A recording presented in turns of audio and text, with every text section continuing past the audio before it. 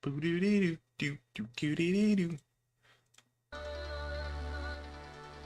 hello.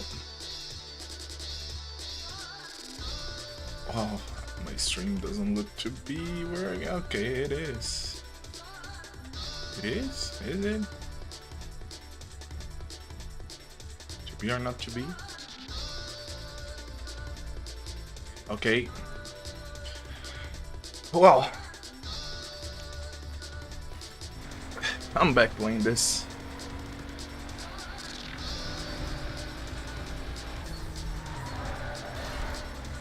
I don't know, maybe I have to restart my PC, and if I do, I will.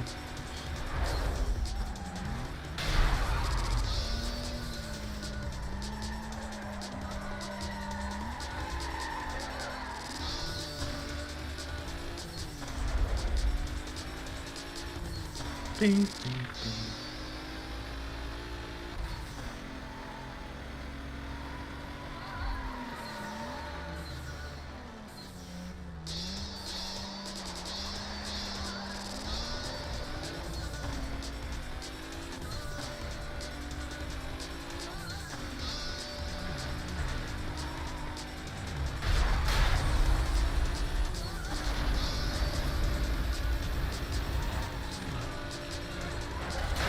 Yeah, my brain just gave up. You know, I have a lot of Gotta stop cursing for no reason. Hold on. Whew. I have a lot of games to play, but none of them like comes to my mind when I'm sitting down to stream.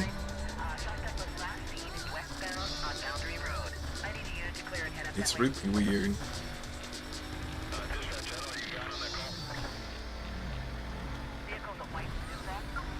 Oh, come on now. I want to play with you.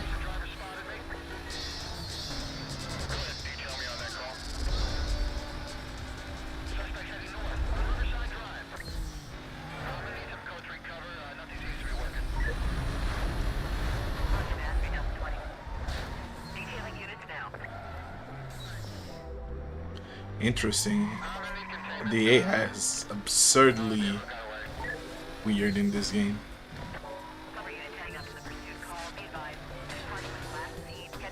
Thank God I tested it out.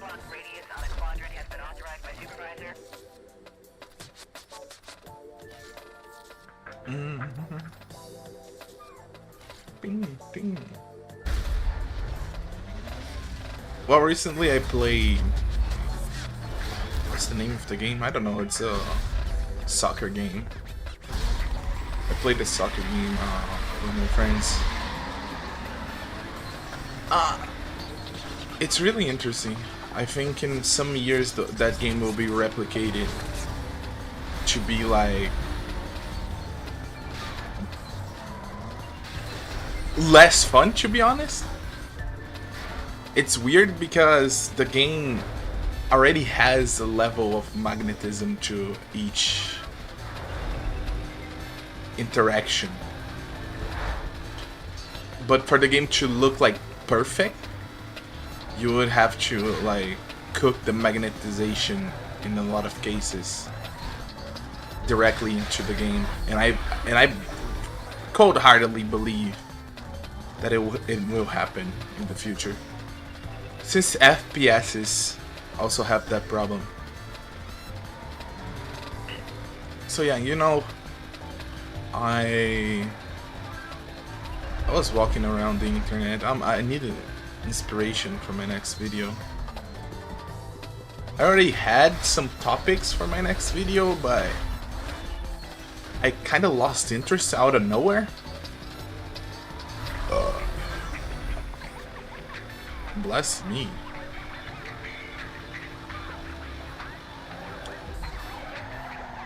I kind of lost interest in, on the topic. I don't know. It's yeah. I really wanna explain stuff. I really wanna talk about stuff that I like on the next video. But if I go in depth about game mechanics, I don't think I'm talking so passionately about something that I like.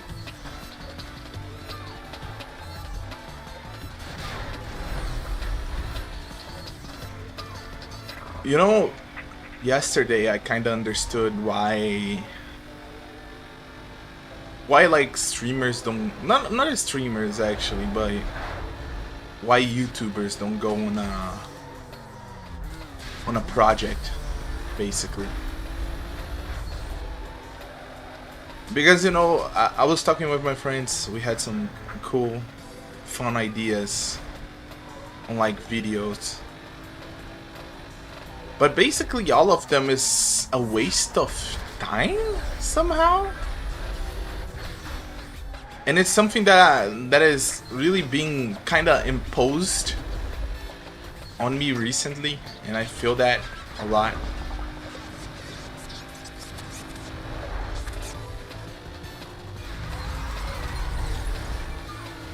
And you know, I see people talking about, that's a cool, is that a new beetle? It looks like it. It's been years since I've seen one.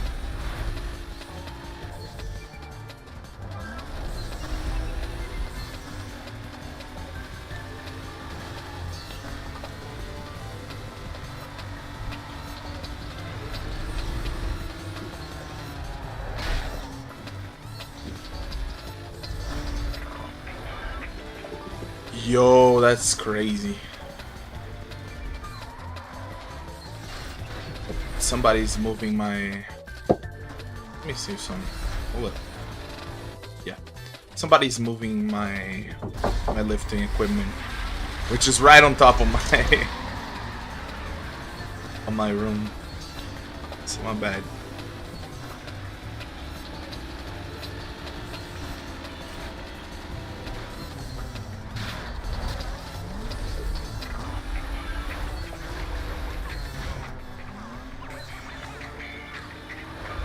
You know that remake for Most Wanted? It's depressing that it's the only game.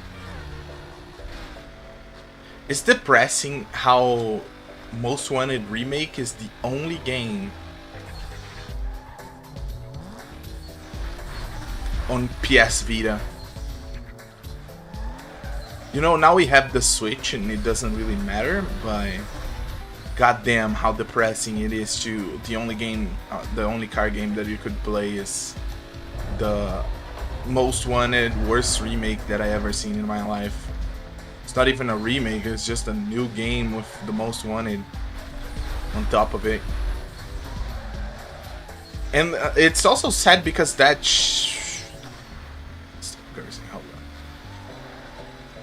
because that game is from Criterion. Right after they basically made one of the best games that I ever seen in my life, they basically created the worst game, the worst game that I ever... No, it's not the worst game. We had worse, but it's the worst game in a high-regarded franchise at the time, right? There's no worse than that. You know, I'm impressed that Criterion wasn't sold yet. And I know that basically everybody, the talent is gone for sure, but normally EA just ends any company that doesn't perform well. So that means that either Battlefield and Need for Speed Unbound actually performed or whatever. You know BioWare? You seen that? Oh my god.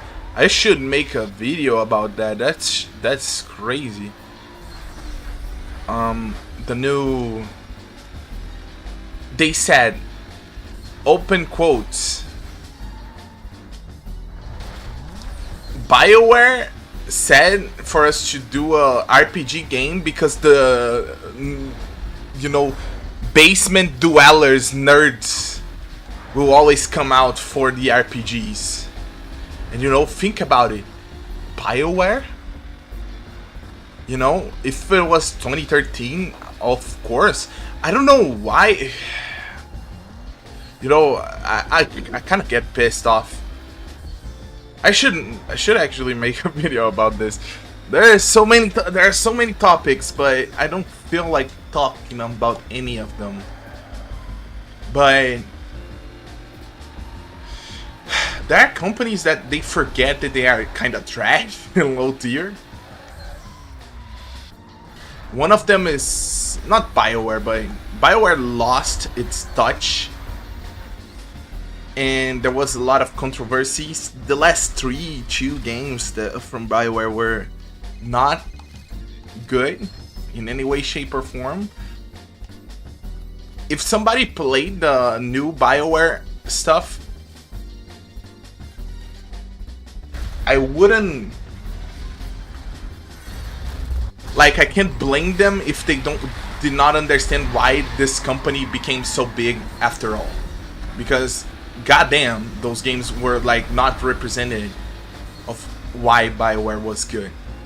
And the crazy part is BioWare got the 2010 American buff.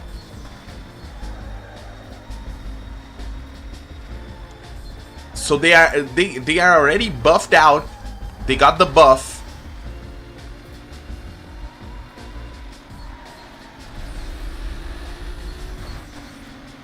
And now that they lost the buff, they still think they have the enough of a name to just pull out an RPG and make every basement dweller come for them. It's like, no, that's not how it works. And can you imagine another company that does that? Exactly that. I can. You know, let me talk about the company. Square Enix, after years of non-making RPGs, they decided to come back, say out loud that they were like the best RPG company for years. Like, it's been 30 years that we are basically uncomparable RPG, even though basically they launched what? 1, 2 RPGs and Final Fantasy, right?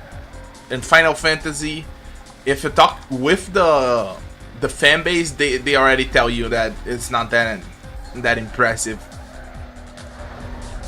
So we are sitting down here with a company like totally delusional, looking at their old achievements from the fucking 90s. I did fucking, I don't mean, I curse for no reason. So yeah, and the crazy part about like saying they are about like claiming that they are delusional is not even real, because they're talking about the mobile. They ported a bunch of games to mobile. People bought those games, and they still look like a competent company, right? In the eyes of the Japanese public. It's kind of crazy if you think about it. But then they sell all of their major franchises. Who in a right mind would sell Tomb Raider? I think they sold, and the other thing that they sold was Just Causes. I think they sold like 5 like flagship games to focus on RPGs. RPGs being basically dead. They were a little bit pissed because of this, right? Because they are not making any tactical RPGs. They don't care about that. Why would they? To be honest, why would they?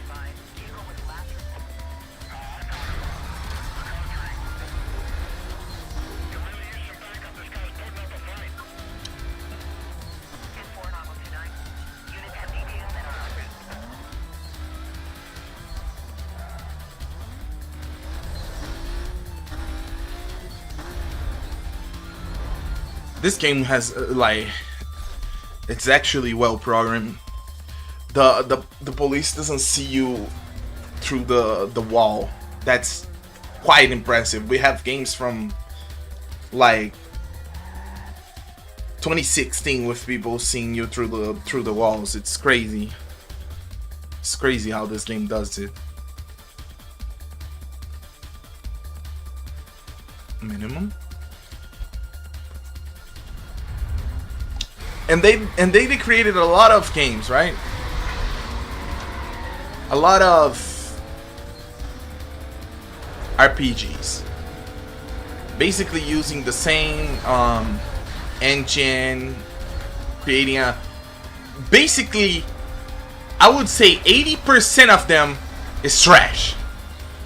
People basically destroy the shit out of that company for 80% of those games. Some games were remakes of like basically the greatest RPGs of all time, and it was basically the most forgettable shit I ever seen. It's crazy. Now, with all that said, some of the games they made were really cool. Nobody can actually play those games.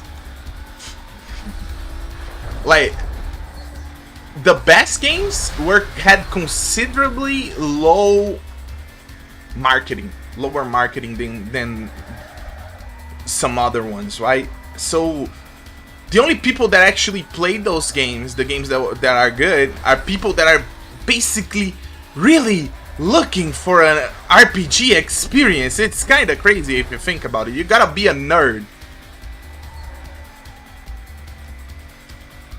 So yeah, I would have never like sold Tomb Raider to make a bunch of mid RPG games. And you know, I'm gonna be real, I wanna recommend them for making that. But here's the thing, it's something that we wanted back in 2012. For Square Enix to just give up and stop being stupid and create a bunch of RPGs. We wanted that back in 2012. They made this before, like, basically everybody lost the interest in everything they made. And then they decided to, like, go back and return to like, their original. It's like, why would you do that? We already forgot you made good games, boy. And then they don't deliver. It's really interesting. I wish I could talk about that without people getting enraged because I'm talking about their favorite company, right? Because I don't really care about like outrage and the clapback of the internet. But it's like, I'm not even talking shit about it. I'm like, okay, so why would you do that again? Talk about dumb decisions.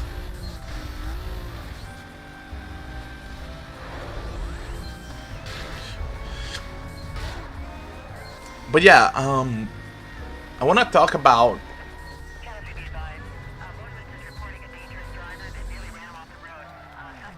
I want to talk about it a little bit of what I was talking earlier about, like, the way the internet works. It's really... Get the fuck out of here, boy.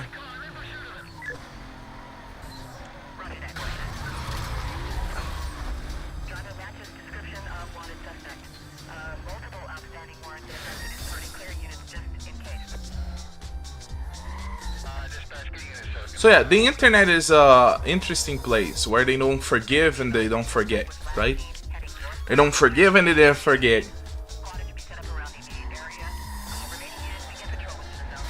When it comes to anything, basically. If you posted something, let's say somebody posted something, it's racist. Oh god, right? The person will be haunted even if they forget, even if they like, it's been years and they said sorry. Something even happened to like Trihex, which is weird because Trihex was committed to like say sorry and it wasn't even him, right? Okay.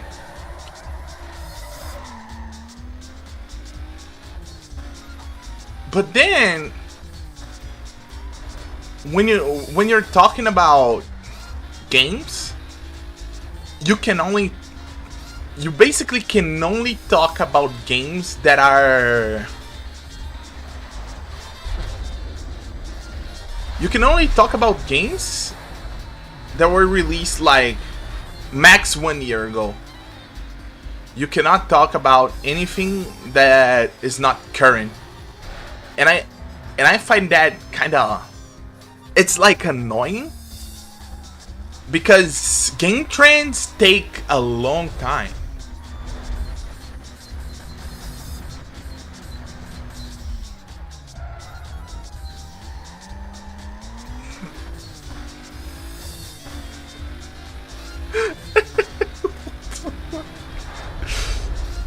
Oh. Yo, what's up, Bovlu? So yeah, I find it weird how you can only talk about... How did I miss that again? I hate this strap. It's in such a weird position.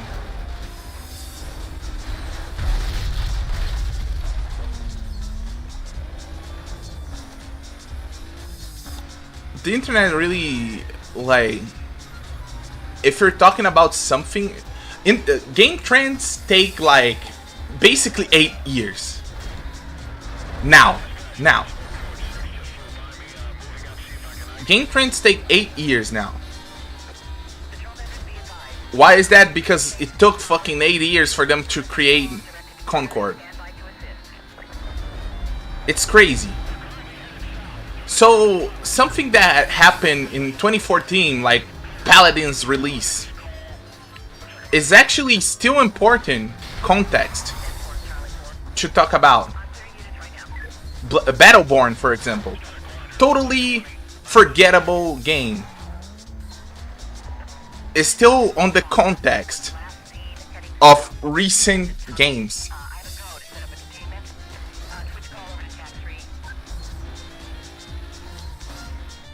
I noticed recently that if you don't, and you know, streamers get that a lot because they work with games, so they sit down and they understand, they basically played a lot of games, and for them it's all recent since they don't go out of their fucking houses.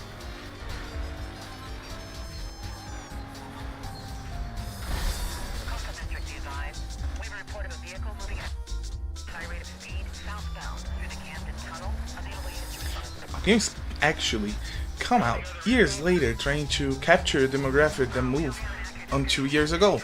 Yes. But the internet really hates when you bring up games that nobody's talking about right now.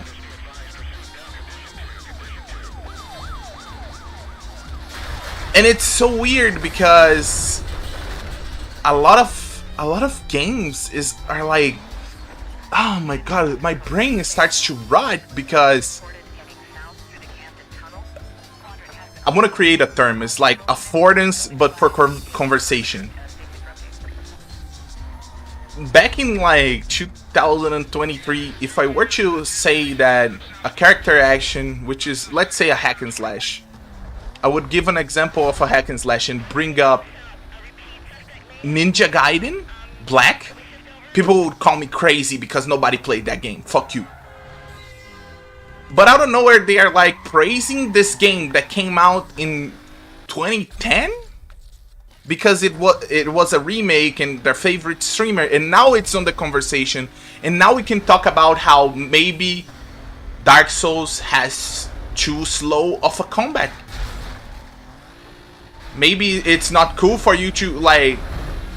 Maybe not every game should be about slow hack and slash and dodge. You understand what I'm saying? Is like, no, the game was always on the conversation, but you don't want it. That doesn't interest you. It's the same, like, basically, it's discussing World War II without the context of World War I. It's crazy. It doesn't make sense. Like, oh well, I don't know why Germany did all that. What do you mean? There's a whole context on. Well, it was too long ago. I don't give a shit.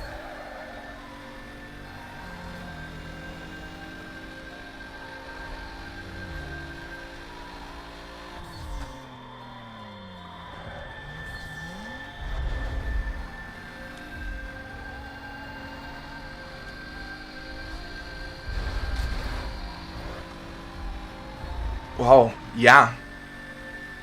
That. And I think that's the worst feeling because some games solved a lot of problems that we have right now years ago. What's up, Rap Zone? How you doing?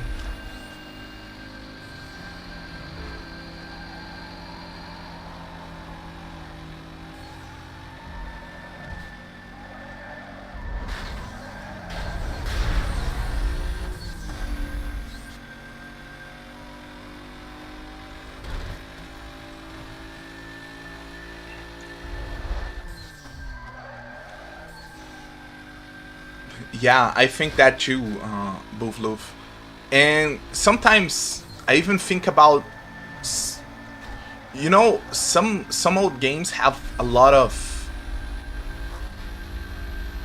The visual is so much clearer than recent games, right? Sometimes the blur on the game destroys the visual integrity of the game, and let's not talk about AI basically making optimization feel weird and everything blurred. Because when you look at it, you're like, does it look better?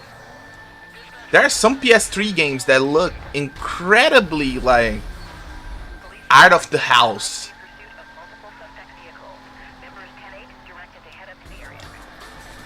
Still to this day, to be honest, Resident Evil 6?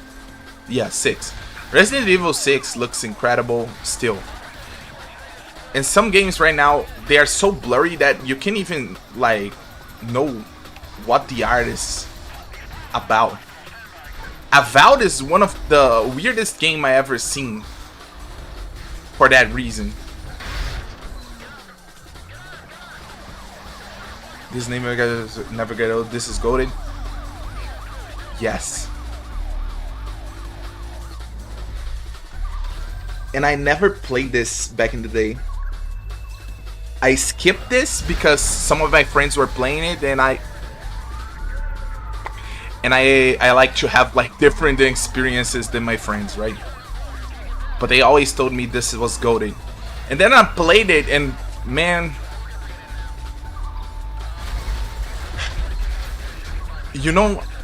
I'm always impressed how this map feels way better than Unbound and Heat.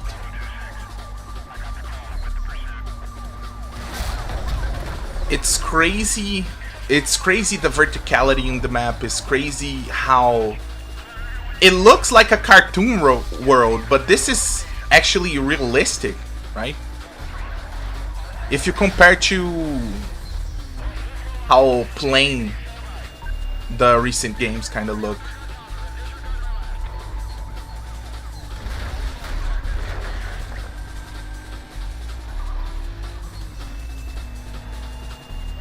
We artificially bloat games now, true.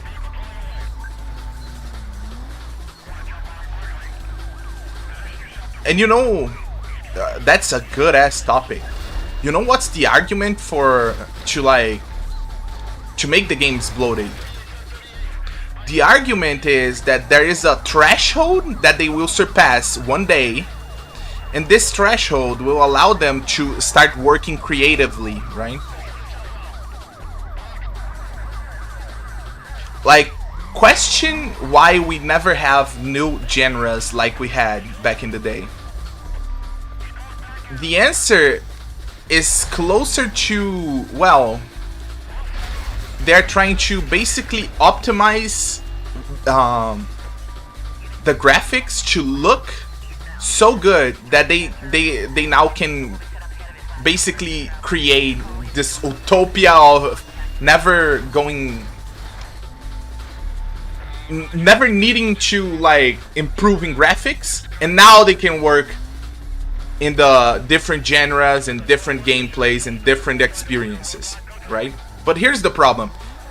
If we hit that threshold right now, no computer still would run none of those games, because you need the latest graphics card.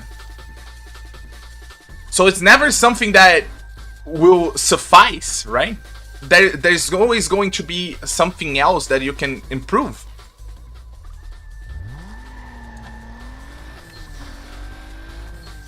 There's always something else that you can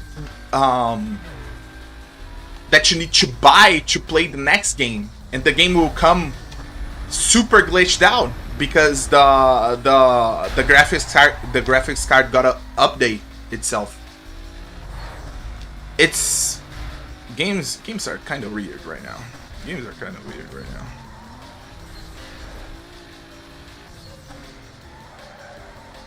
And it's funny because we can only get to that conversation when you like look for it. You gotta look for the devs saying some crazy stuff on a. They're giving a TED talk basically. They're giving a TED talk about how AI will improve games, and you see how delusional they kind of are.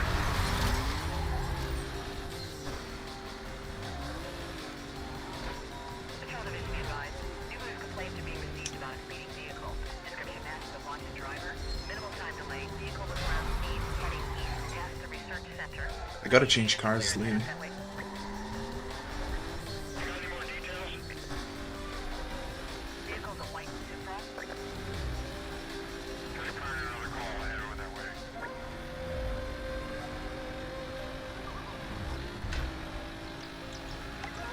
Oh no.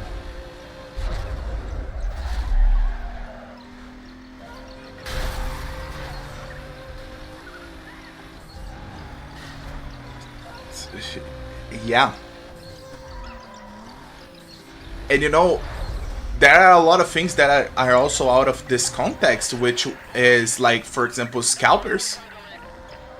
So yeah, okay, so we have this. Let's say they created the new 4090, the original 4090 that was like a mark for graphics cards. Okay, let's say they created a new one.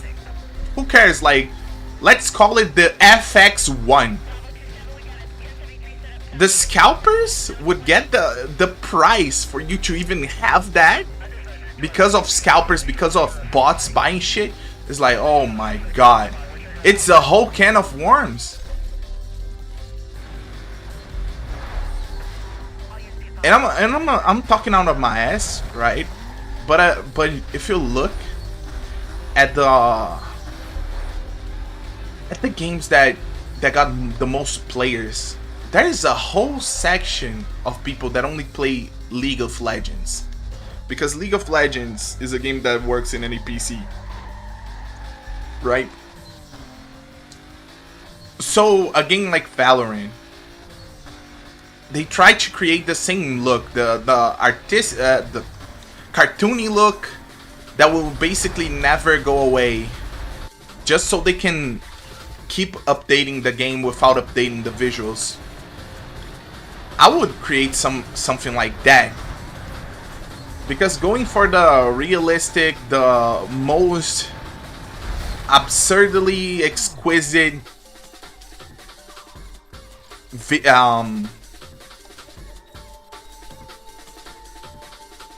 hold up.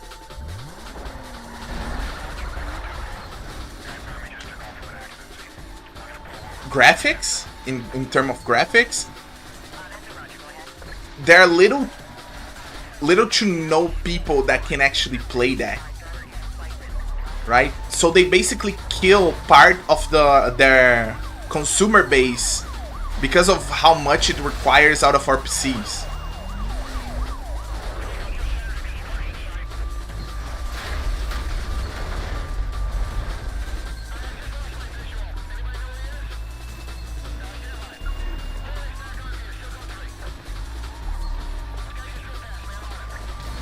And which game it is? but it's an online game. Let me try to think which game it would be. There's no way it's Team Fortress 2, right? It's like, what's the chance?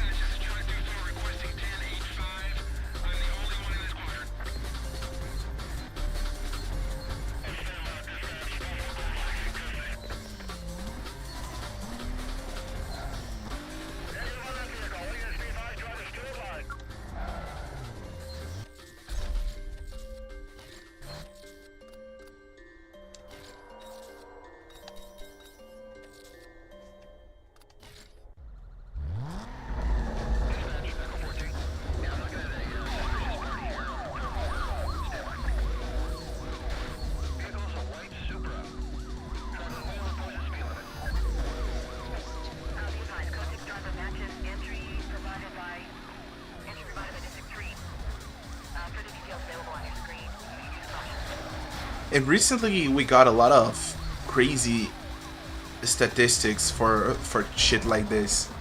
Apparently 70% of the gamers are playing games, 70%, that's a real statistic, are playing games that came out before 2015. And apparently 13% of Americans still play old consoles. Of course, I think they're not accounting for like emulator. And the name retro consoles means like PS1 basically. PS1 and back. Adventure Quest Worlds.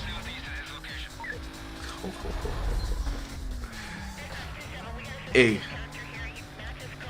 I didn't play Adventure Quest, but I played Dragon Quest, and I currently play the 3D Adventure Quests.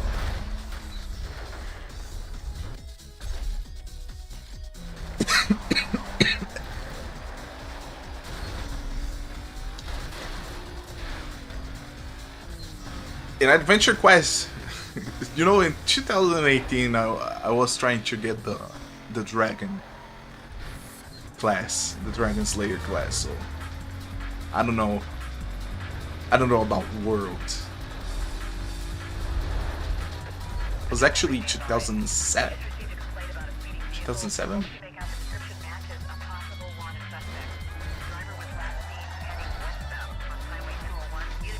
We're missing out. Artificial scarcity, time-based events, and items, microtransaction, all of this.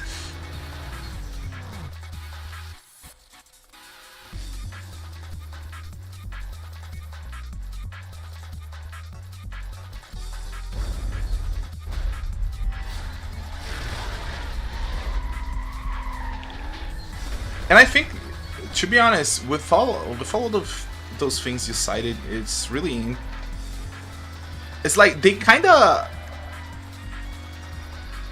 shot their own feet on that one, because now some games cannot even have a sequel because people want to play the original one. I'm not playing Smite 2, for example. I played the original Smite. I played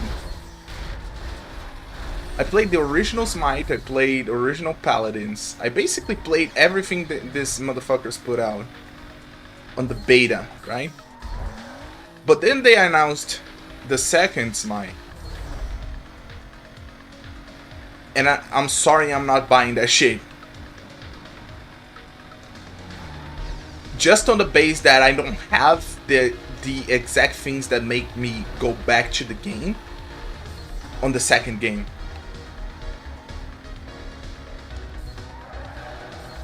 Imagine playing like League of Legends since 2010, having all the cool skins that nobody has, and then the developer comes and says, well, League of Legends is 2.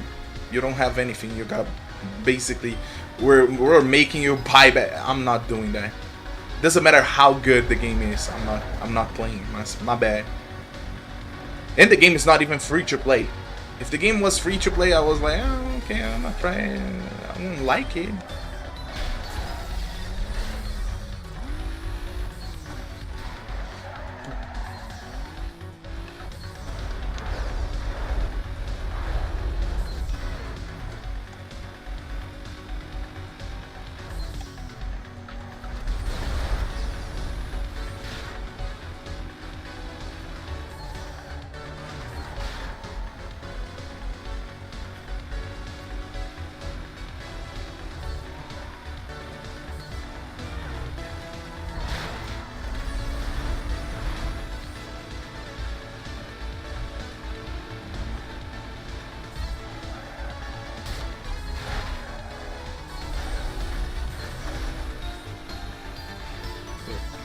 Yeah. It's the infinite live service game. There's no end to a live service. And to be honest, I think it's basically impossible for you to... Let me regress a little bit. It's basically impossible for modern devs to give us a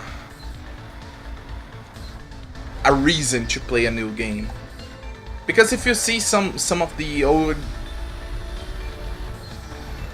like Unreal Tournament, for example, you would be hyped to play the next Unreal Tournament. Because the game would add something that the last game didn't have. And it was normally mechanically. They tried to, like, the game wouldn't play.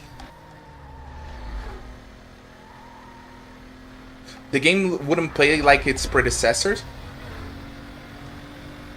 Somehow, you know? If they were to release a League of Legends 2, for example, it would have a new character, but it wouldn't be like a different way to play a MOBA. It wouldn't be Counter-Strike Global. They know they cannot create a different CS because it would basically destroy the structure of why we play CS, right? So they resort to basically revamping the original game. It's... ugh.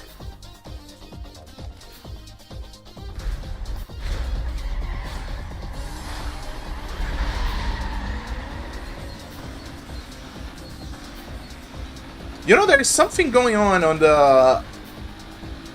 There's something going on with the...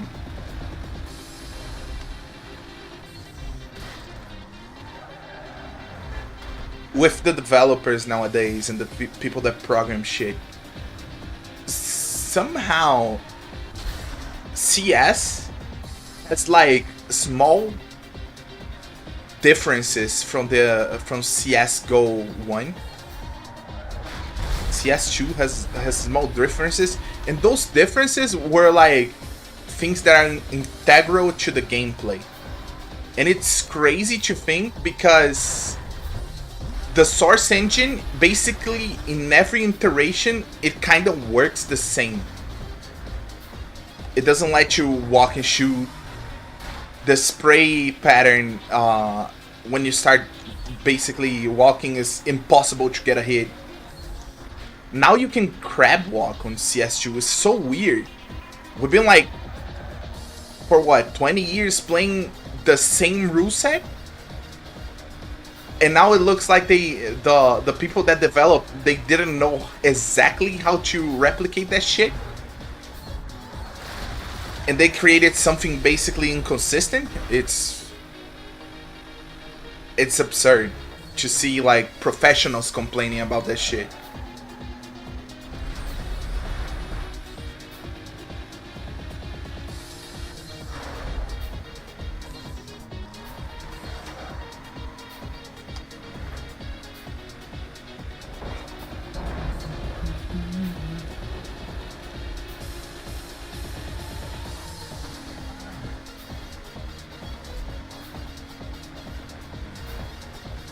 And I know kind of that's...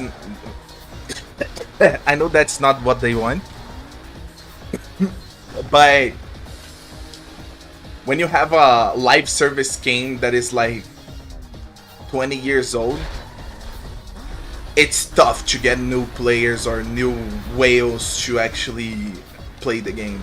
It's absurdly tough. League of Legends been suffering with that, and they decided to take out some, you know, the boxes that you get items. People went nuts. The game is basically 20 years old. Like, they're trying to still monetize the game, knowing damn well they were like, the rise of their company was straight up only on League.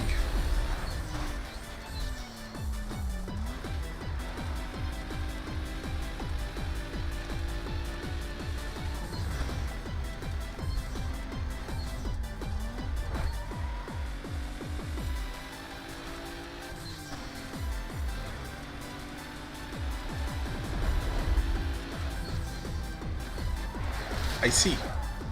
So you understand that also. Because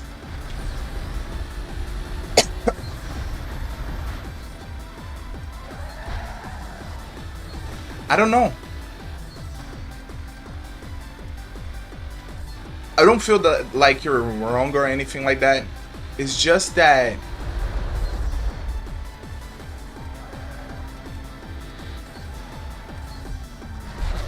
oh my god.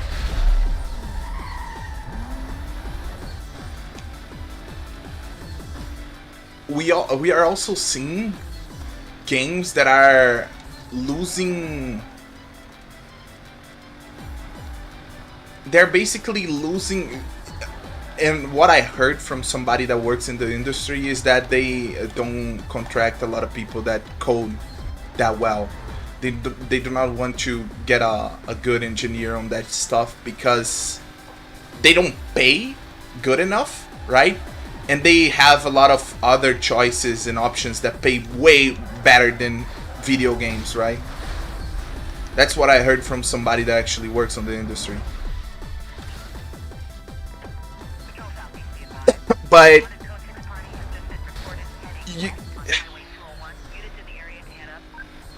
it's difficult to put in words. I could make a video about it, but it's weird when you see it. That, for example, the way some games had AI, the AI in some games were so much more refined than nowadays. We see a lot of bugs on, for example, Assassin's Creed Shadows that you wouldn't see on the, let's say, the bully, let's say, right? Where you can just run around something and the AI will glitch, and all those little things kind of add up to look like the games are way messier than they were back in the day. What the f? Where's the police? Oh, right there. Boom.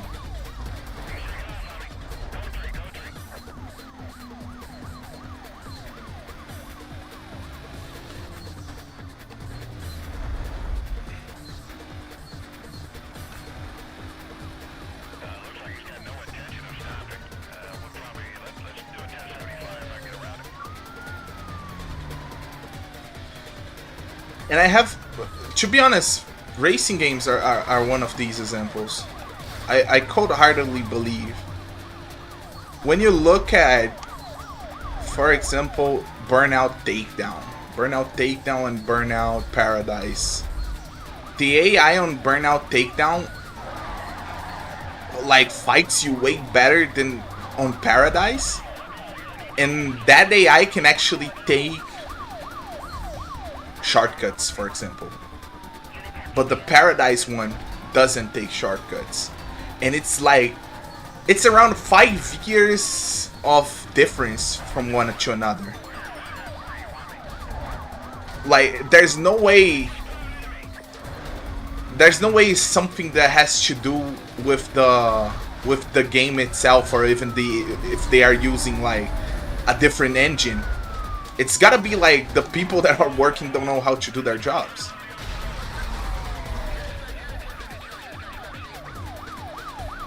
Recently, And I'm saying this because I recently played this game. I recently played Burnout. I never played none of those games, right? And I went to Unbound and Heat, and the Heat AI just, it avoids you. It avoids crashing into you. Think about that shit. It's like the AI doesn't want to pose a threat to the player in any way, shape, or form. It's so weird. There's no way that shit is just, I don't know.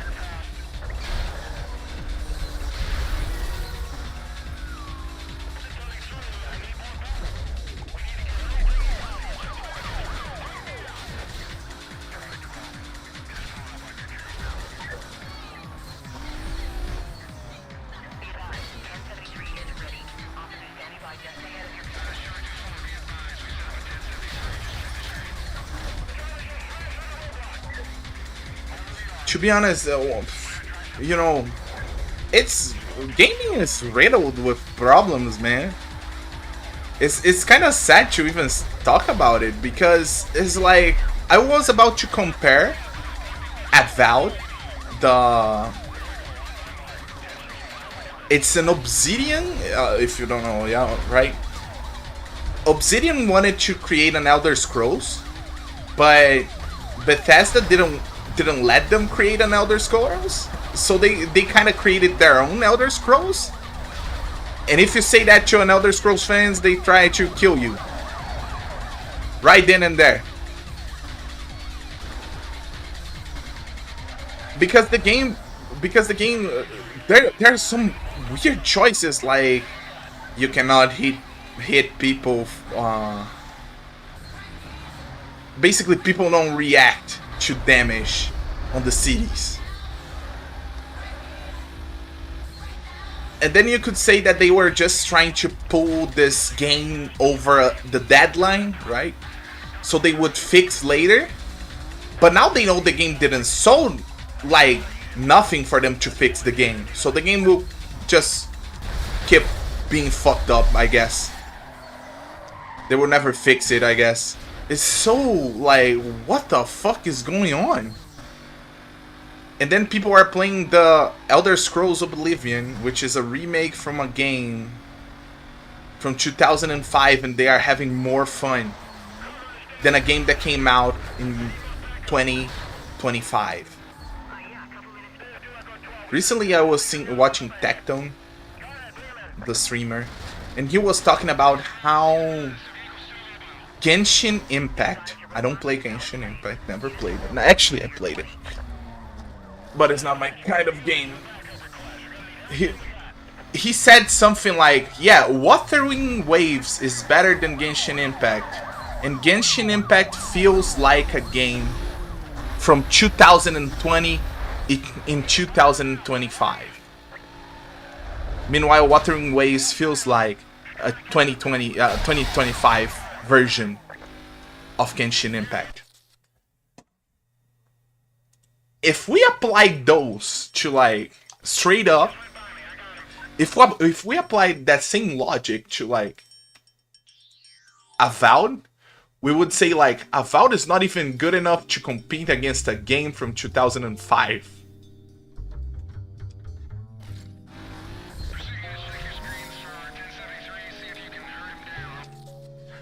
I believe the inconsistency is adding to the inconsistency stability of the game. You will be lucky if you get contract from longer, more than a year, right? Okay. And that's the worst part of this conversation, right? Because there is no way to deny what you're saying. But we have Warner Brothers. Warner Brothers vowed, they basically said, well, here's our mission statement. We will not abuse our developers and we will pay a fair wage and give them 8 hours of job. Everything like that. Multiverses is still shit. Multiverses had the worst hitboxes when the game came out. The worst hitboxes and hurtboxes of my life. The game is fun. I played the game. Okay, that game was like incredibly bad, even if the company didn't like abuse that, you know. Some DLCs for like, what's his name, the Mortal Kombat took like 6 to 7 months because of that practice. Oh my god. Holy shit, why did y'all brought the whole PD for me? Not even my mom cared that much.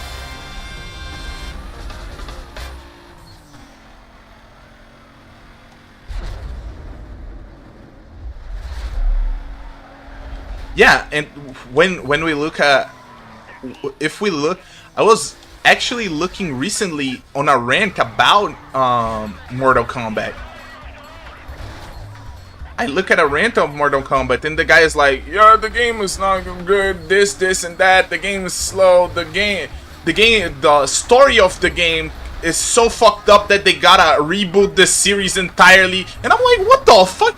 You gave them the money, you gave them the time, you gave them everything. The guy is complaining about interactions in the game, the guy is complaining about balance. I'm like, what the fuck is this? This cool ass developers. To be honest, I think that Warner Brothers is the only company that treats them well. And somehow, like, I really think the only one that I can say that said like, well, we are paying fairly these guys, and not only paying fairly, but we are giving them the right amount of time. It should not abuse them. And they still came with a bad game. It's crazy. It's crazy. Good dedicated devs. If you have a bad lead, can easily become shit. Yeah, I see it. To be honest, there is no good lead right now because they are all in that mindset. I really think it's something that should have died in like 2016. Which is there is a upper management that controls the people that actually make the game, just to be sure that the game is going live on the stupid trains that they decided to create for themselves. There's no way. Oh no. Yeah, I cannot flee, thank God.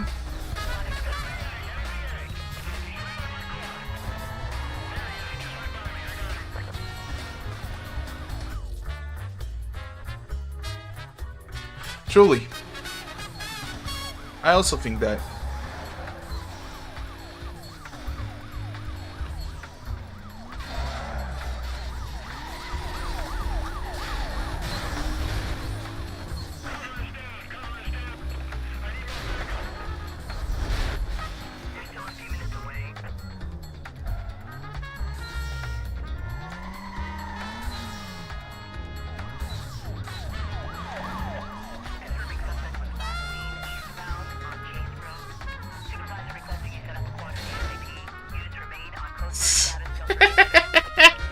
It's working, boy. Have you ever tried to compare a game to another to someone and the person get mad at you? Boy, oh boy. If I did, you know. I made a video recently talking about how the genre of Dark Souls, right, the Souls-like, actually kind of, I don't say it, I kind of imply it, I say, well, it kind of became Roslop, because the original Dark Souls, Demon Souls, and Dark Souls 2, you know, the 3 original games, they had like cool environments, bosses that worked against your interest, right? All of those things, those cool things that made Dark Souls Dark Souls. And I said, well, there are a lot of games that are are getting the title of Souls-like, but they don't. They are not Souls-like, right? Because, you know, if you put me in a circular area and put a boss, and the boss has like 3 attacks, one is a slow slash brainless dead attack, whatever, and it never go out of that formula, how is that not a Souls-like, right? For example, the best comparison of a game that is not even close to a Souls-like, Jedi Fallen Order. I like some aspects of Jedi Fallen Order, of course. It's first is Star Wars, right? But when you see the bosses, every single boss of that game is like, okay, here is the guy you're fighting, circular arena. You gotta dodge everything he does. And then I'm actually questioning, like, okay, so second Dark Souls boss, the Minotaur. They put you on a bridge. The bridge is fucked up. The Minotaur is giant. They put a bunch of like archers on your back. If you don't see the stairs, right? Or even if you see the stairs, it says, well, who gives a shit? It must be a treasure up there. You're basically in this fight that you cannot win because you didn't assess the environment. None of those fights even tries to basically emulate a little bit of that. I forgot the name of the boss in Dark Souls 1. Oh, Dark Souls. Demon Souls? No, it's Dark Souls. But it's a boss that basically spills lava and he controls the area. They give you a big area, but he controls the map by spitting lava. None of those bosses try to even like take a little bit of the circular area that you have. It's the difference. Crash Bandicoot is a Souls-like. People consider that to be Souls-like to difficulty. No, I don't think so. But I kind of understand what they mean by Souls-like, but I'm not into that stuff. I take serious the genres. I really take serious those stuff because I want it to be like movies. When you look for a movie, there is some type of way.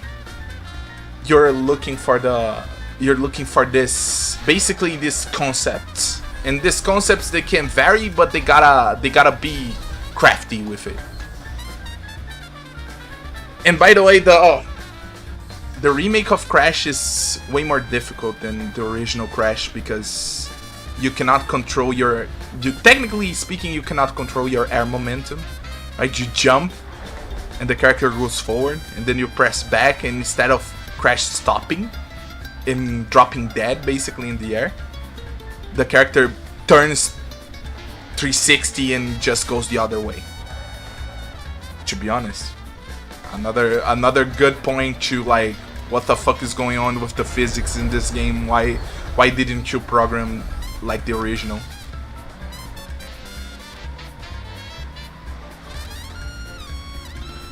So yeah, Dark Souls, for example, and that's the most beautiful stuff that I ever seen. Like I don't know, it's a butterfly, whatever the fuck that is. The butterfly that you gotta throw some long range shit. He comes closer to you. You slash with the sword. That fucking boss is so cool because it doesn't even try to play with you. He's not something that you can parry and you can sit down and dodge and he gives you. No, he's just walking around. Dark Souls is something that could, if you said like Legends of Zelda Dark Souls, you wouldn't expect to be Link against Ganon in a circular area, like just slash, parry, and dodge. It's absurd.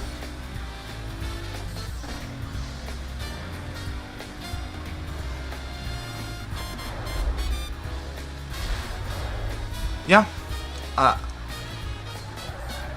for me, Dark Souls gotta be like, I don't know. People nowadays we have a shooting game in Dark Souls. What the fuck is even that? Because to me is I really like to think that is like Bonfire, some well-crafted design, like some well-crafted environment design, and then Bonfire again. If you die, you know, you go back, and there is all that stuff.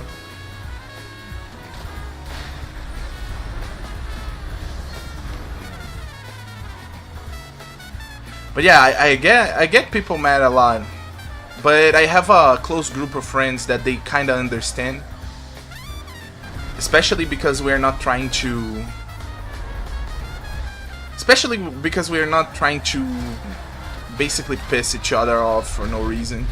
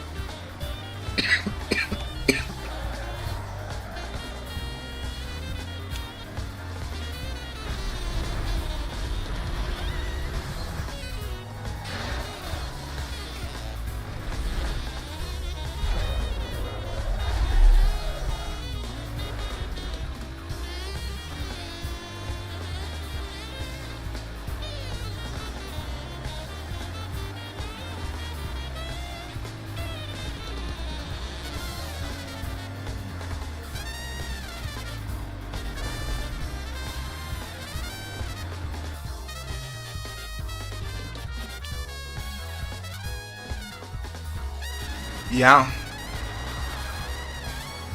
I think that game is so good, by the way. It's like, I don't know, the box art is incredible, first off.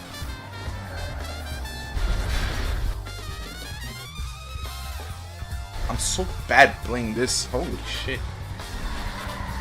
Yeah, I see that. I see that. It also, to be honest, it also did, technically speaking,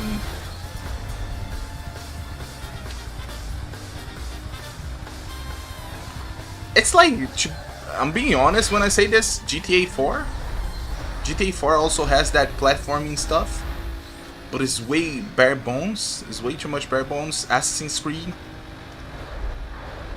Creed was a better version, to me at least, from Prince of Persia.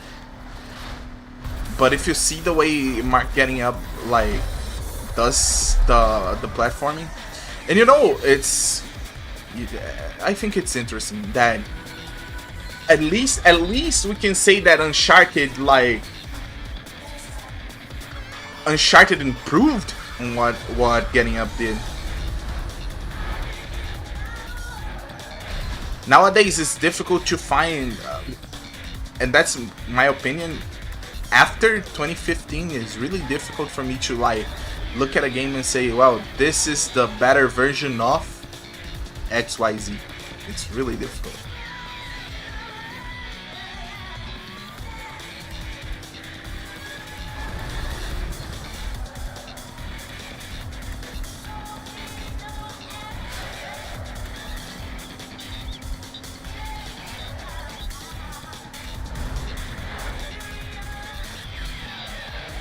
It's not a reason to be upset, of course.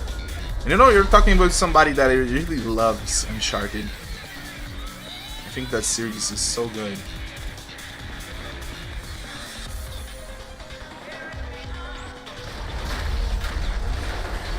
True.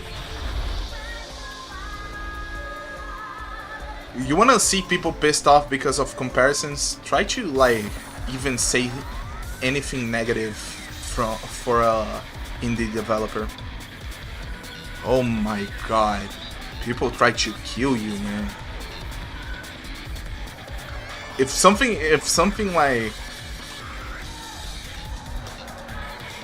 if something is wrong with an indie game, just let them be wrong. Just let them be wrong, man. It's not worth it.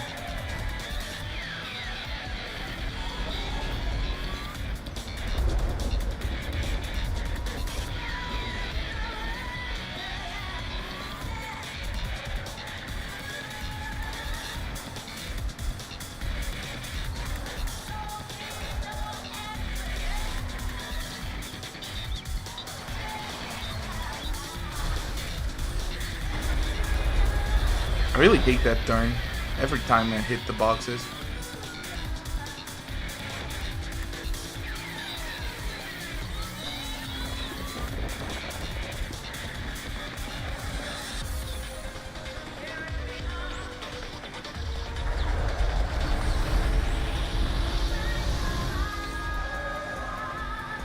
His car kind of rubber band. Okay, he crashed and I crashed.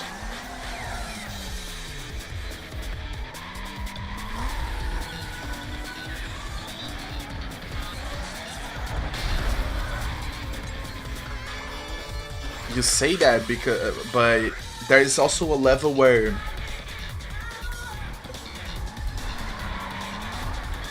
games, people that fight for games should be like art, but you cannot judge it. It's weird. It's really weird.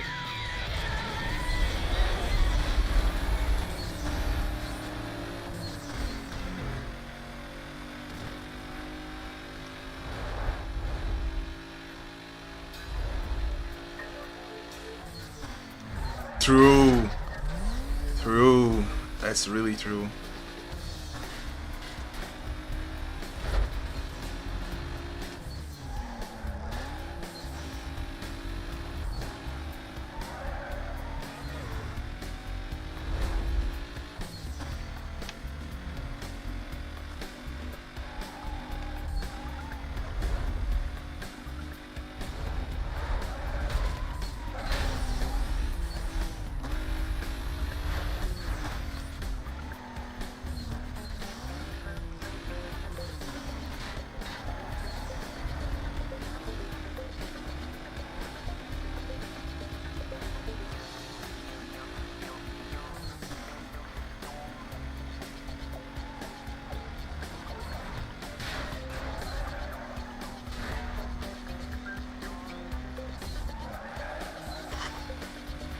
I believe I don't really have any favorite because I kind of play everything, but recently I'm loving like old hack and slash platformers and pinball,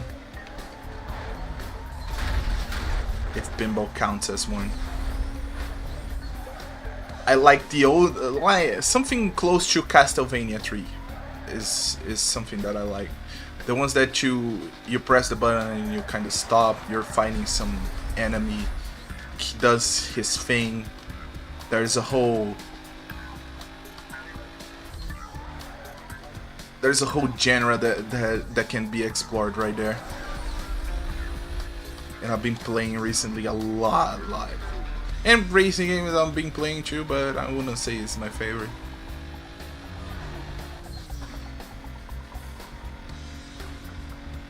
Oh yeah, fuck! I forgot.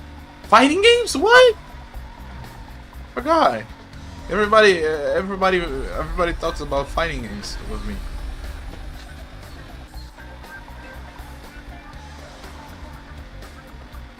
Like, everybody assumes I only play fighting games somehow. And I even forgot I play fighting games. Gee.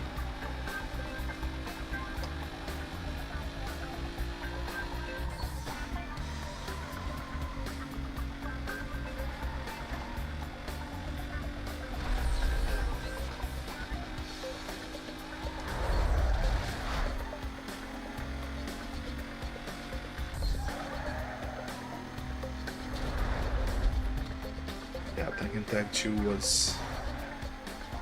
Somehow that game is underrated because the company was Tekken was kind of people didn't want to play for some reason. I don't know.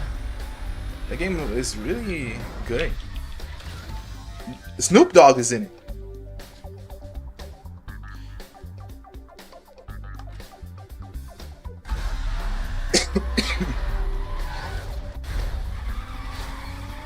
Oh no! Oh no!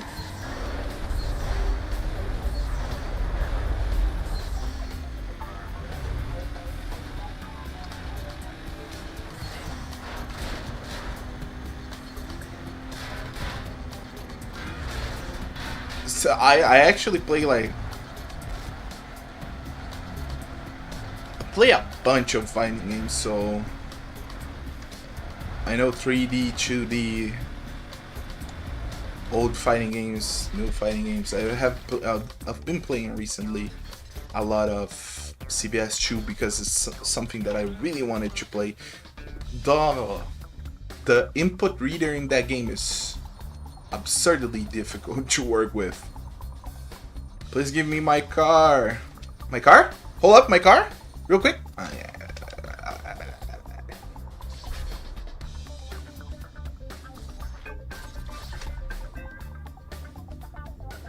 Nakasato. She has story? Kaze is crazy. What she can conquer with skill, she demolishes with speed. Don't let her sweet looks fool you. She will trash anything she sees, including you. She's not afraid to ding her ride. She'll put you out of commission. Interesting. Mercedes-Benz CLK 500. Kamikaze.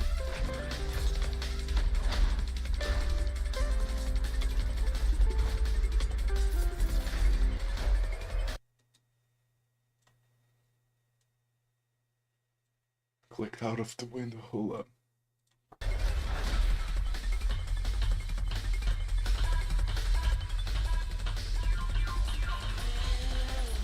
It's really. I really think they went from with a. You ever seen that?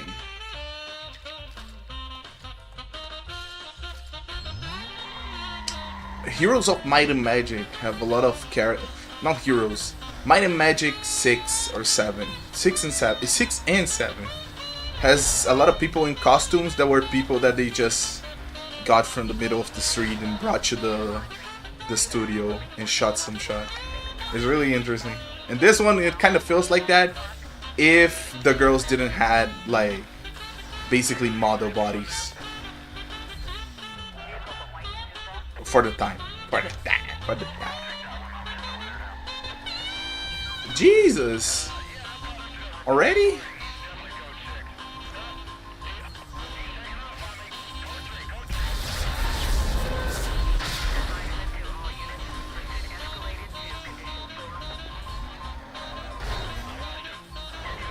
For the time, man. You had to be like really, really thin.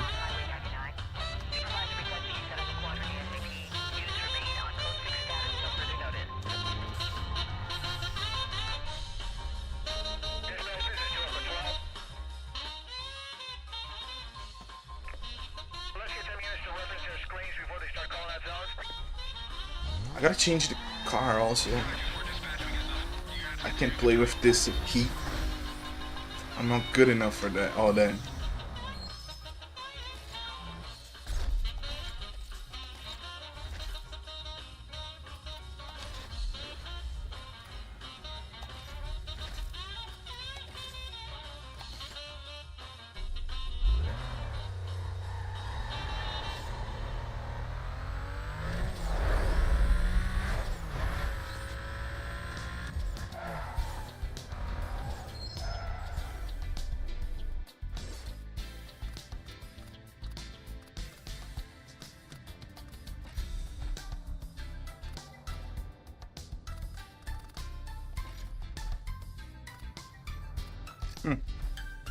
Really? Nothing new here? Yeah. Playing anyway.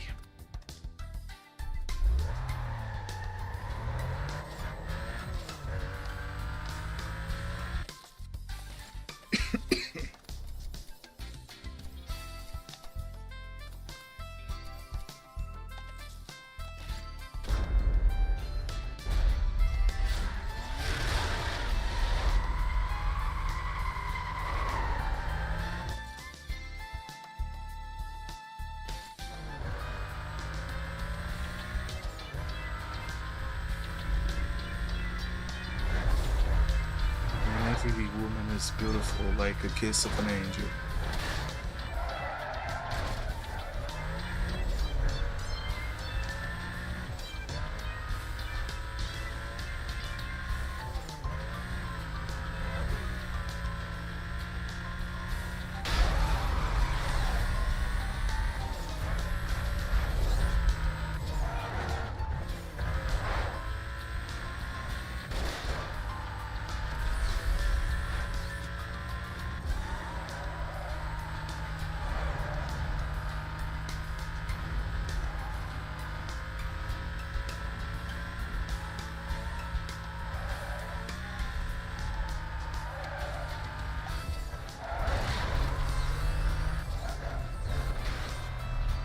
This is rarely open.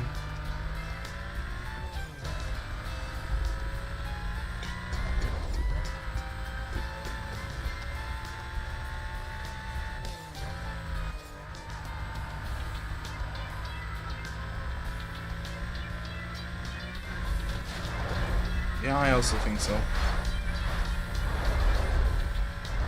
You know, it's weird because we kind of changed, man. Like the gamers changed, man. Like the fire, the tattoo, the tribal tattoos in cars. But now you get to a game and you see the shit people be working on, and it's like anime girl, giant anime girl.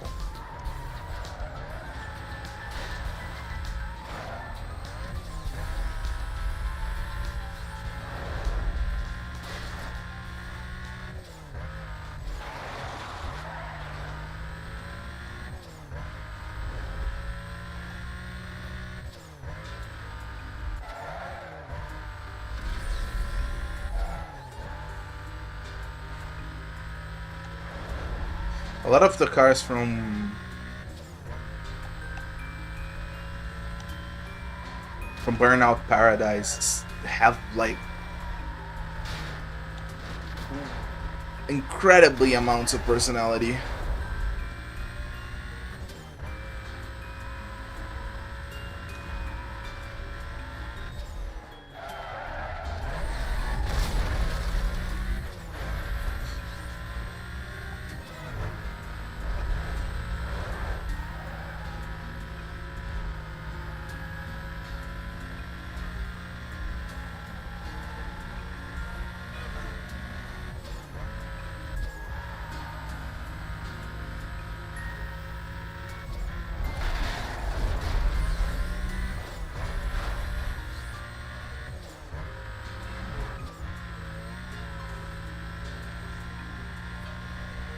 You know, I really believe that it's not like a problem we have today, let's say, but people have to be the problem. Car games are not selling well, right? Partially is because they gotta make us want a car. Back in the day, I wouldn't. Since there were a lot of like, it was famous as fuck being Tokyo Drift and shit. People would see the movie and say like, yeah, I want that car, that one, the one with the whatever, and they would create this hierarchy. The only game that really presents a car that is different is this game. Guess which game they always pull the car from? Like, it's the third game in a row that it has a version of the, I forgot the name of the fucking car, but the first car you have in this game. Unbound has it, Heat has it, and there's another one that has it. It's like, okay, so the only time you presented a car for people to like lust over, you're basically always coming back with the same car instead of creating a new car and making people be interested. Wow, this place is beautiful. What the fuck?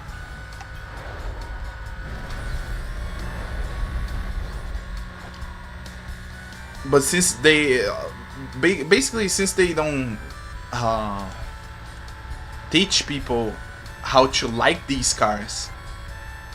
People basically lost the value of this. By the way, Gran Turismo tried to bring back this value when they brought back in the weirdest way possible.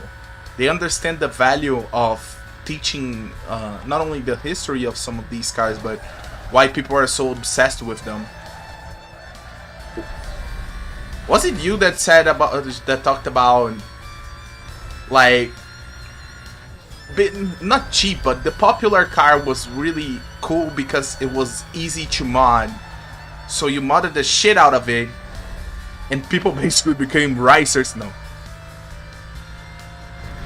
But you had a level where you could actually mess with the car, and the car would not break itself apart because you changed something. Yeah, that shit, that was a hard ass coming.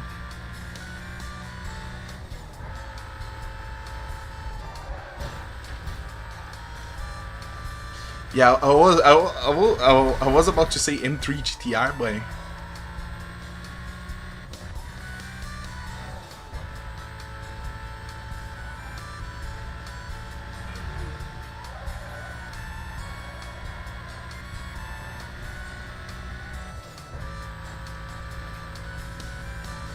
I have some ideas for a car game. The only reason that I don't work on it, and I'm being honest with this, is because Unity is a fucked up platform now. I'm sure I can make a car game, but only in Unity. Because every other game that I saw being made that was indie racing game was in Unity.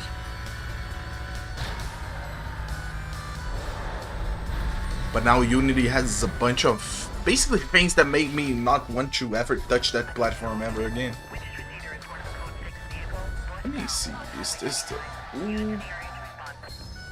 No. I need the green one. Let me get the...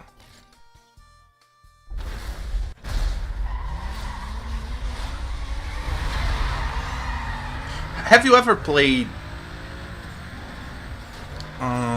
Racing Lagoon? It's exclusive Japanese PS1 game from Square Enix.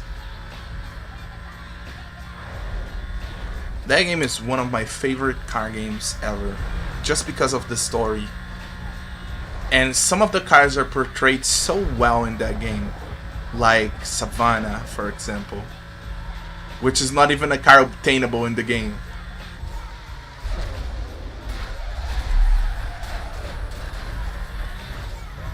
That somehow made me like love some of these cars when they appear in games. I love Sylvia's for that game.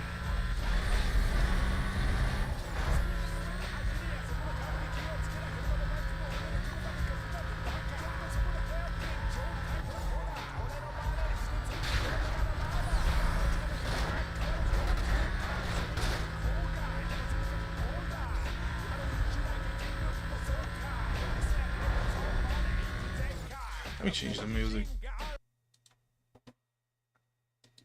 I'm just picking random playlists that I use for my videos. I gotta make a good playlist for the action.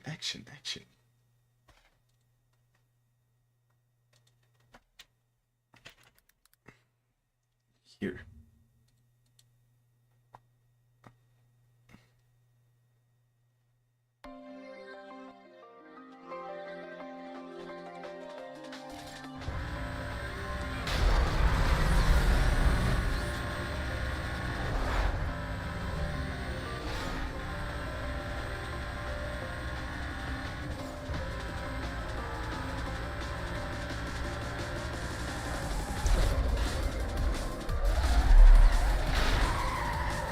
Yeah, wasn't really panning out.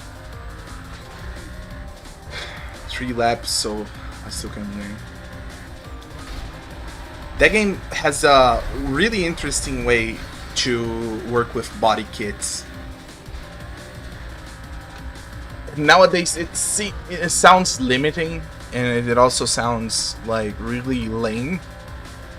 But it's cool that each car basically has every single body kit in the game. But you can get like, I don't know if you know about the Bozuzuku. It's a Japanese game that created some weird ass looking body for their cars and motorcycles, more motorcycles. And then you can get like a bus, a whole ass bus, and just make the bus Bozuzuku somehow. It's so good. That game is so fucking good. The masters from each like race is they are so cool and iconic. They have different cars. They represent different trends that we're having in Japan back in the day. It's so good.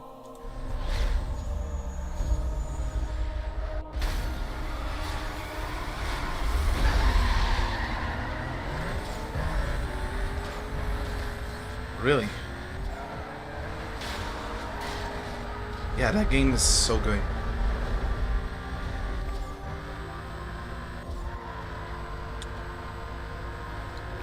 I was so sad that you couldn't play the game 2 players because the 2P was so fucked up. When you put split screen on the PS1 and the game can render the game itself, it's like, oh man. It's basically a fighting game when you play 2 players because you can actually pick different cars and shit, different racers actually. Some of them are from your gang and the others are from the other gangs. It's so good.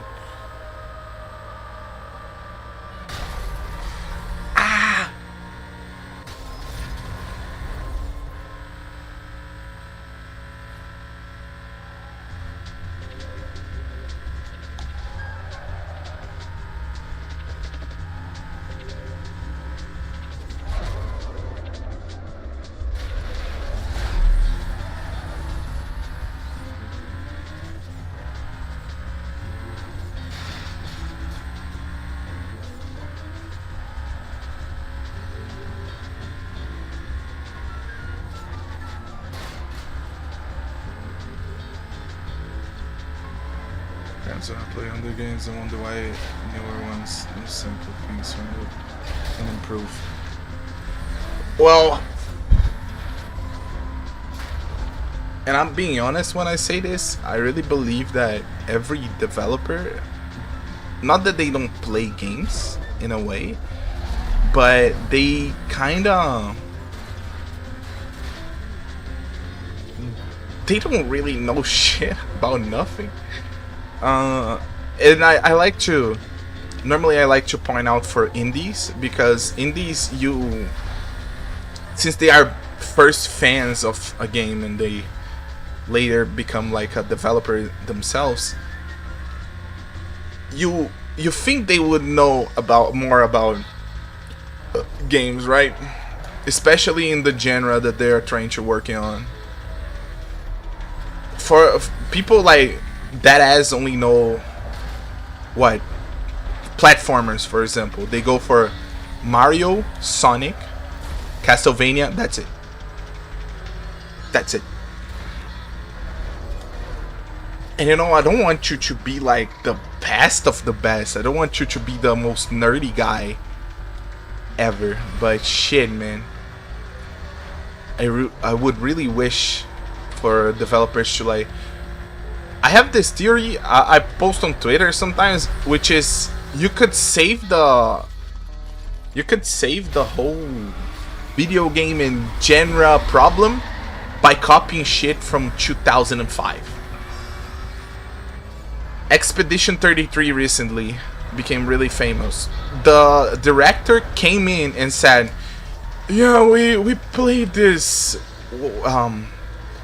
Last Odyssey on Xbox, and we basically copied the gameplay system, and everybody likes it." And I'm like, yeah, who would have thought?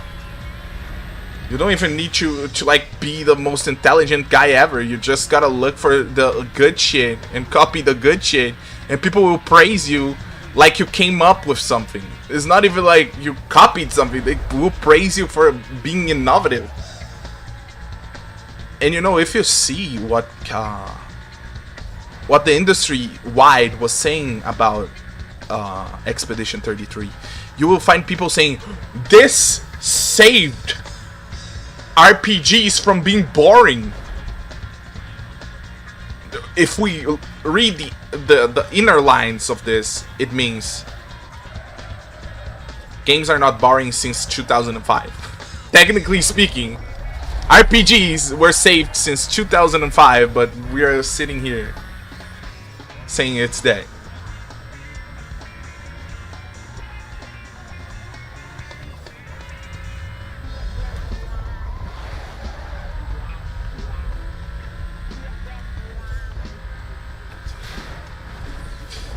Yeah, and I'm gonna be real. I stole that shit. No, it's from a pinball game. It's from a real pinball, actually. I forgot the table. Party Zone. But I had to recreate by hand some of the parts of this VTuber. The top part and the side part. This is the robot that normally tells jokes and nobody can comprehend the joke. But the announcer kind of laughs in a weird tone. It's so good. And I said, yeah, that's basically me.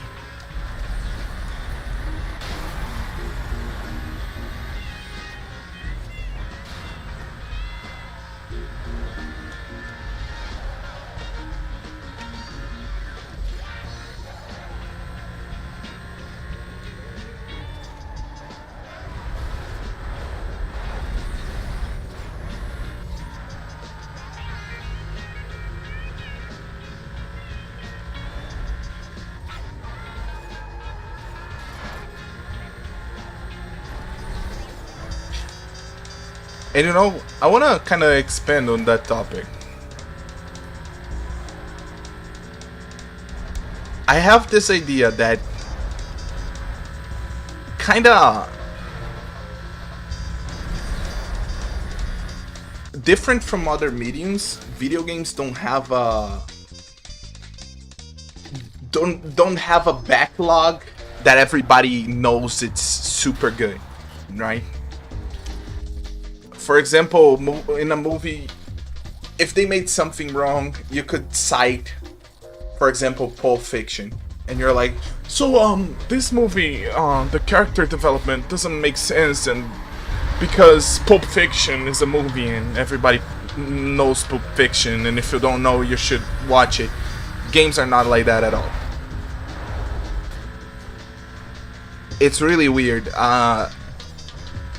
For example, one of the phenomenons that happened with Mario 3 into Super Mario World is that Mario 3 was so good that some people started talking shit on Super Mario World when it came to SNES, because the last game the prequel was so good that people thought that the new game looked outdated compared to the original Mario 3 on NES.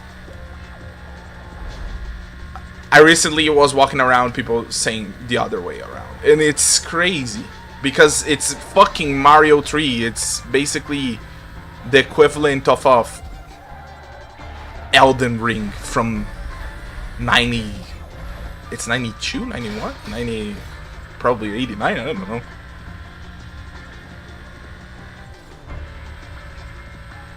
Carrera.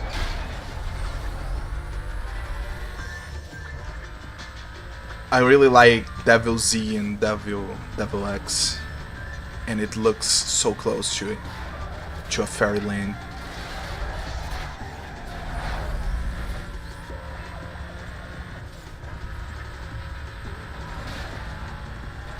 but I actually prefer the, I don't know, the front part. Yeah, it's either, I don't remember. Yeah, but I prefer that one.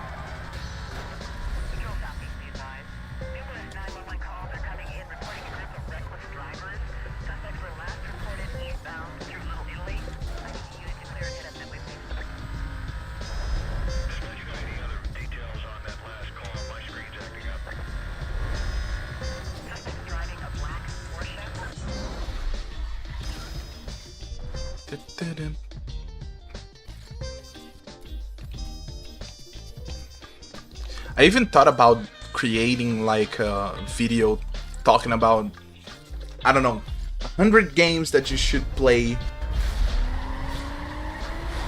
above else, right? Something like that for your life. Just to understand game design or something like that. 100 games for you to understand a game design. It would be really simple video to do. And 100 games seems like a much, but to be honest, it's kind of not. If you see, it doesn't really cover that much ground.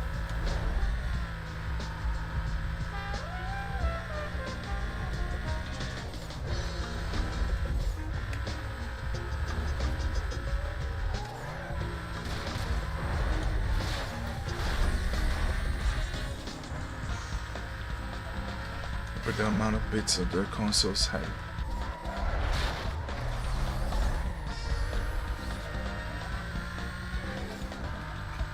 Yeah. I think it's silly when I see people till this day with console wars.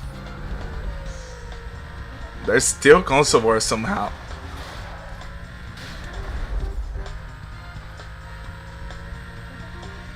Yeah, I know. My friend had the book. I read but the kind of what that book is basically like, here's 100 games. It's not even 100 games to play or something like that. It's like just here's 100 games in a row.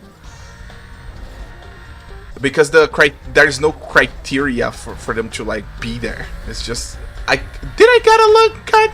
I got a long cut. Oh no. Oh, it's 3 laps. It's okay.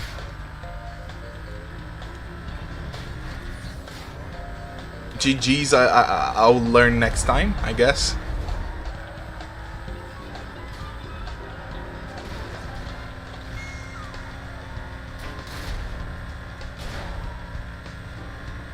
And I read some books about not game design, but the gaming industry and design on it.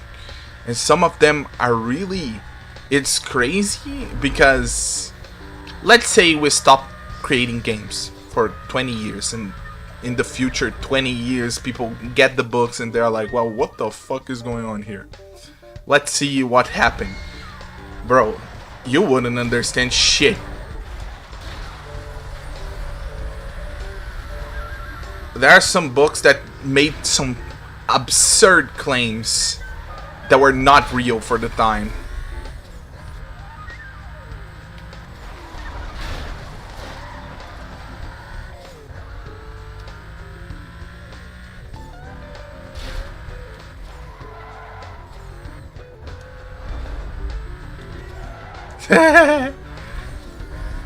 Yeah, people are defensive nowadays. They are really in defense mode always. I don't know. I try when I talk about games, I try not being like divisive. And it doesn't work. It doesn't work. It's really weird. Like, you get people who don't actually play games to write about games. The crazy thing is, I know the title of the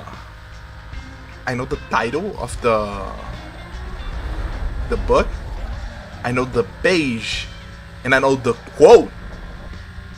And the quote is so absurd that I can't even like quote it. It's absurd. It's something on the lines like, so games are about shooting people, and sometimes it's a woman, and sometimes it's a man.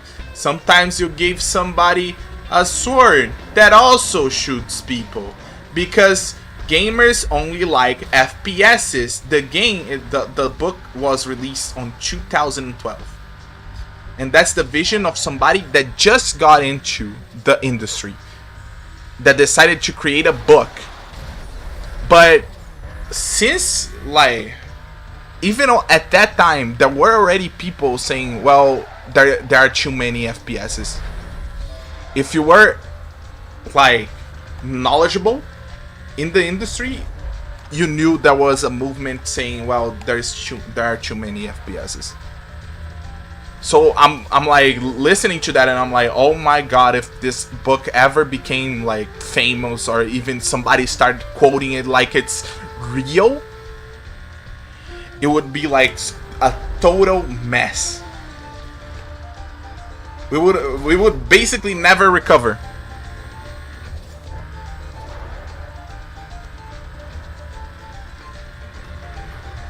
Because it kind of mischaracterizes, you know, Dark Souls was growing at that time, right? People were talking about how good some other crazy games like Assassin's Creed, which was a game about stealth, but somehow somebody is painting this so gamers don't like anything else that is only FPS and FPS only. Is, oh my god. And you see that from somehow she's also talked about discussing with her friends about shooting games, and they basically have the same opinion as her. And I'm like, oh my god, those are the people that were working on games back in the day. 2013, man. 2013.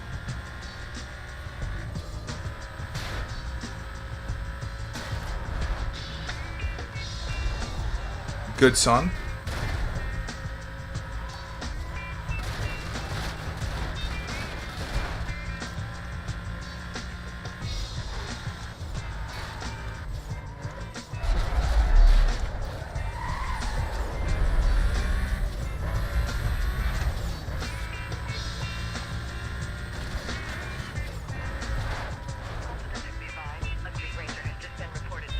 To be honest, there was a point in time, and I think now it died down because there's no difference between those people and gamers, right?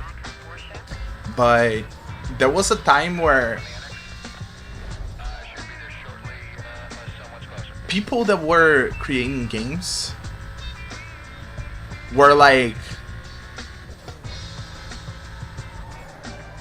basically people that couldn't enter Hollywood. They were like, yeah, I wanted to be a director, couldn't make it, now I'm here making some stupid ass game. And we sit down,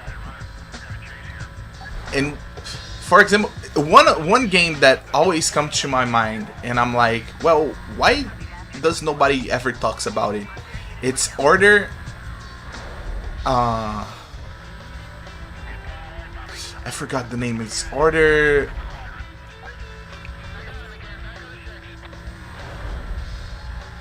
Ordered numbers. No, it's like 1995, something like that. 1985 probably.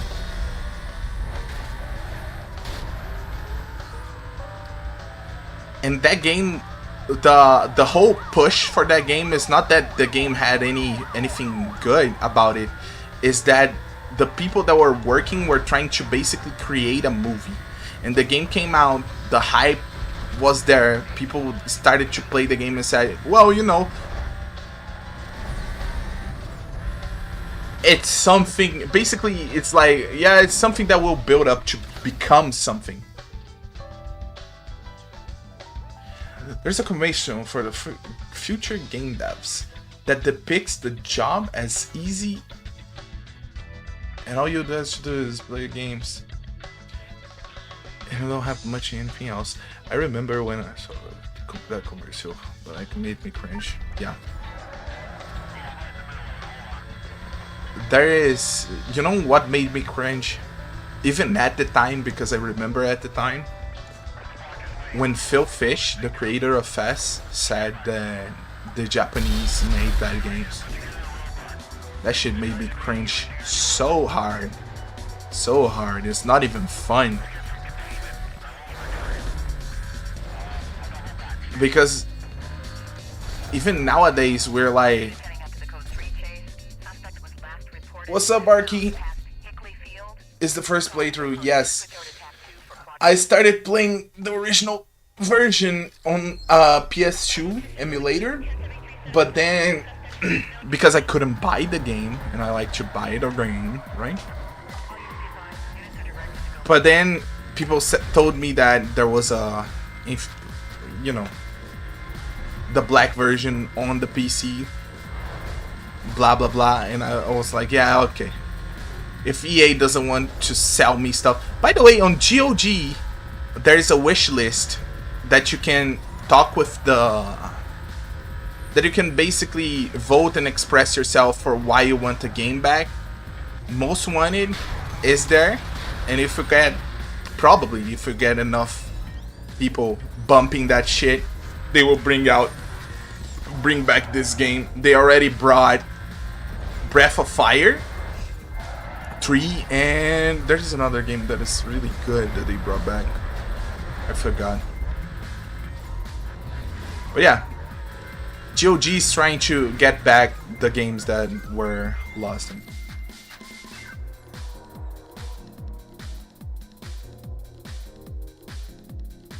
Yeah.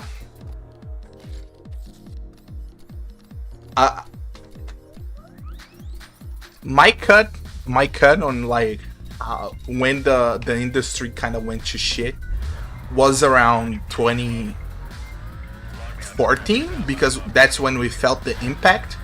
But the truth is, the people that were being recruited to make games back in the day, they started being recruited in 2007.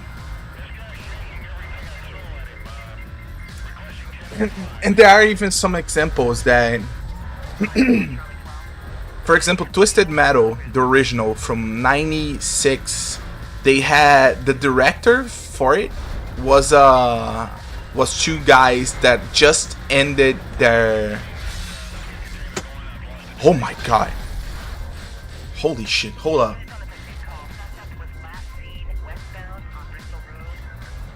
The original Twisted Metal had two devs that just ended their university for cinema, and they didn't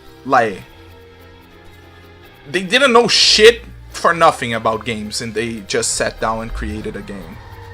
Of course, that game would be one great ass game, right? I really love Twisted Metal and Twisted Metal Black, which was when they came back to actually play. The other game they created, by the way, Drawn to Death on the PS3. It's crazy. That game is basically the closest we will get to a AAA Guns the Duel. That game is great. Somehow those guys, they are okay with me. But you can see how they started to go for like, oh, this guy's a wannabe movie director. We need him on our staff for some reason.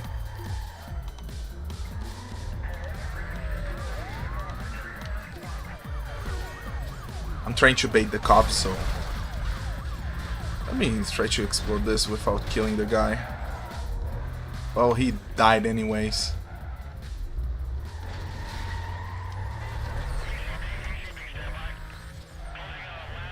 Yeah.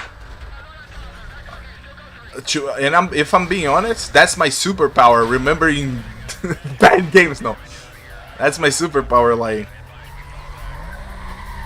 I kind of have in mind a lot of games that nobody else thinks about. That game is really good, but sadly, again, only on PS3. You gotta play with a controller. If you gave me mouse and keyboard on that game, whew, The game has that game has movement, right? Somehow there was a time where we were taking movement out of every shooting game because you gotta make it easier for the new players. Okay. And then here comes Apex Legend with the power slide that we had on Quake and Unreal, if I'm not mistaken. And people are like, no, this is the best shit ever, man. Crazy new mechanic. Crazy new mechanic? My boy, I'm rocket launching, triple jumping, dashing on the wall? On a game from 2005? Plow. Plow.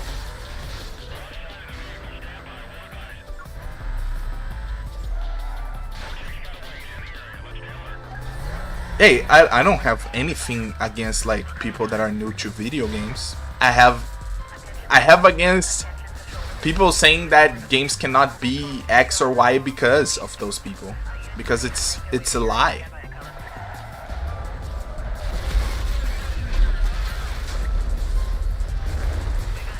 Like Smash is one of the Smash Melee is one of the difficult games ever. It's really difficult to play that game. Somehow they have the best influx of players from any other game.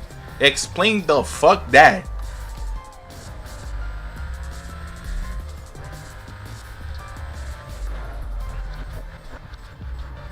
You see a lot of kids entering that shit.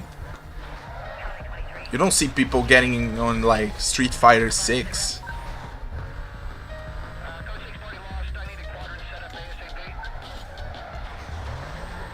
I can't. I'm gonna be real. I don't even like. I'm not good enough for that shit. Actually, it's the problem is the pad. The problem is the pad for me. I cannot. My hand cannot fit on a GameCube controller. I tried to play though. I tried to play Brawl for real. Brawl and the Ultimate. But the online on Ultimate is so dog shit that I'm sorry. I'm leaving.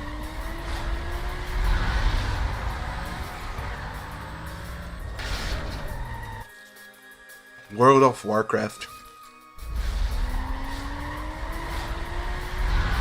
Yeah.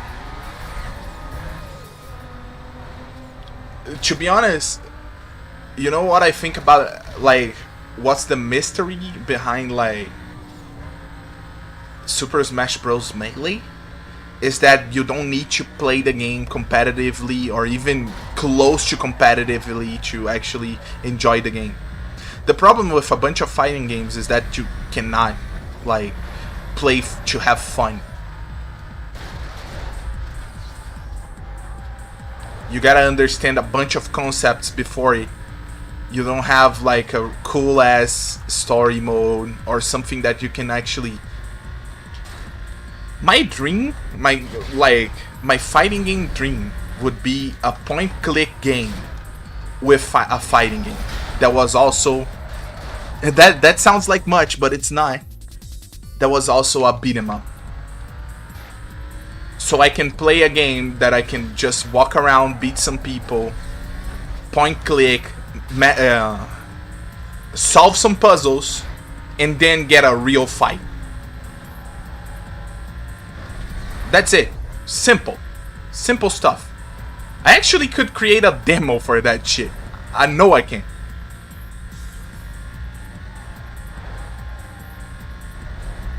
Yeah, but you know, people... You know how people treat DOA, right? They really think that shit is just tits and ass, but the game was actually good.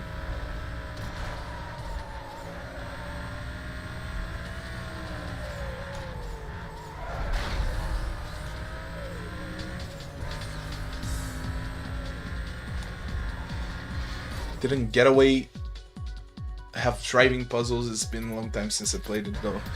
The Getaway, man, I didn't play that. I kind of played that, but I wish I actually finished it. I should just play that shit right now. No, I gotta finish this one. But yeah, you have a. I love. I'm not from Europe, right? But being in Europe streets and having the cars on the wrong lane, it's really cool.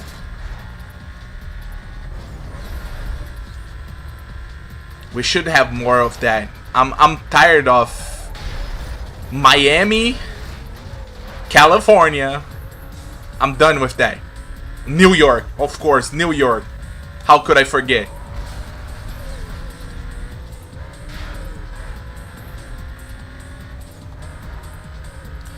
It lost, and I think that's a long lost. I'm reset this. Yeah.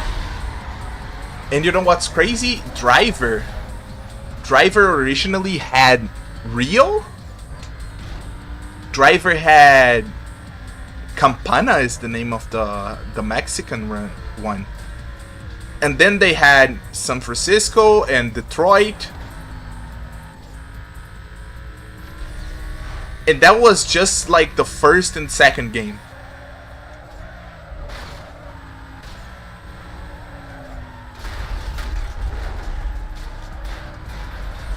Guys, by the way, did you see what happened with Sleeping Dogs? GTA London. Teach a AAA driver. Nah, if you got past through the... You're a pretty knowledgeable guy, Arky. I'm impressed. But the original driver had you like... The tutorial was a tutorial for games general. If you can beat that shit, it's over. You basically got your game cred enough for the rest, like 20 years. But you saw what happened to Sleeping Dogs is the most mistreated game of all times. I'm not even kidding with this. Because somehow we had... Yo, the cars are so wild right now.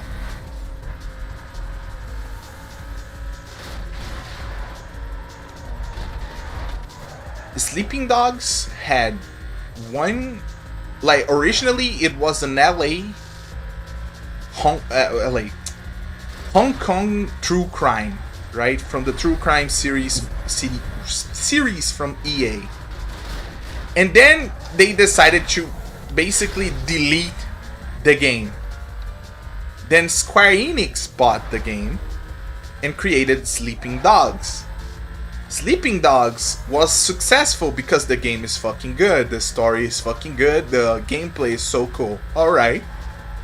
They decided to create an online Sleeping Dogs. It's always like that. Somehow, a game like Resident Evil has 3 online games, all of them just got killed in a row. All of them. You cannot play Umbrella Corps. You cannot play the Left 4 Dead one anymore. You cannot play any of those games anymore. Those games just don't exist anymore. But they were all. Imagine if Resident Evil died. That's what happened to. That's exactly what happened to Sleeping Dogs. They decided to create an online game and it died. The guy, one guy, he was like set on creating a movie version of Sleeping Dogs. Why? Because he's Chinese and he knows good shit when he sees it. The story is really fucking good, right? So he basically sat down 15 years trying to create this fucking movie and trying to get the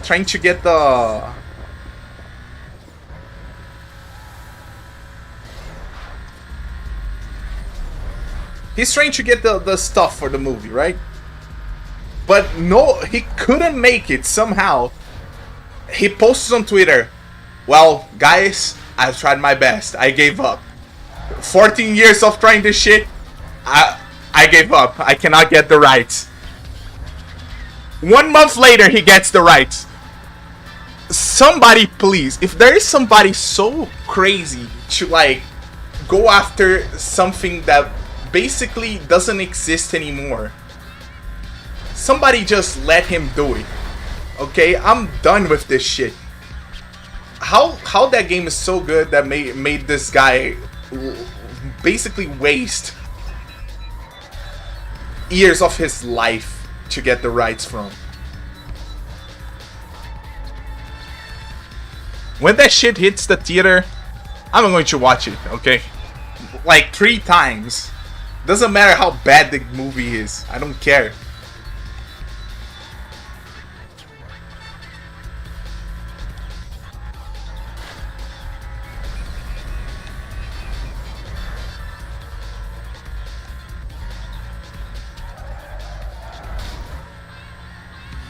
You know what I think he saw in that movie?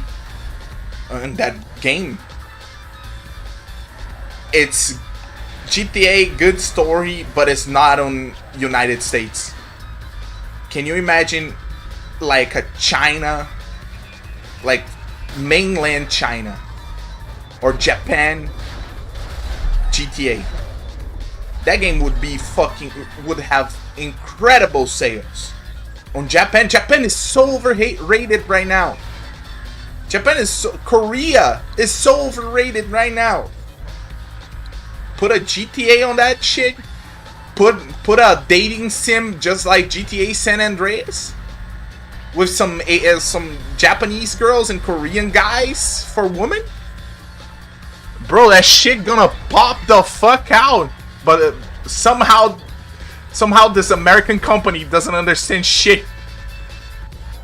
I'm putting fucking Liberty City now.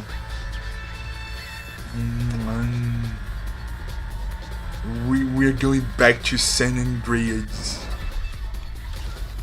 Yeah.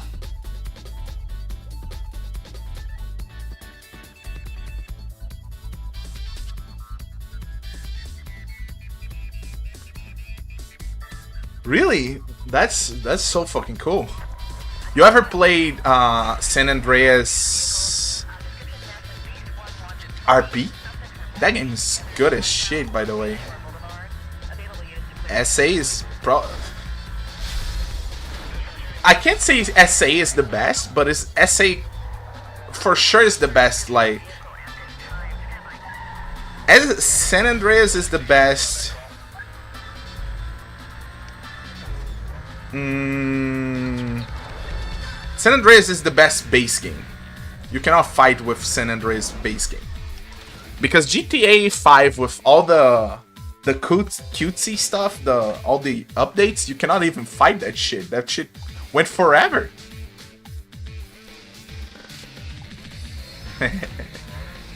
Yeah.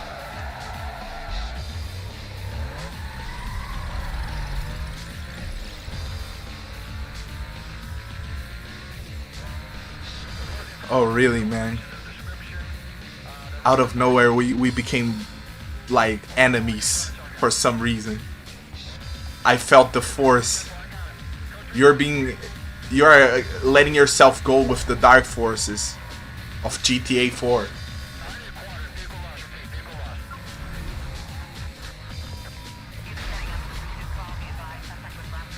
Really?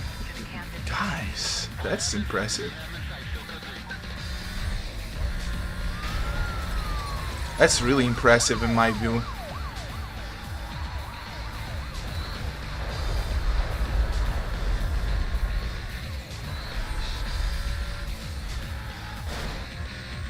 You know, I won't enter on what I dislike because I get stun locked.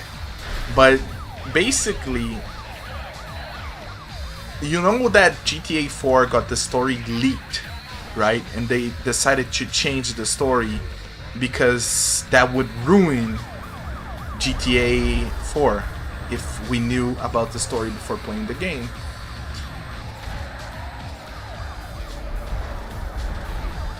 And if you see how the story is set up, be honest, Mafia 2 is the same exact story, and it's kind of better. Because they create a character that basically you don't see the whole game, and you don't even know who it is, and you're looking for him. But then they put a weapon in your hand saying, well, this guy fucked your entire life. Judge him. In Mafia, they show you war, first off. And then they basically make you, you know, there is traders and there is all that stuff. They changed the story of San Andreas too. True. The only part of the San Andreas story that, not that I defend, right? That I can defend entirely, but it's like they were avant-garde back in that day. They were trying any shit they could.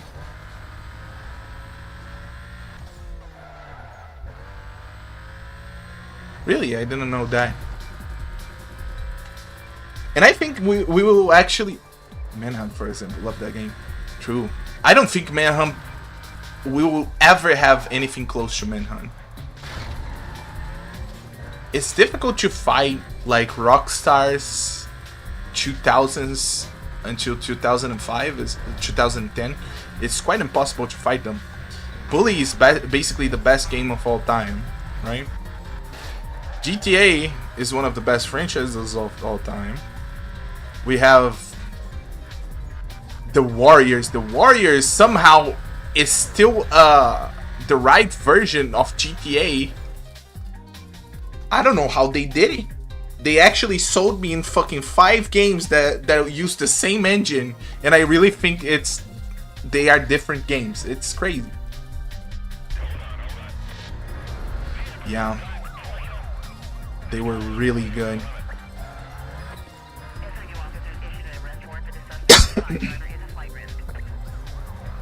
But I consider, at that time, I really consider the games like were free on itself, because the devs didn't care. I really consider that time as the best time to... It's not the most creative time, right? But it's where there was nobody trying to...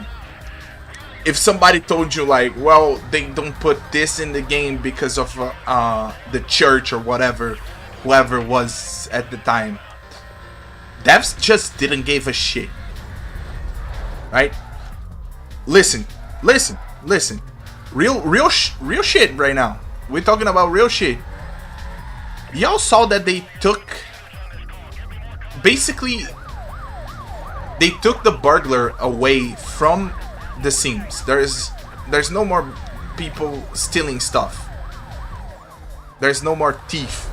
There's a thief job in the Sims, but there's no thief entering your house and stealing your stuff. Because, and I'm saying what the director said at the time, is that may trigger some people to have PTSD because they were... You understand? They were in a robbery sometime. Okay. 5 years later, they put back the mechanic. What? What? Yo, this guy is not paid enough. Holy shit, he's flipping my car? Well, Nico and people have similar stories. I think the reason they act the way they do are completely different. Yes, but I also think that one of them was executed better because they showed you prison, they showed you war, and there is more for you to like.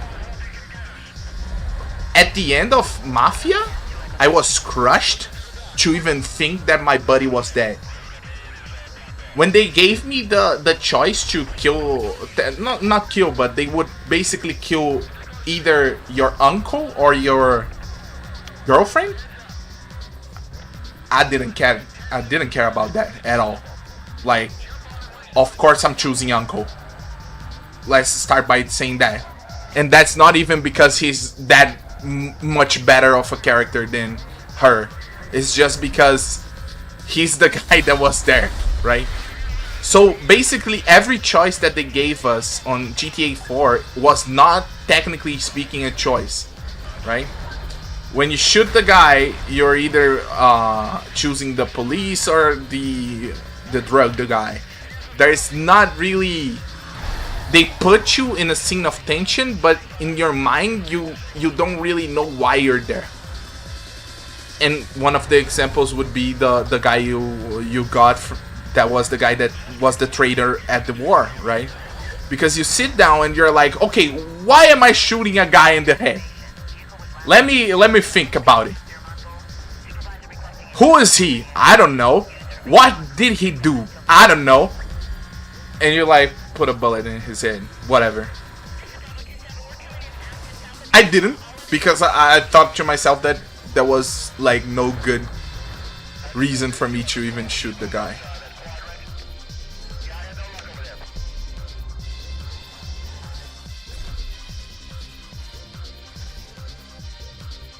Yeah. By the way, that scene is beautiful. I really think that scene is one of the best scenes we ever seen in a GTA game. It's a good... and even... What's his name? Sleeping Dogs even tried to copy that scene in a way when you get to the top of the building, but in GTA there was more of a chase and you had no, like, of course you had no gun at the time, which made everything... I think every GTA game should give you, like, basically no gun, and then you get a pistol, and when you get anything that is not a pistol, you just get to the end of the game. There is no way... The game becomes really boring when you take out the martial art, let's say, the beat 'em up part. And when you give anything that has more bullets than a pistol, either the characters become like bullet sponges, or... Let me see. Or the design just go fuck else. You start to throw grenades at corners and just kill everybody there. It doesn't even make sense anymore. Just forget about it. Rocket launcher, RPG into the wall, kill 3 guys. That's not cool anymore.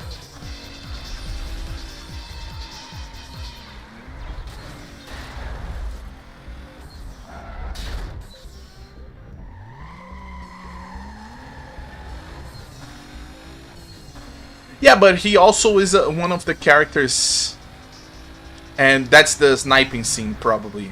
No.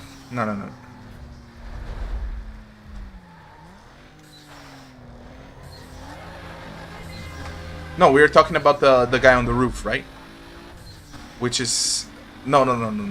Yeah.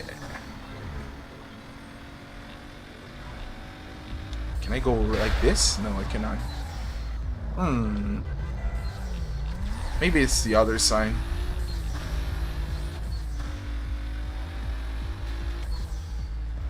Have you been collecting the performance parts after the blacklist wins?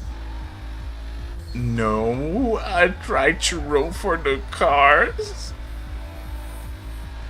I want the cars. I really want a save with all the cars from the blacklist to look cool. And I lost all my picks for some fucking reason.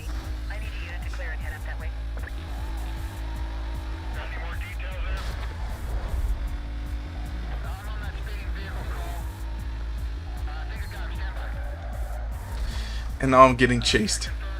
Good.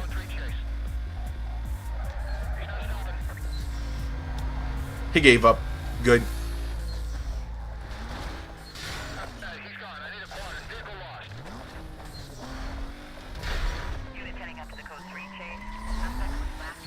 It must be really hard to get all the vehicles. I don't know if there is a bug for you to, like, Because that shit looks random as fuck, man. Yeah, this is the only place where I can. No, there's this one. Let's go there. It's the same exact place. Ah, god damn it.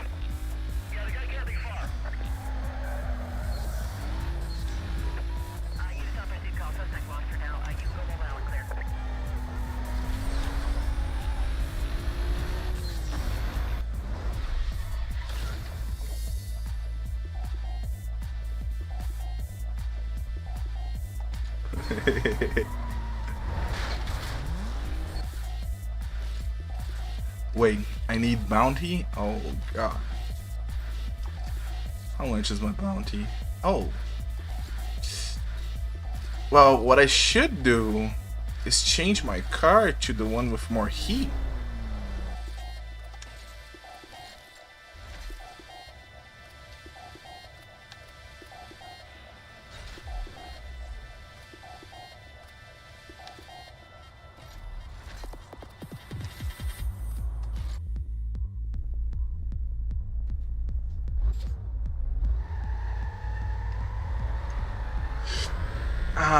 Yeah, but also it will be difficult to get the police behind me, so I'm trying. And by the way, I know I'm going to get like busted on this one.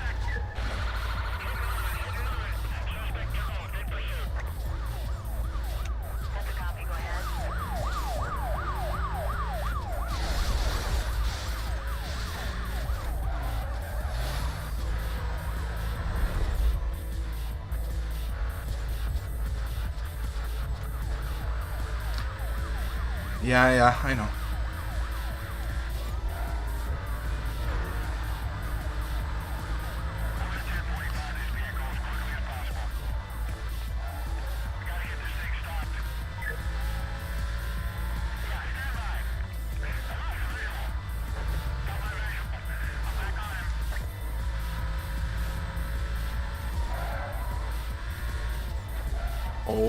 Hold, okay.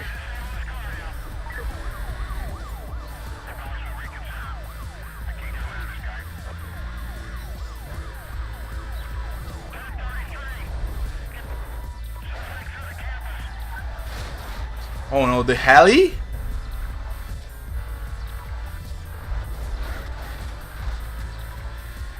Can't even see that shit. Oh, right there.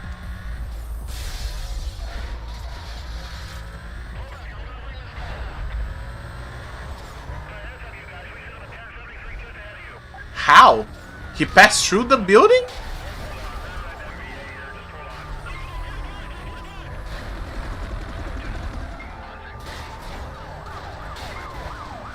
The hell is dangerous. Look at this shit. They trapped me in the box. Well, it's over. GG's. The master racer, man.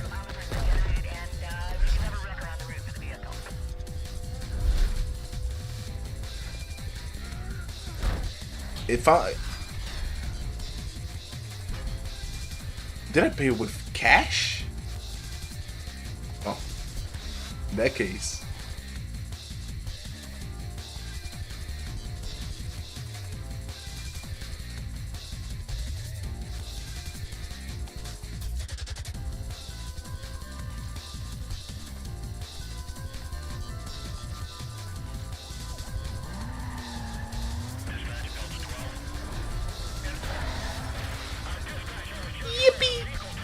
Holy shit, he just died!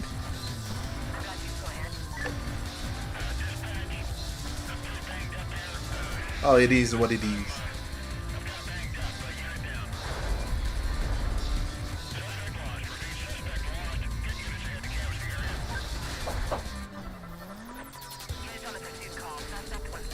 Being rich is so awesome. You can just pay your way. True. Am I allowed to post links here? I have a short video. I look over the taking. So yeah, I don't know, but yeah, I think not, because you know the bots are so annoying on Twitch. that I decided to take links out, and then they kept posting without the, basically without the space or .com or whatever, and I'm just fucked now, and I don't want to look up on YouTube to see how to counter that. Oh, okay, we go. And it's probably a fast timeout also.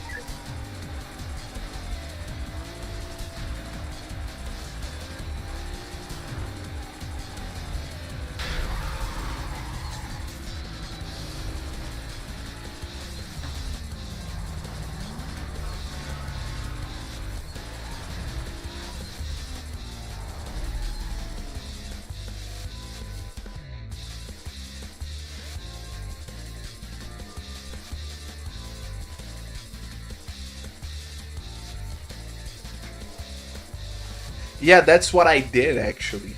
I went there and put like something like around like .com, and it still didn't.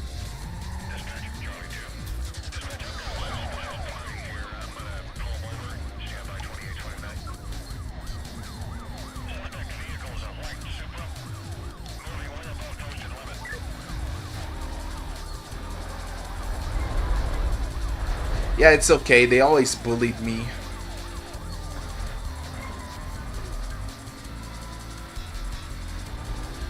They call me Two Eyes because I use glasses. Normally robots have none. They basically called me human.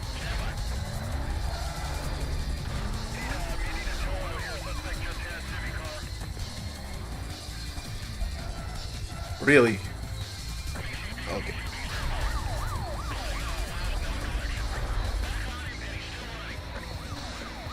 You're a pirate? Arky, are you a pirate? Are you the guy that put a lantern, a fucking flashlight, lantern? A flashlight on your eye?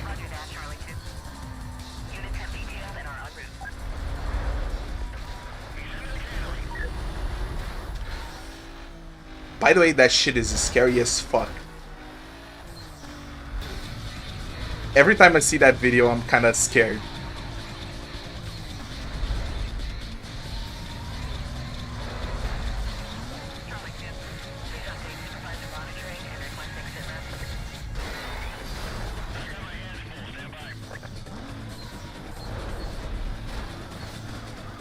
Yeah, I could not do that. I'm too freaky for that.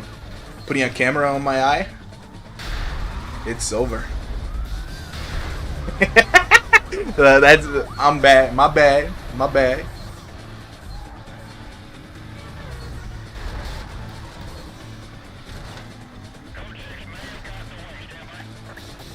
I'm close to legally blind, to be honest.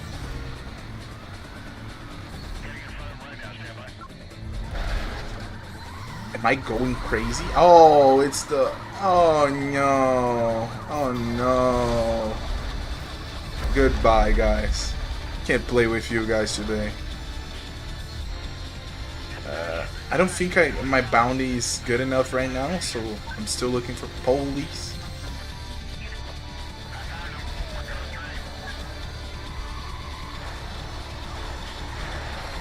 I just wanted to do some ladies by latest action hero. I had contact lenses of the smiley face.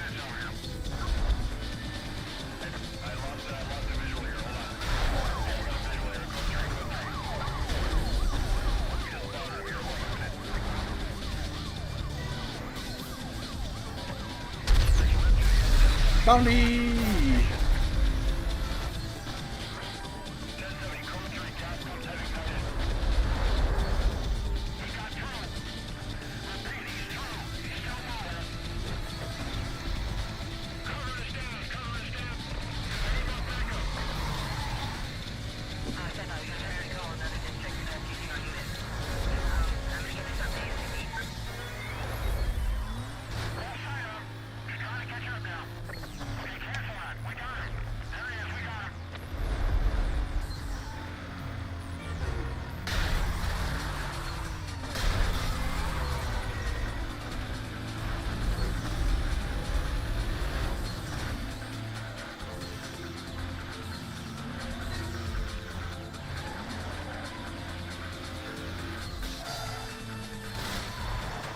Oh no.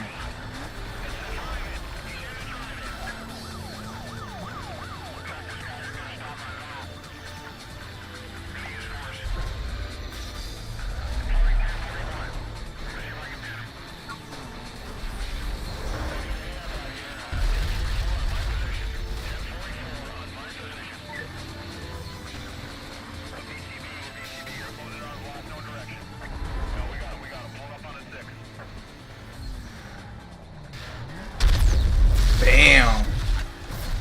Where's the blockade? Right there.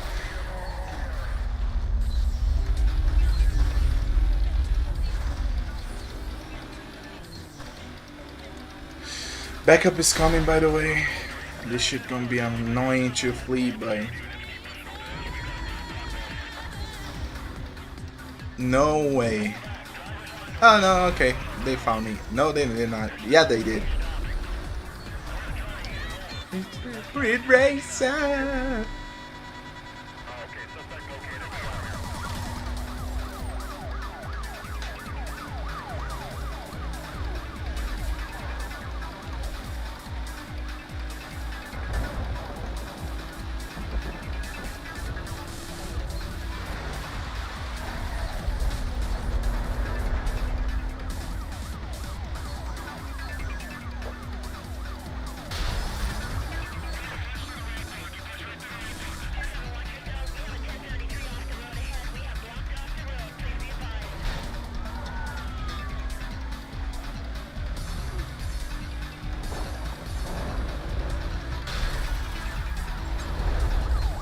Taking out the car cops. Reach for bounty boost.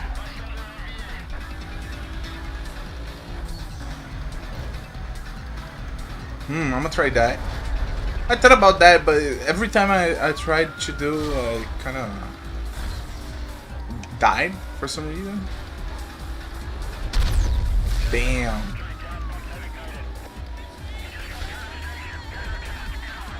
Oh no, he came to the other side. Hold up. Nah, I'm not doing this. I forgot that the last time I did this, I just lost instantaneously.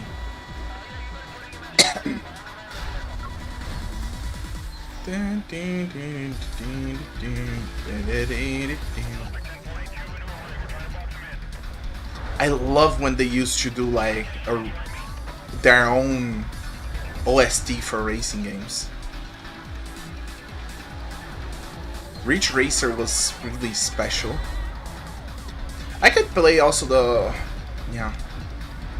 There are a lot of Xbox games that you can play right now since the emulator is actually good. Xbox 360.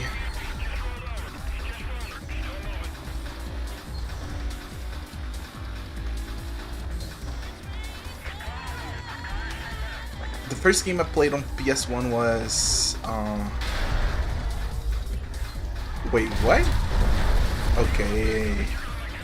Like that, huh? The first game I played, racing game I played, was Tokyo Extreme Racer. And recently, Tokyo Extreme Racing came back. I still did not buy it. Because I'm poor right now. I had to, you know, I had to sacrifice my blood to Capcom and its collection.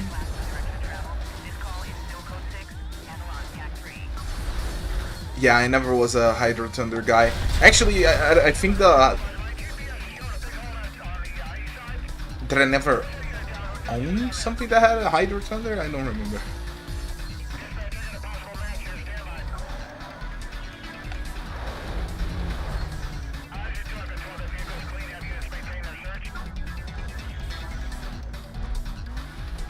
Get this one real quick.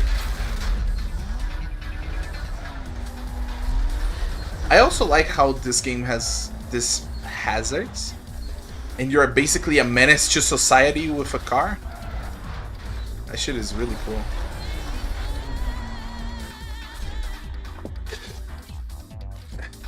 That's enough bounty, right, guys? Yeah, it is.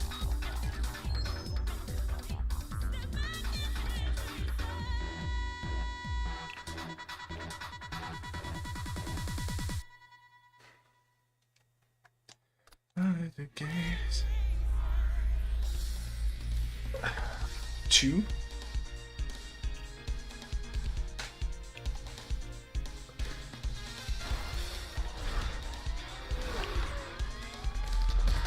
You know what I miss from the arcades? Light gun games. And my girlfriend also loves light gun games. Every time we go through an arcade, she just, you know, I lose her to the light gun game. I really wanted to buy a Cinder light gun, which is the light gun that works on LCDs. And apparently there is another one coming.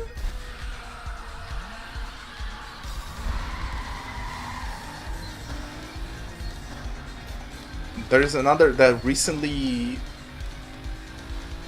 The Kickstarter was a long time ago, but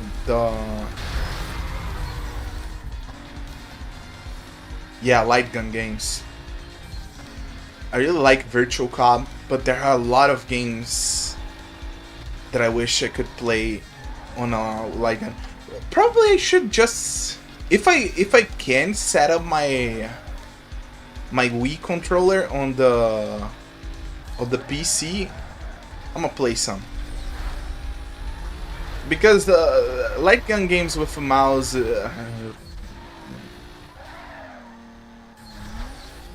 Time Crisis, yes. House of the Dead. There are some games that I didn't even knew it existed. They are so fucking good, and they're light gun only.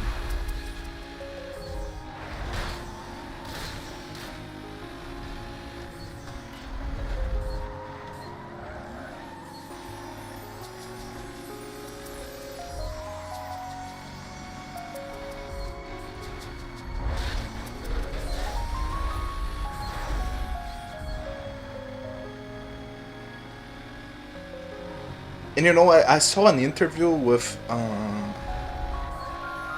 the guy that created the LCD light gun, the first one, and he was saying how the only reason that it wasn't created, it was because basically there's no incentive. If there still were arcades to like go and shit, they would have created, because the software is so easy to create.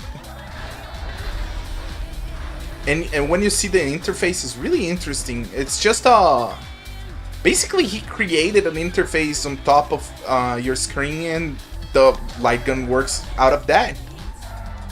And it's just sad to like, it's just sad that something that was so essential, basically there are so many games that cannot be played like the original game. By the way, did you guys ever see Steel Battalion, the controller for Xbox? I really want that. What's the worst game you ever played? GTA 4. No, I'm kidding.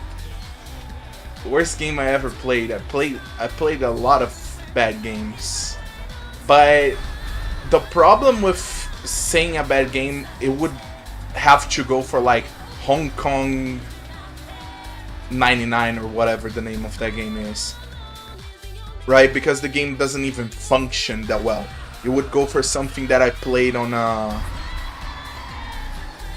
but the worst game that is actually functional that I played?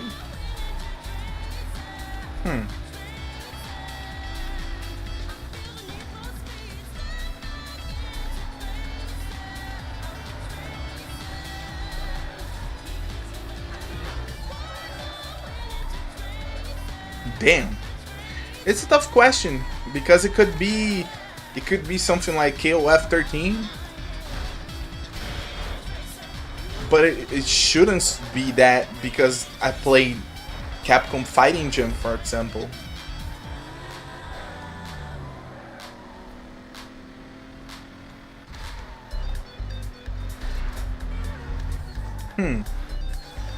Because when I think about bad games, I think about games that should have content and it just doesn't.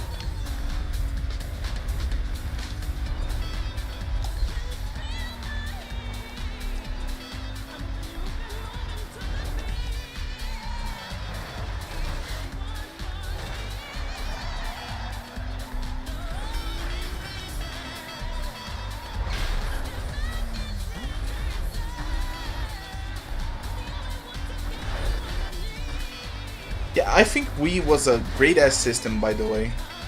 Even with the moving stuff and all the shit that it had. I think people rip a lot on that gimmick, but the problem is when you take out the gimmick from the consoles, we have with like the DS is kind of better than the 3DS because basically the gimmick was new and exciting, and everybody was trying to sell the gimmick. There are some games that are basically just straight up gimmicks and it's super cool. Yeah. But there is the only game that actually uses all the functions the Switch has is One Two Switch. Think about that.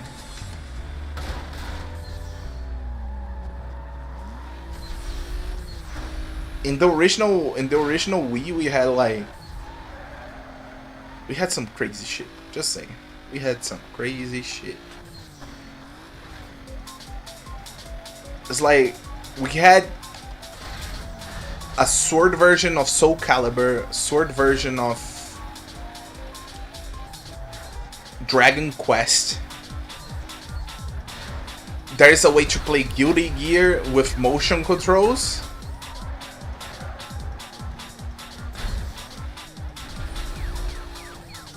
Yeah, it's true. And even when you get the Motion Plus and you play the second Wii Sports, which is also great.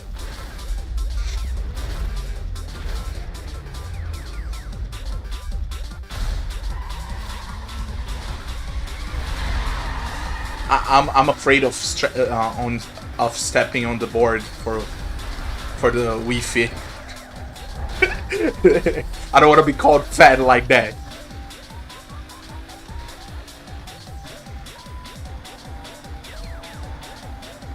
I already have my whole family telling me I'm fat. I don't need Nintendo to go out of their way to do that. I would actually play that. I also love Ring Fit Trainer, but I cannot buy the fucking control, so I'm pissed off. Man, I knew Wii Sports was good when my Mexican dad liked it. True. My grandma played with me. That man hates everything that is.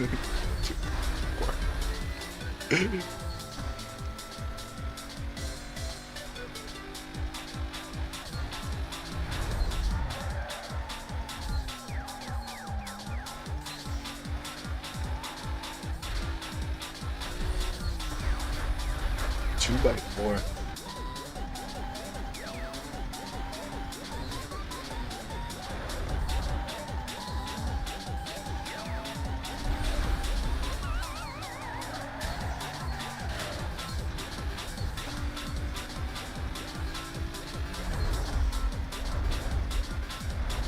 The second game was Wii Sports Resort, or am I going crazy? The name. Sports was fun. We had 100% bowling technique, and that got you a strike every time until you got the pro ball. Then it all changes.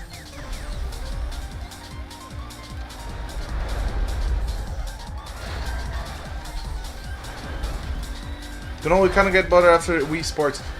You know, I think what is crazy, the Wii Sports craziness. We gotta thank Reggie for that. Reggie came in and said, "Nah, yo, this shit is a back end, boy."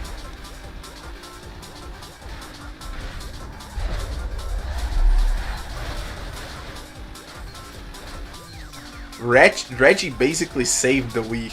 That shit is crazy.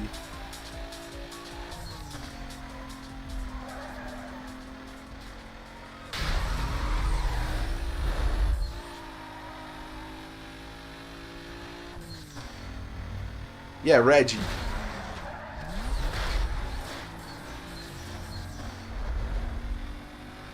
Did I say Reggie?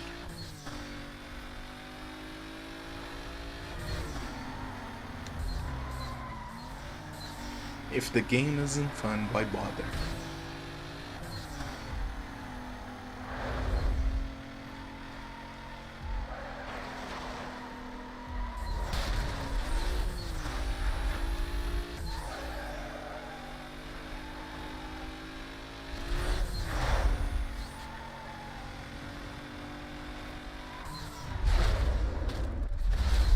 I lost all my momentum, and I lost the game.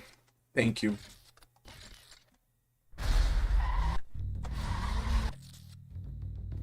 Let me change the... Yeah. Take this.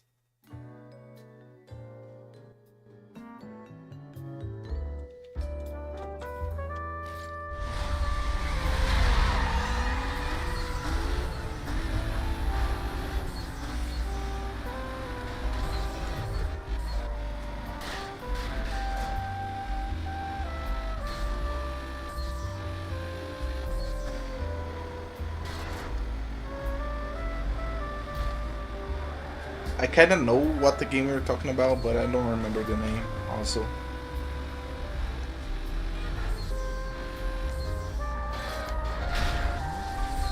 I'm still thinking about the worst game I ever played, by the way. I didn't forget the question.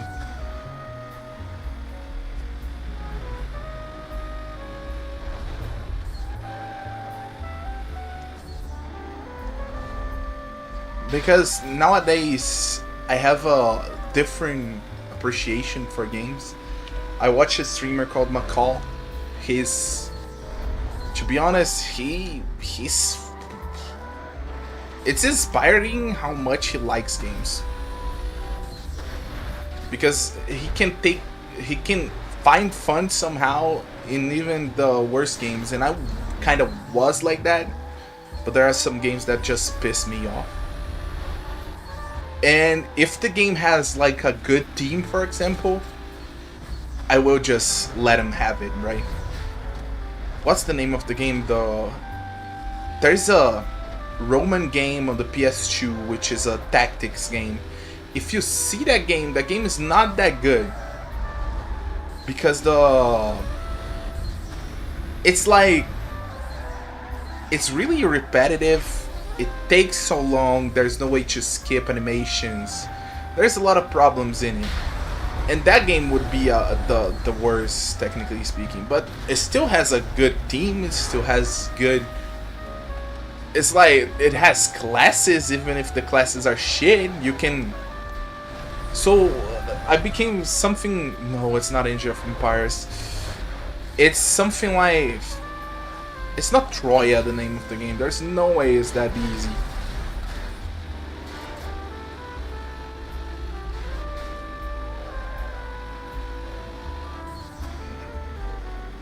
Let me look at Google. Hold up.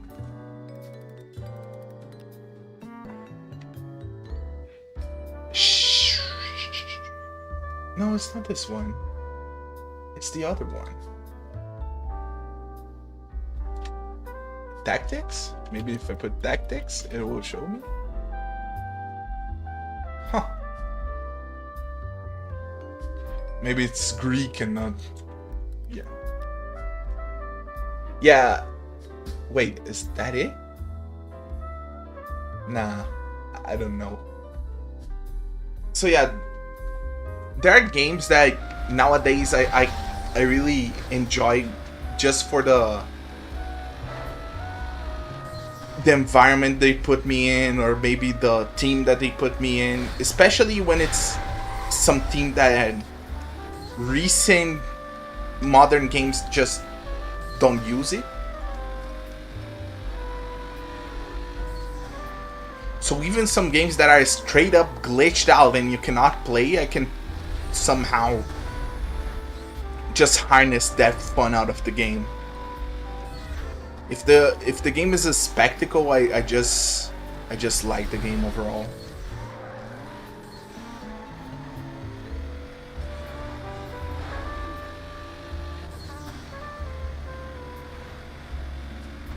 Hold up, what's your like worst game you ever played?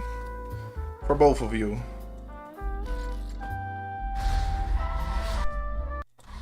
And I can't believe it's not GTA 4.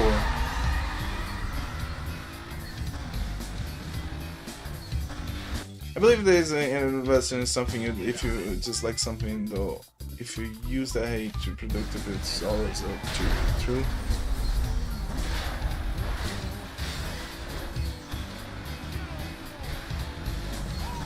But to be honest, sometimes I think the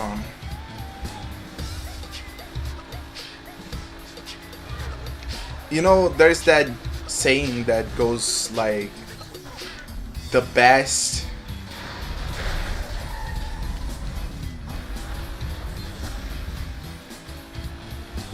hater is a fan, basically. And I kind of understand more and more when I look at games like Guilty Gear, for example. Like nobody would dissect the game that much if they hated the game. Because if you hate something, you just leave. First game I played was Destiny. Interesting. What game?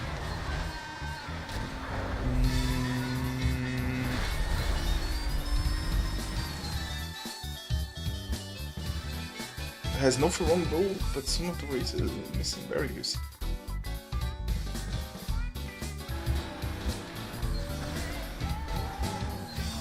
Other game, you played Anthem? That's interesting. Anthem looked really cool when I saw the trailer, but you remember, if we're talking about modern games, the worst game I ever played was that MOBA, which is not a MOBA, Battle Royale that is not a Battle Royale from Amazon. I don't even know the name. I try to remember every single name from games that at least I play or it's important for discussions. Holy shit, I don't know that name. It was up for like a week. It was an Amazon only game, and then they decided to put on Steam. And it's just basically, it's the most confusing game I ever played. It's like extraction, battle royale, MOBA, hack and slash. I don't know. They just created the most incognito game for an online multiplayer. Survival Heroes. Was that the name? I remember a lot of green on the cover and the map.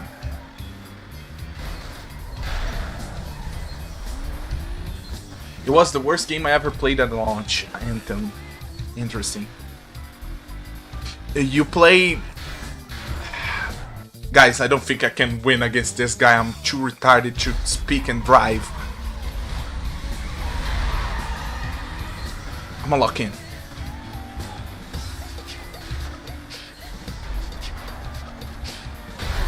If I ever finish, get past the UI stages. Arky, I know that feeling.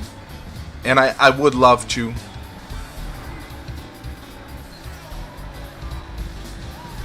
And I try not to be harsh with indie. I try. I really try. But yeah, I also have a secret. I'm making a game also. But it's I like to call my game that will never really get released. It's an infinite game. It's in infinite development. I'm creating a pinball game. But I'm always trying to learn and mess with shit and never really amount to nothing. And it's okay because I take it as a hobby. I'm not trying to put shit out. But yeah, if I ever get to create a pinball game. I want to have a lot of dumb stuff that I wanted in other games.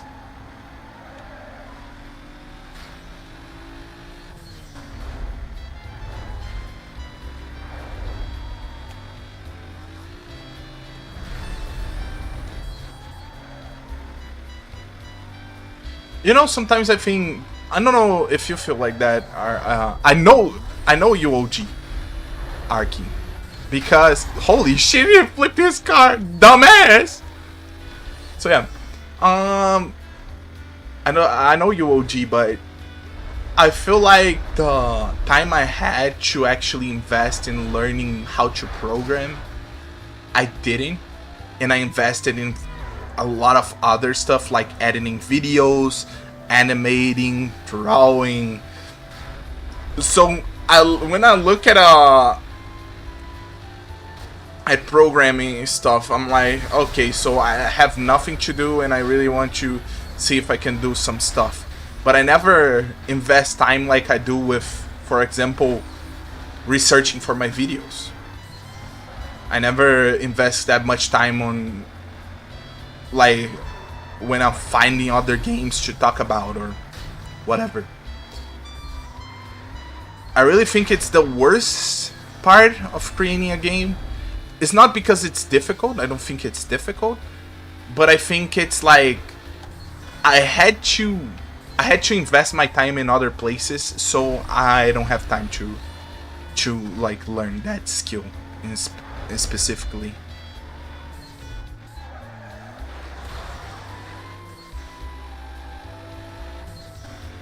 I don't know how people don't think like that. Because, for example, why don't we all become professionals at playing basketball?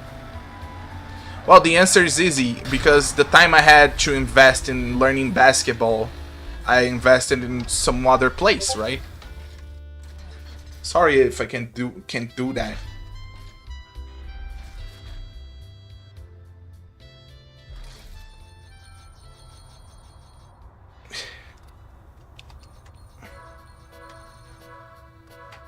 Now, you're telling me I get the unique upgrade?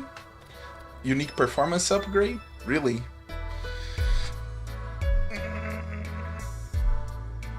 I want the car. Let's go.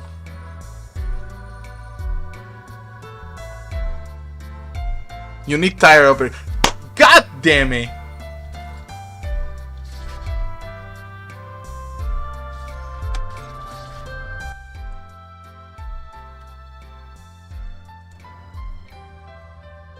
This guy is on full gear?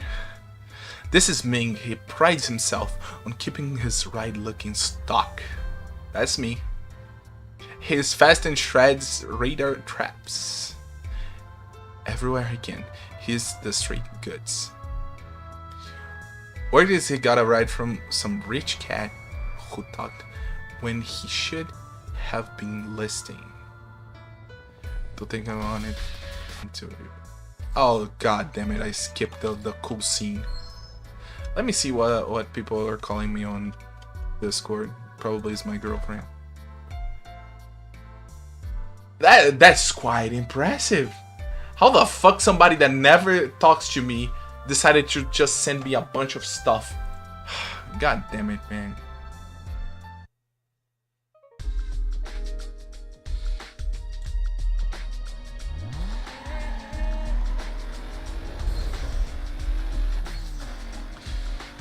So it works in I can equip in one car only. I really want to. I want to see the new cars that I have. So I can. I don't know what I'm looking for.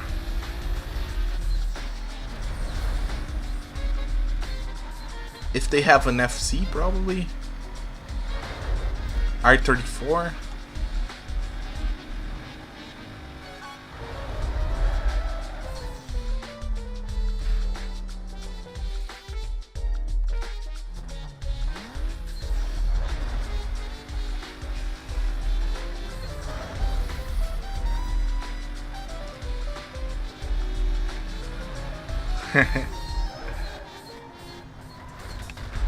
In my original run, I was playing Punto.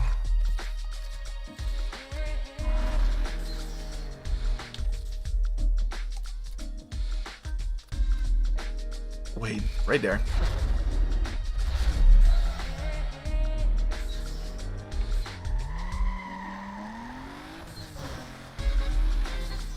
He looks the best also.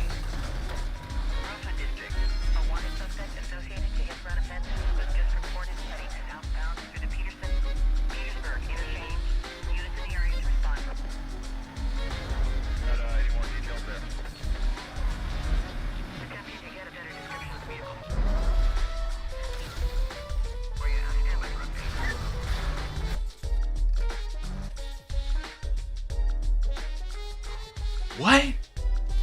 I just came from there.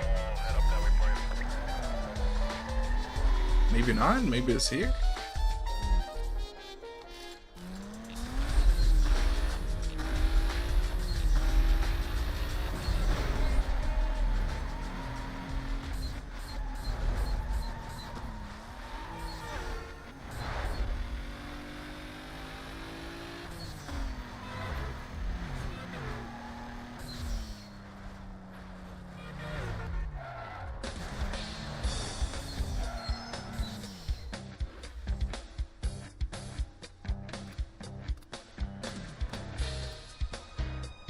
I wanted to learn coding and stuff.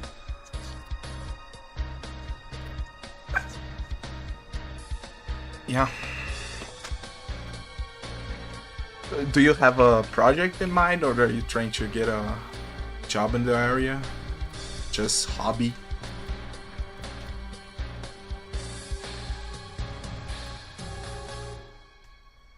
But alas, here I am working on it.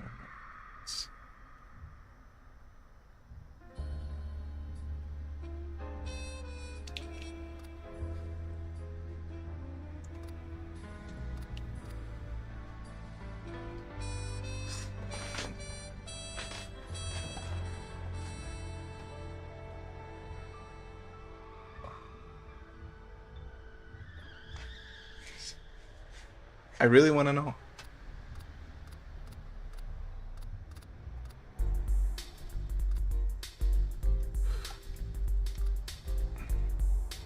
Oh, I saw this car like IRL on the street, and it was, to be honest, it was kind of ugly. It was all green with a Hulk on the back, and I'm not even kidding. Carrera or RX-7. Benz.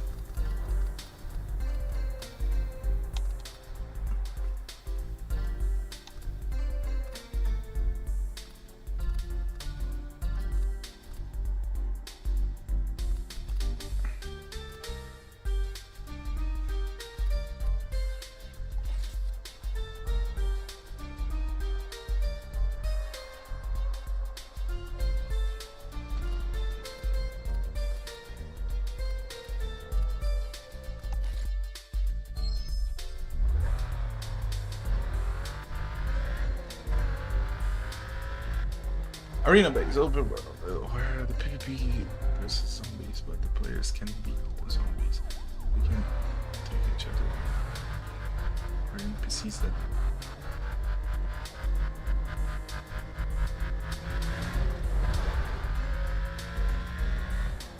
Interesting. With something like Left 4 Dead Online.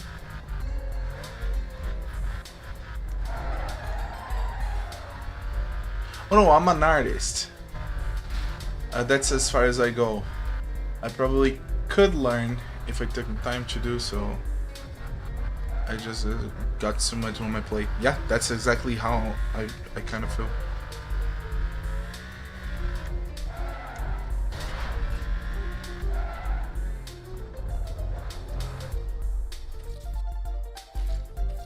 Wait. Can I? Ooh, I need to upgrade. Okay. Let's see, where is it?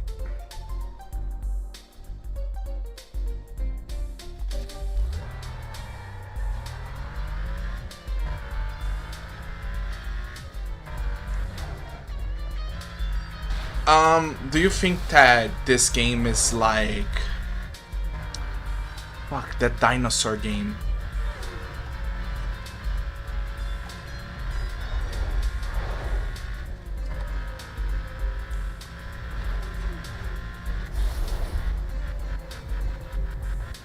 Except you don't see well as a zombie.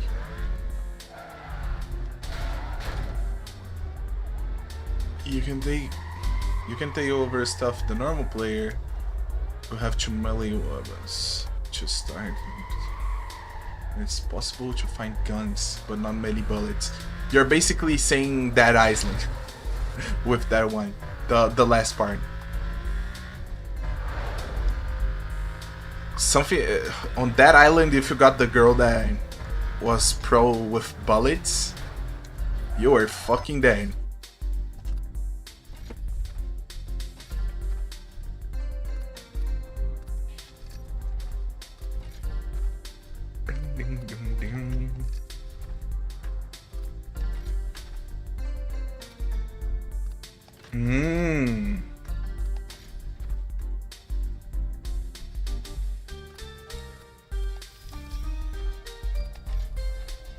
Yeah, I don't fuck with that island too. And I also think that that island was... Wait, that's the ultimate?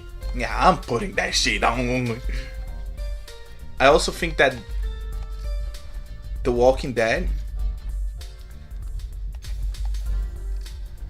for gamers, let's say, it was just on the exact moment that nobody would give a shit. Can I change the... Nah, yeah, I can.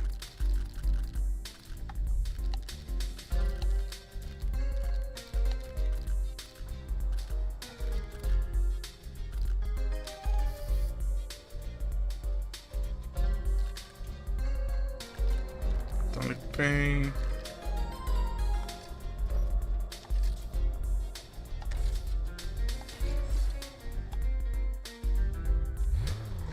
I think that The Walking Dead came out at the exact time where every gamer was kind of burned out in zombies.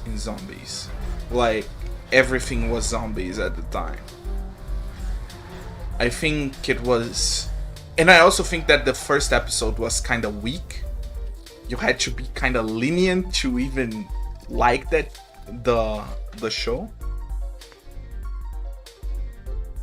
Thank God my girlfriend like is kind of afraid of that, because I don't imagine myself watching it.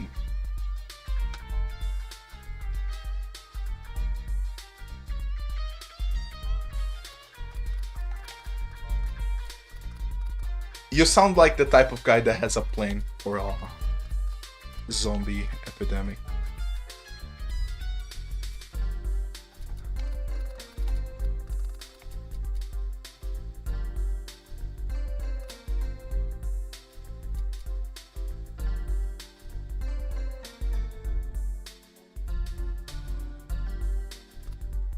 Really?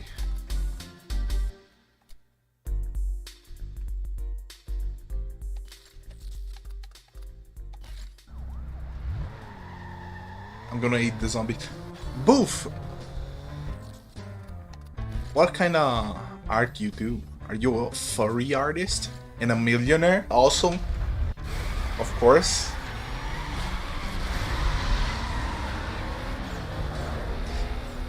Because I animate?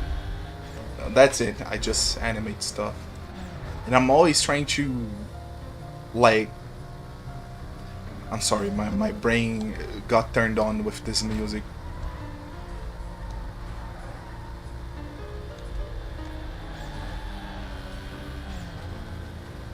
I'm always animating stuff. So, but I'm always trying to look for the next animation. So I never finish entirely an animation. Actually, the closest I got to finishing animation was my videos. Guy doing fucking jokes, basically. Always. Every single time.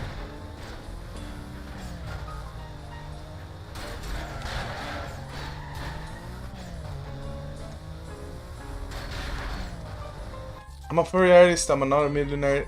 Though I like to adapt my style, so I bounce between styles a lot. I can't believe it!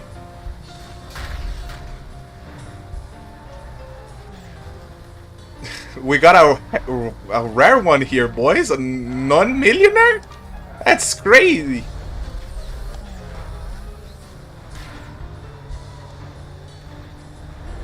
Yeah, I have some anthropomorphic animals drawn, and I'm gonna be real.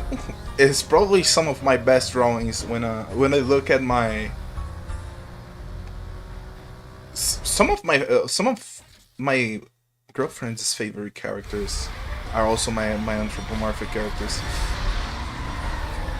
And I think my style, because I don't look for that stuff, I think my style was really unique in some way. And I've been drawing that stuff since I'm not like a furry and I don't draw that much. But my style is so different that if I started drawing furry stuff back in 2012, I would have probably became really famous on that shit.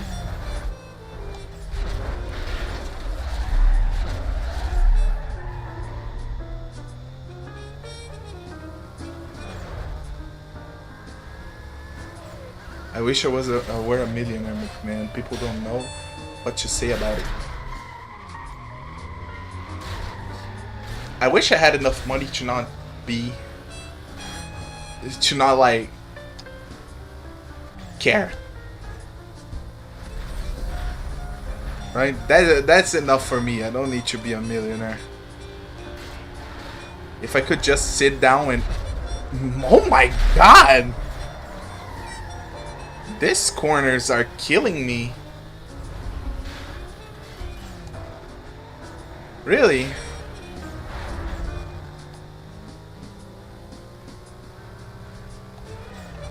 My problem is that I'm not what anyone thinks when they think about a furry artist. That's interesting.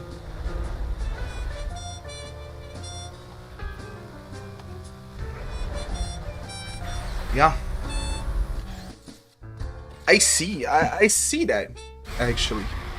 It's also because... Did you see... What's the name of that show? The one with the bunny. The one with the bunny and the wolf.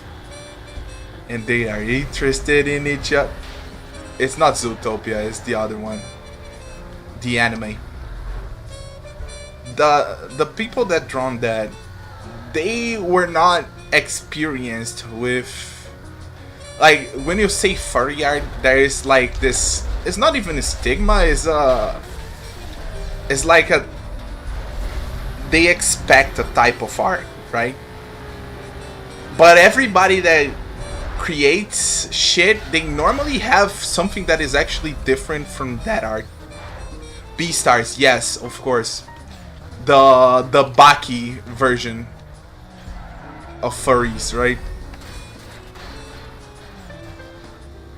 Beastars, and if you look at I'm saying that the art is kind of sloppy, and that's cool. That's fucking cool that the art from the manga is sloppy as shit. It's cool. It's great. I should just go and draw a comic. If the art can be that sloppy and nobody gives a shit and it becomes famous, maybe I should start my manga right now. Yeah, I love that. I also love how they layered the characters' like features. they are trying to be really efficient with what they are drawing. And I was kind of impressed when it became an anime. I didn't watch the anime because it came out too late for me.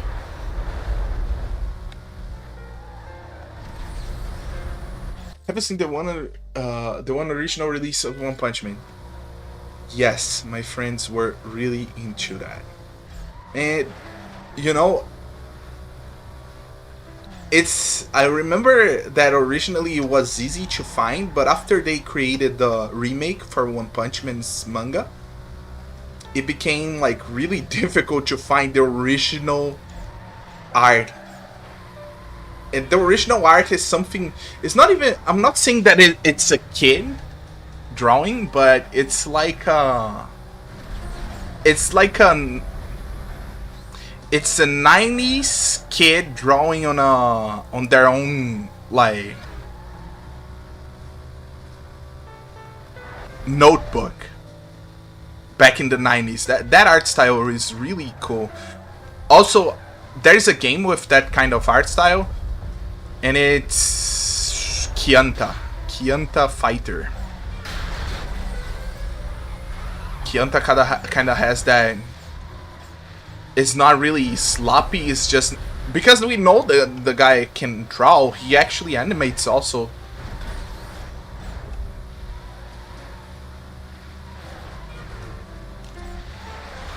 Oh god. I started making my art recently and made a quick WordPress so people can download the art. Just, it's weird, so. You know, it's probably a link, right? I hope it is. Because I can't see because I'm using a Streambot, and Streambot is fucked. But I will check it out after the stream. Actually, hold up. Can I? I think I can. No, I can't.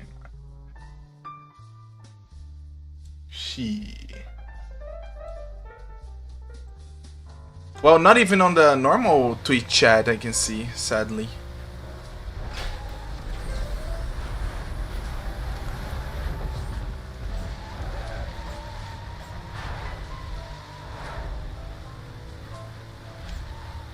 I would like to learn how to animate.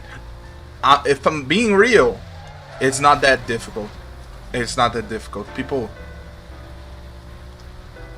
say a lot of stuff. It's not that difficult.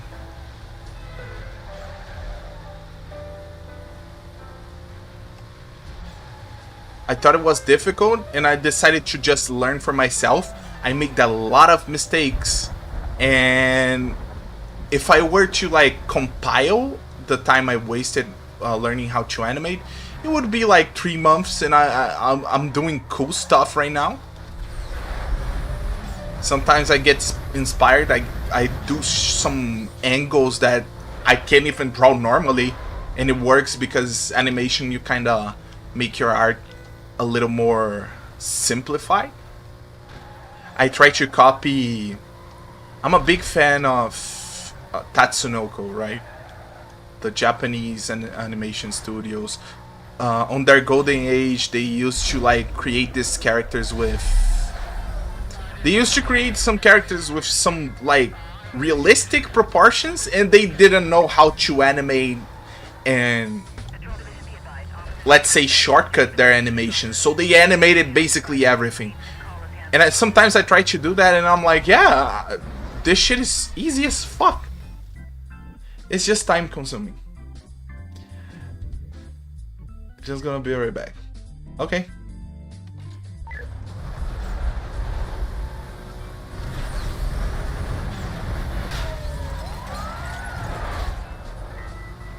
People overplay how difficult it is to like draw, to animate. And it's not even, it's like, it's not difficult, and it's worse because if you see what's on television right now, it's so easy to draw. OKKO is such a easy art style, and it's messy as fuck. anybody could like become an animator if that's the threshold for animation in America. I did that a lot. I made an animation and tried making thick forever. It took me smooth and good enough.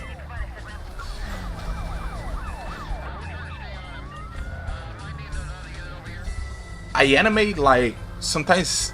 That's basically not most, but a lot of my animations are for like a fighting game. And I sit down and I invest like 3 hours, get some good shit working already. Good for me. Shit. Like, I don't know, I feel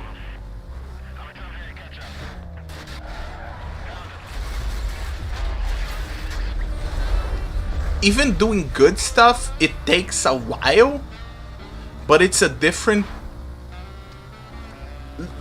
Sometimes you get into the flow of drawing and you waste like 8 hours and you don't even notice and you're done with the work. When I was doing my when I was at my university and I was studying animation and all that, basically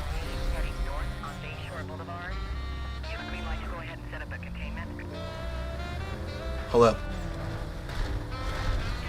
Where am I going?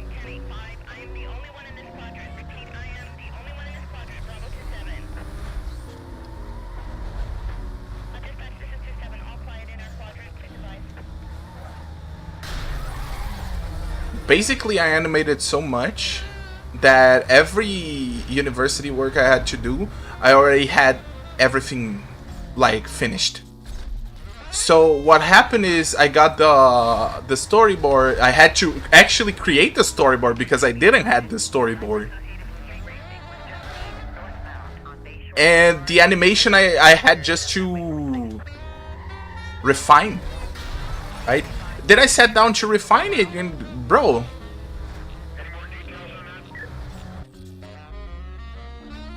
Yo, welcome back, Arky. Sometimes you waste 8 hours and you realize you hate it. That's the worst stuff. I don't know. I'm the type of guy that actually likes my art style. The only problem is sometimes when I'm hyper inconsistent, I give up. I give up instantly, and I shouldn't do that.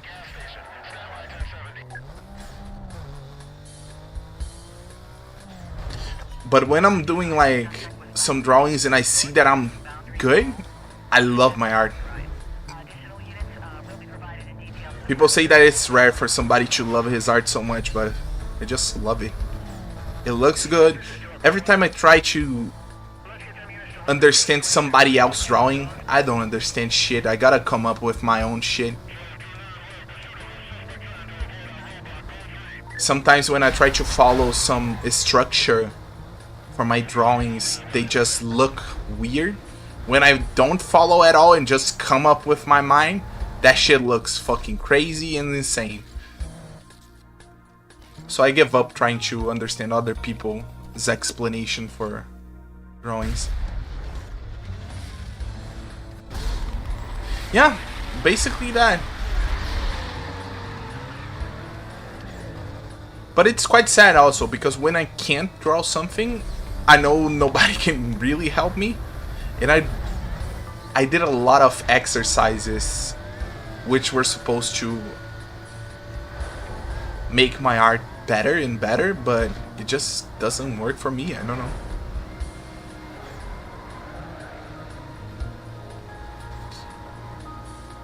And it's been like for around, and I'm still doing this, like drawing for real life, 14 years, but the best like jumps in my arts, the best like level up basically for my arts were me sitting down and trying to understand some stupid shit and coming up with my own ideas. I keep training, but I never really get anywhere. It's crazy.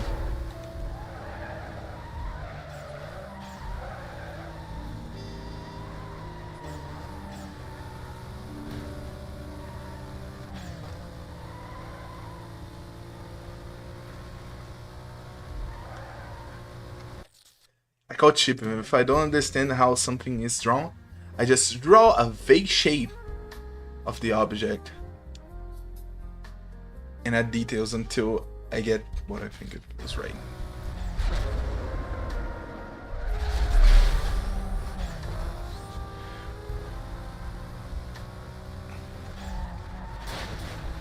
Not gonna lie, I'ma steal that shit and I'ma try it too.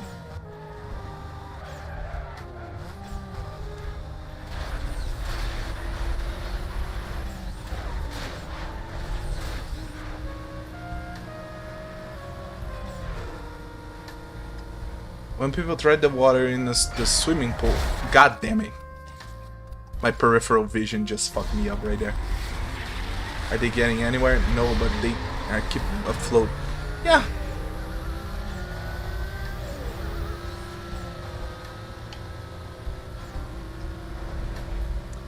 And by the way, I don't know, since you guys are also understand a little bit of art,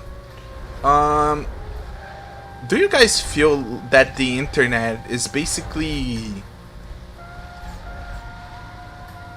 bridging every single artist together somehow?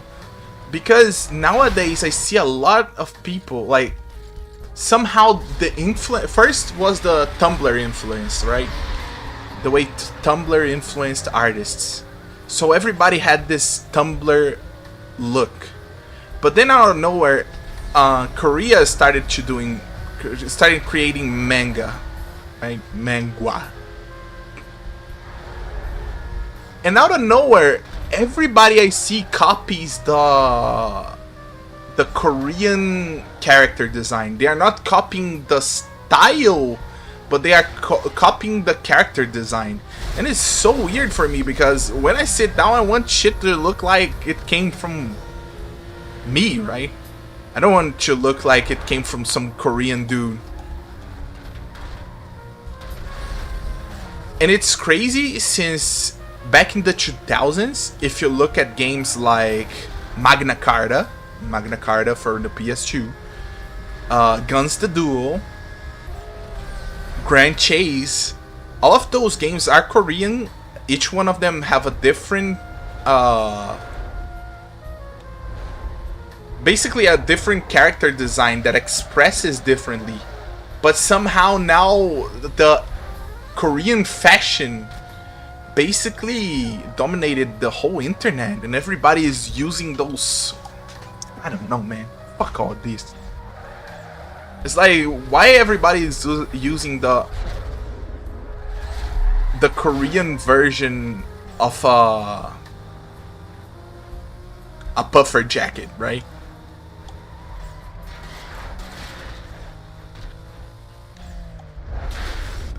Can you believe that I did it again? God damn it, man.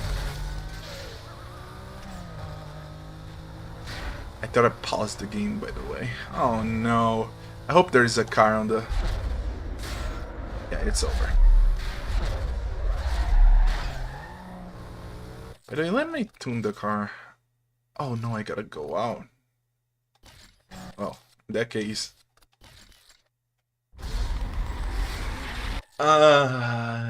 It's people hopping on the bandwagon to make a sale. Yeah, that's how everything works now. It's a way to capitalize on the market. The same reason that most of the cars look the same and generic. Yeah, I think every car now looks like a soap, a bar of soap.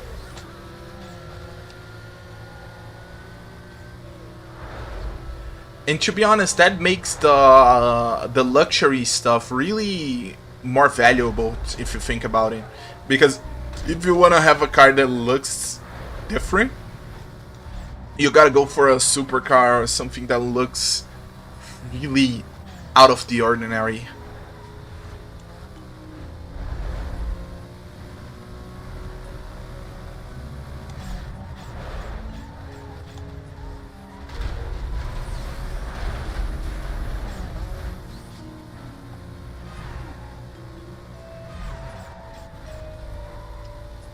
Yeah, my father had one of those also.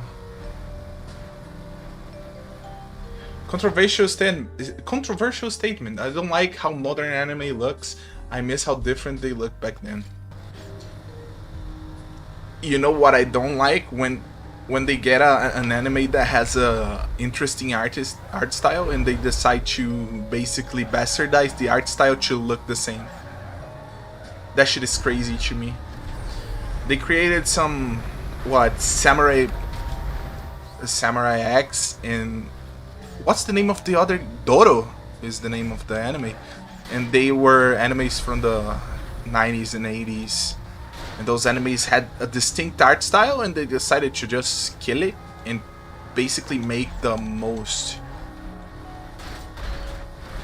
disgusting anime ever. And it's interesting since what's the name of that anime that is a ping pong anime? The ping pong anime, that company that created the ping pong anime, they became really known because of that, because they were so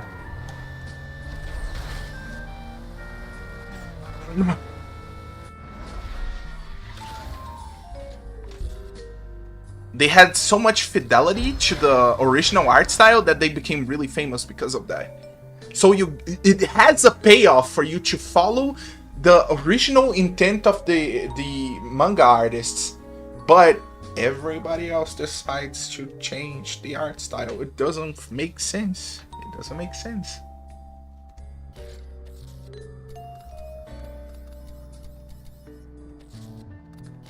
You know, One Piece wouldn't look like that if it came out recently.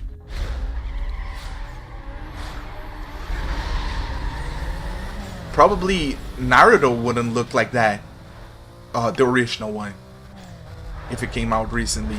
And it's kind of crazy. Dragon Ball? Cheaper, easier to animate. It's not. I don't think it's really easier or cheaper. I just think that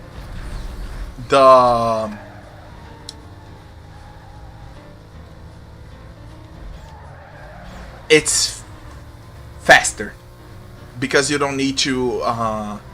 There is an industry standard for you to animate.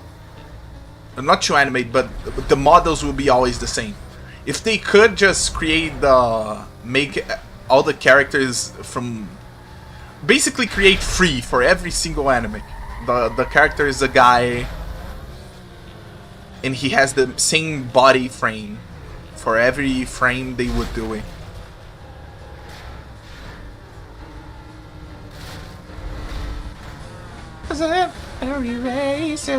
Eraser.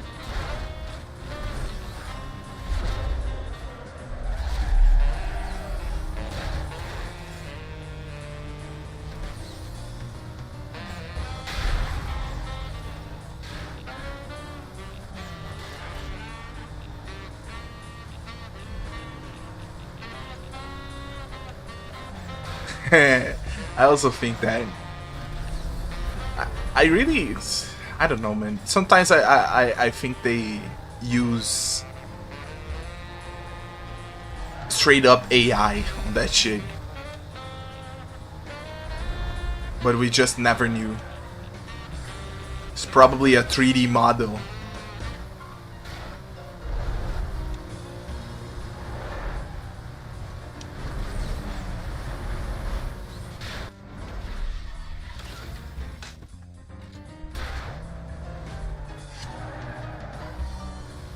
I also have a video about animation to do, but I think if I ever done that, people would be kind of pissed off with me, and I understand. Because I went back to like Newgrounds, and I decided to see some old animation, and I found some that were really, really interesting. Not only character design and sometimes even story somehow, but the animations were really. What I think it's weird is like, when do you spend the budget for the animation? Normally, for like a shonen anime, you would say, oh, Well, you spend the money when you get the fighting scene, right? Nowadays we see fighting scenes that are basically animated like shit somehow.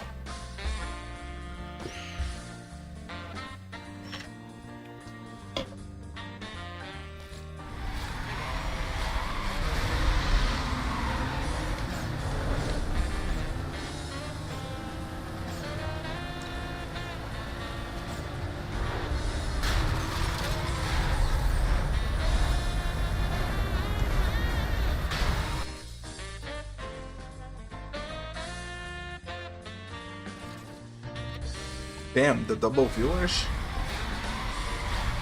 Thank you, man.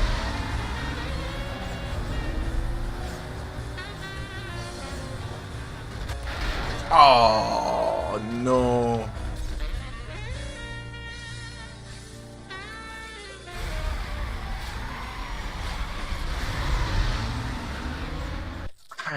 I did some dumb shit. Yeah, I am.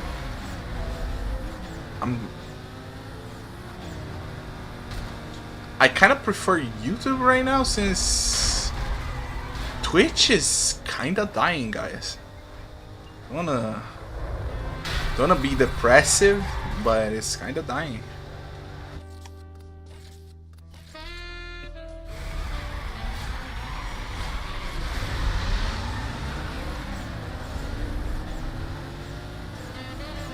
God damn it.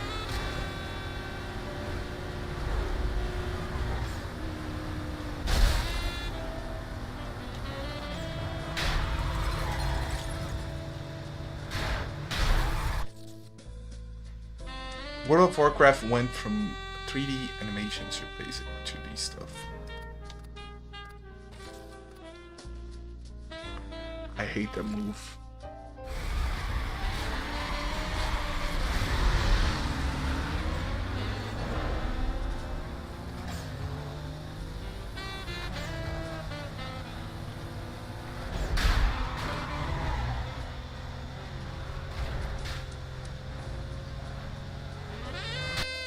I don't even understand, like, how can Twitch lose so much of the space right now? Because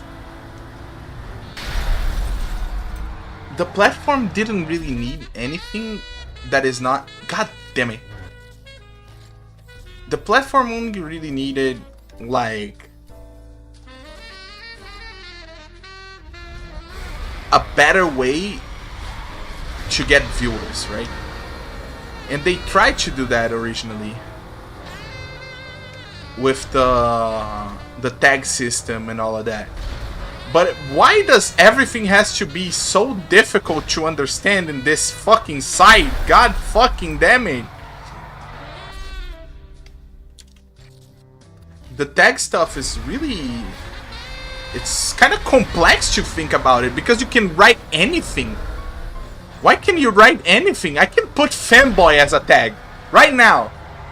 Who's looking for fanboy on Twitch? The fanboy tag?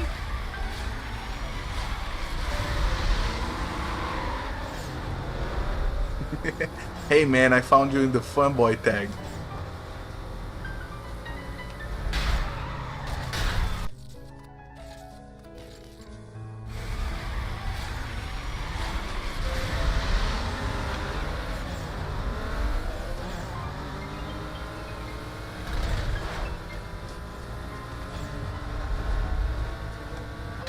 Of course, man.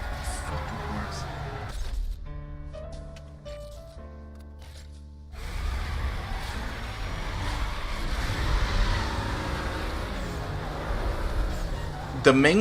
The main page of Twitch is a scam, right? Because rarely you see, like, to be honest, it's like it always was bad. But sometimes you could get on the local, let's say, the local front page because you had enough viewers, right? So if it was like 3 a.m. and nobody was streaming and you had 39 views, you would be on the front page. Now we have this weird ass nepotism version of, god fucking damn it, where you gotta contact Twitch and then they will put you on the front page. And which is crazy because I talked to some people that streamed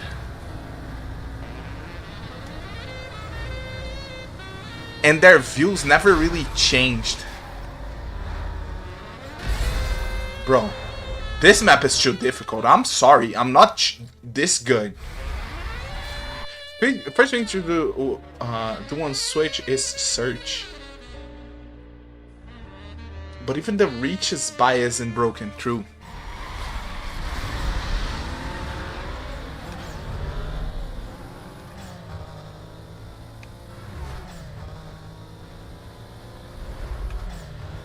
And by the way, the guy that is the CEO of Twitch, he knows about the problems of Twitch. He knows. He even says that, oh, you know, Twitch is a platform that you need to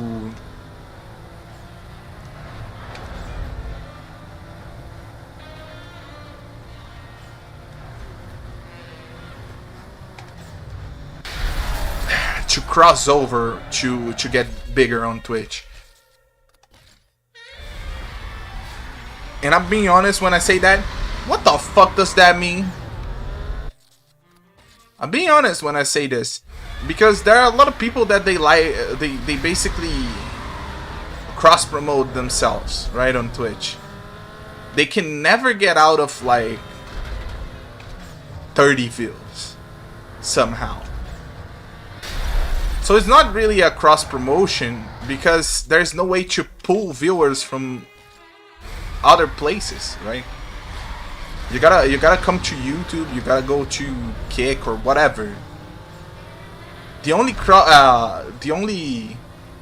cross promotion that you can get on Twitch is playing with somebody that is way bigger than you are, and even that is not foolproof. I did it. They don't care. They only care about the top earners. Their top earners. What the fuck am I even saying?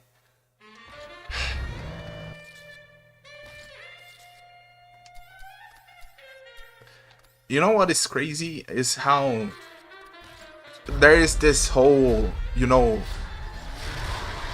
the whole fiasco with the politics on Twitch. Why would I don't care about the topic, let's say? I wonder how Amazon doesn't care about that shit. They're like, oh yeah, we're every day on the news with somebody saying some crazy unhinged stuff. Well, it is what it is.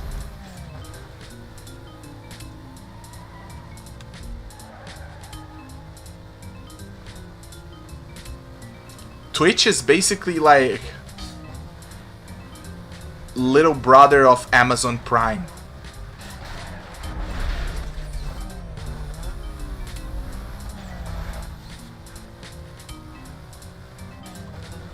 Amazon has tax-free BS, massive marketplace as a fallback. True.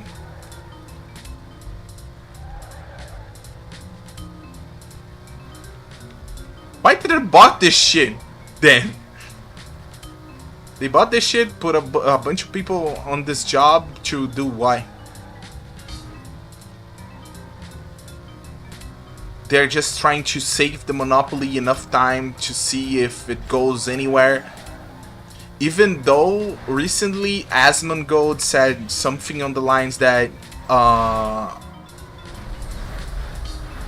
Ludwig doesn't do any more game shows because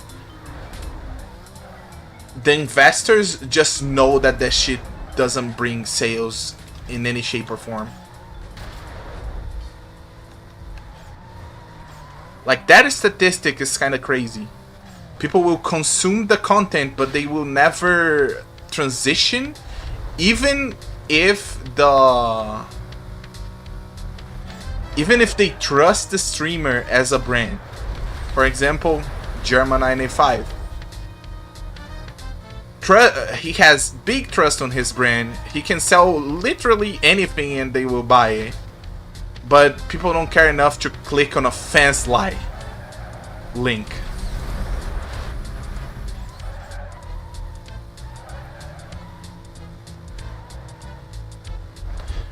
When you're big enough, any publicity is good publicity, true. Especially if your thing is that you give mindless consumers their mindless impulse to purchase.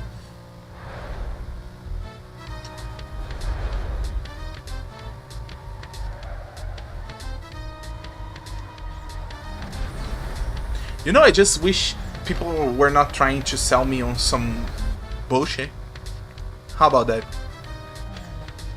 Because to be honest, Fansly subscription to some e-girl, that's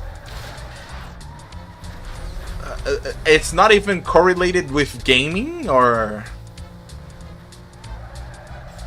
you know, some interest that we have is just blatantly, are you a male? Are you male? Do you like women? Subscribe to her Fansly. NordVPN. Do you need NordVPN?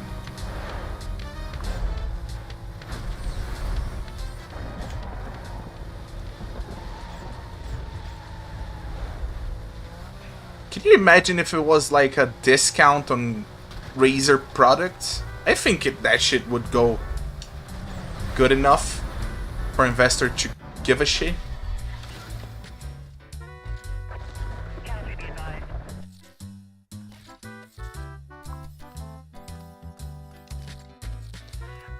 And sometimes I even understand why people complain on this topic. For example, energy drinks, right? I'm being honest, the first time I took an energy drink was like 2019. To me, in my mind, for my whole life, there was never a relation with being a gamer and basically putting caffeine on your fucking system. There is no correlation. But somehow out of nowhere we have G Fuel, Monster Energy Drink, Red Bull. I wish I understood why. How does Red Bull basically paying a fighting game tournament correlates with sales? Can't they probably? There are so much sales that they can't even prove that shit improves anything in the sales. They are just hoping nowadays. I'm trying to crash with you. Come here. Let me trade some pain.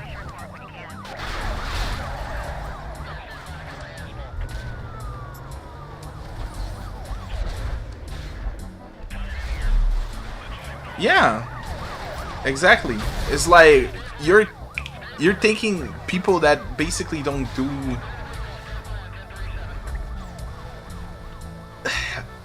You're giving energy to people that don't do anything with that energy. But not only that, but if you are really, really tired, you shouldn't keep gaming. You should just sleep. And I sometimes sit down and play games for 8 hours straight. But you shouldn't really, because your performance will go down anyway. Even if you drink, your performance is. There are people that say you drinking. Red Bull tournaments normally have Red Bull for you to drink, water in Red Bull, right? There are some people that say that shit is basically doping.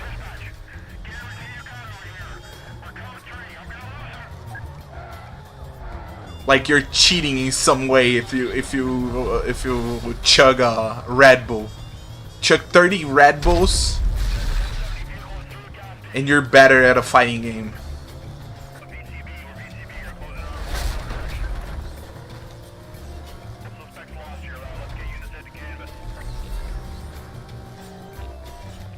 Oh, god damn it.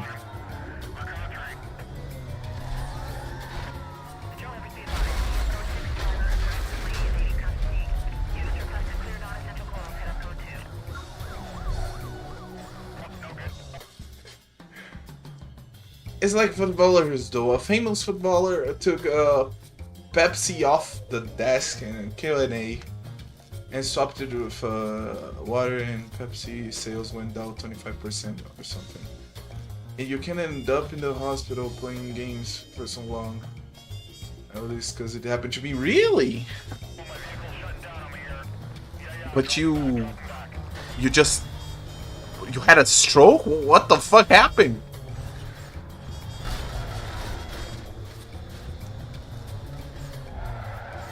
Was it your heart? Playing this game?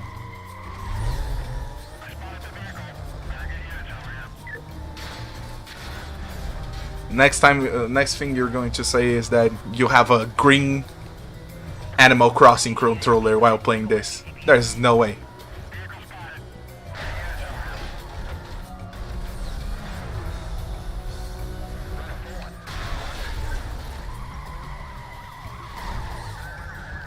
It's like 6 hours straight not moving. Didn't need the toilet or anything, and sat in the same position for 6 hours and my joints started swelling. Nah, I do that shit every day.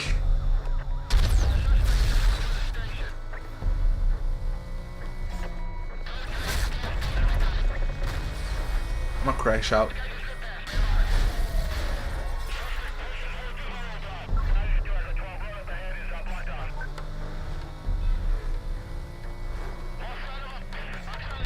Is that a true story? There's no way, man.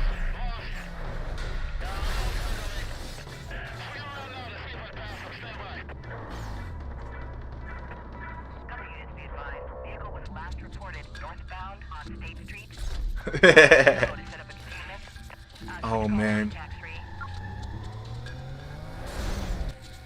that's tough. But I see. I need to. I do exercise a lot.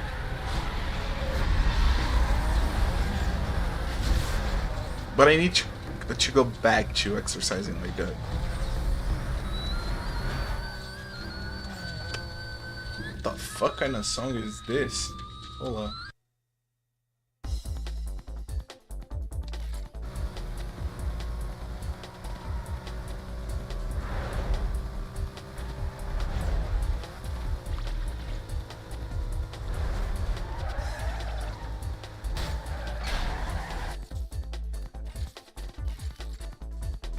Exer what?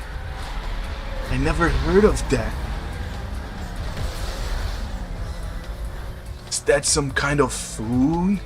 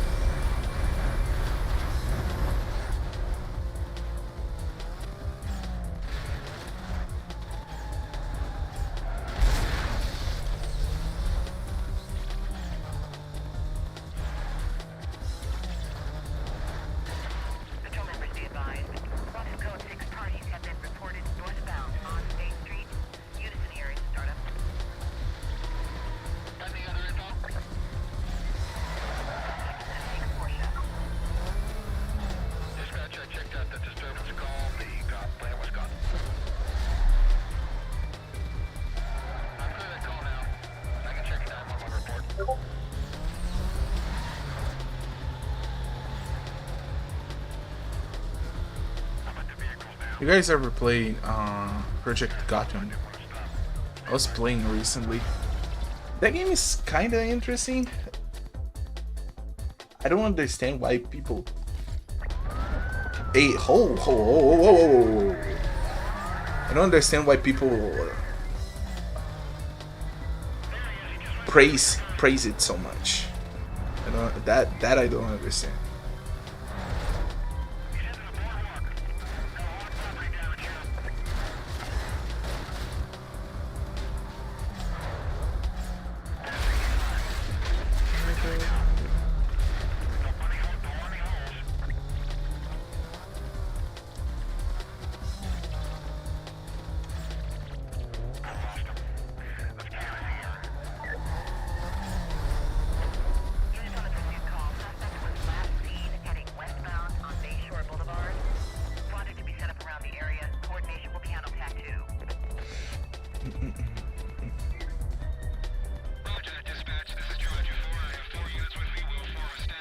Let me see what am I missing. Oh my god, this is going to take so long in this one. 3 is dead. It's 4.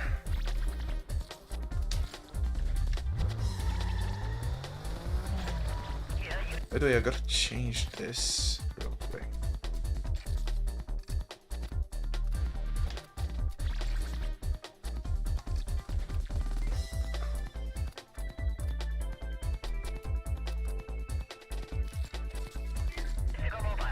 I'm doing from memory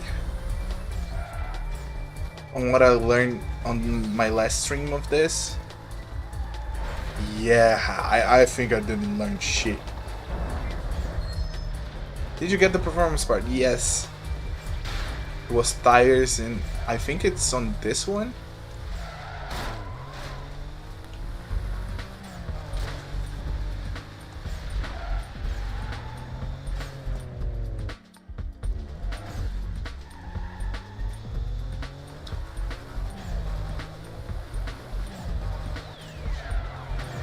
You have to go in the bedroom, please. Really?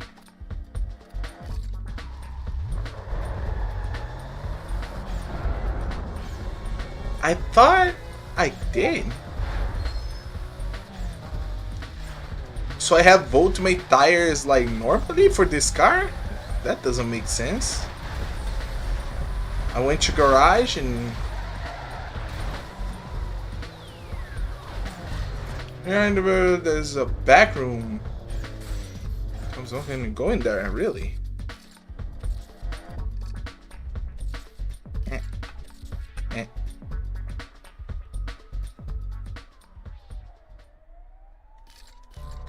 Oh, I'm gonna do this real quick.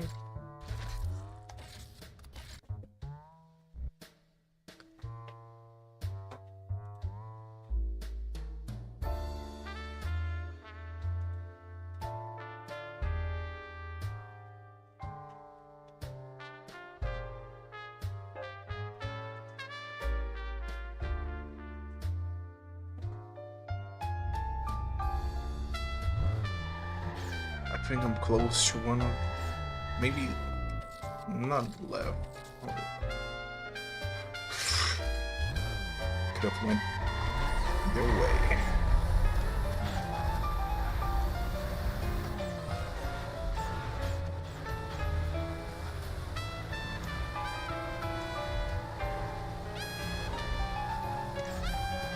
Yo, what's up, Bia?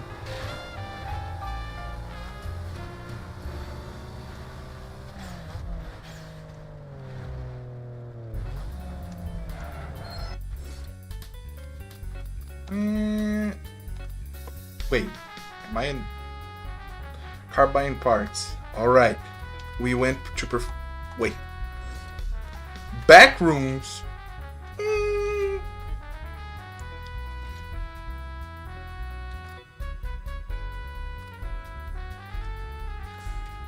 Okay.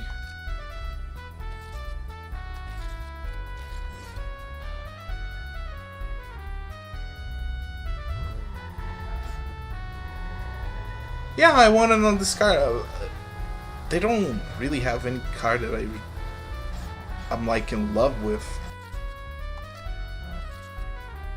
I'm trying to get the M3. I'm trying to play the boss game.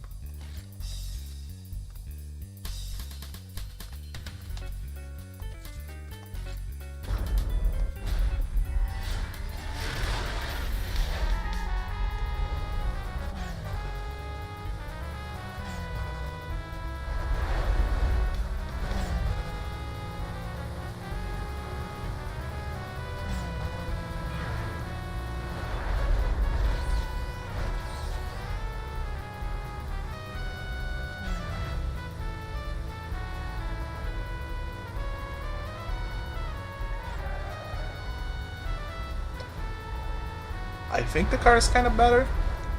It has a better feeling to it.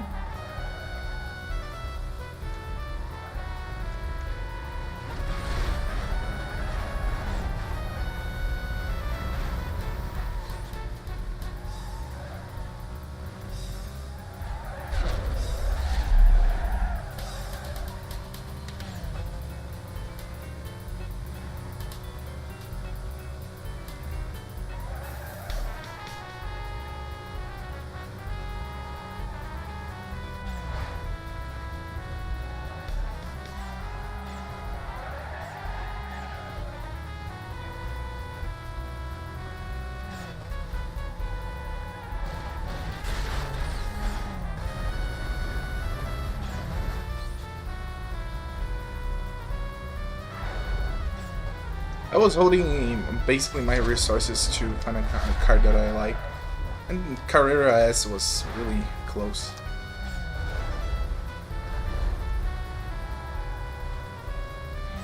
You know what I think about? I don't know you guys, but I would play a car game with some car ripoffs and not the real car. I was thinking about it recently that if I were to create a car game, I would just create a bunch of ripoffs. I actually even have a model of one car. I used it in one of the videos. I don't think it's complete, that model, because I think I got some stuff out of it. Really?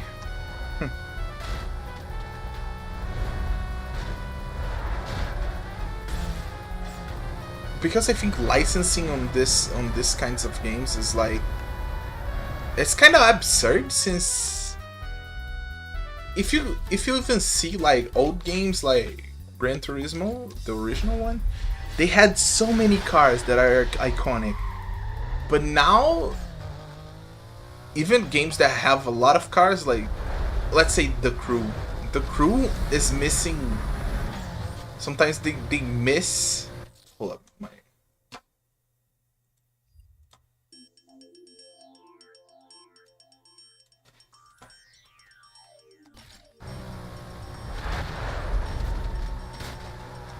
my second idea for this game, we won't like it.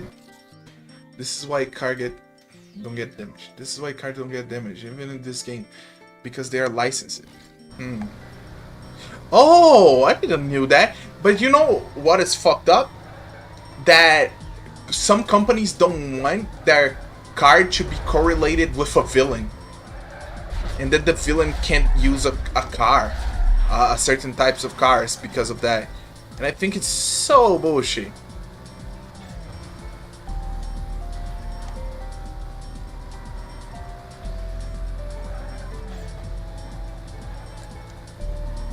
Yeah, my card game idea is absurdly nuts.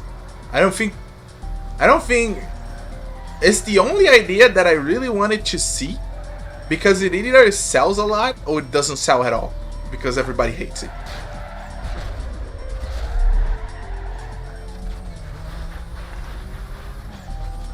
Sometimes in this genre is the only one that I'm like, I don't know if I know what the customer really wants. Because when you talk with gearheads, they are like, yeah, I want the car to control better, and I want more cars, racing, track, modifications, and you're like, okay, but doesn't bother you if the car does if the game doesn't have story or doesn't have anything driving you to play more. It's just raw cars, mods, racetracks. That's it. That's crazy. You'll never please everybody. Well, yes, but at the same time, I don't even understand the people that play these games, because to me, Need for Speed Unbound slider stuff that people use to clear the late game, to like do speedruns, I'm like, yeah, that's the most absurd mechanic ever. You open up a menu and you're sliding the menu while you're racing? What the? Who the fuck? Someone...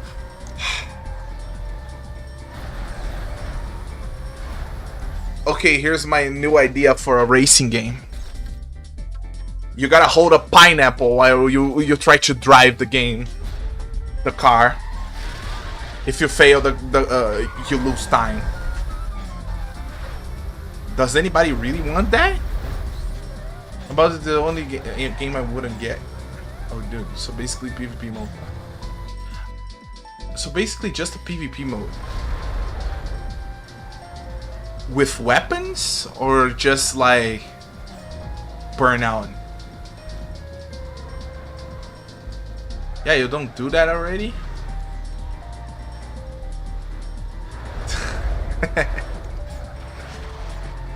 I could do it, you know.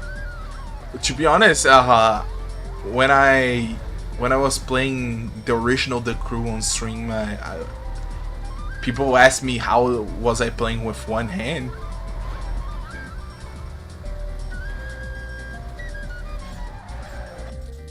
Unbound just looked terrible to me from the trailers. I have most of the, I hate probably hate the most out of all of this. Yeah.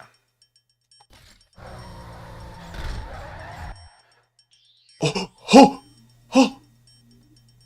The game crashed. No, it didn't.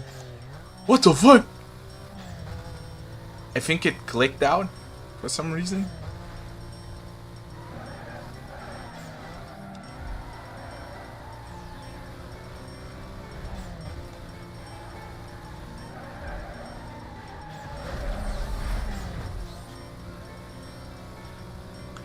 You need to save. Nah.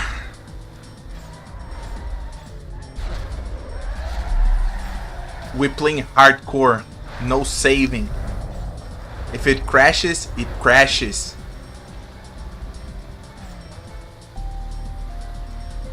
If I wasn't good enough to finish the game without saving, I wasn't good to play the game to begin with.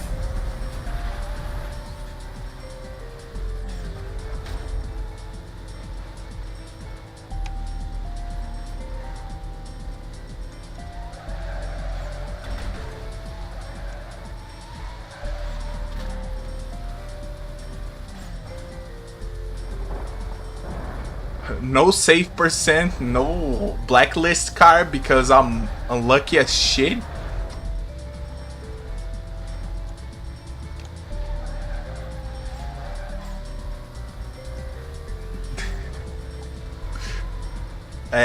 Get out of the jail free percent.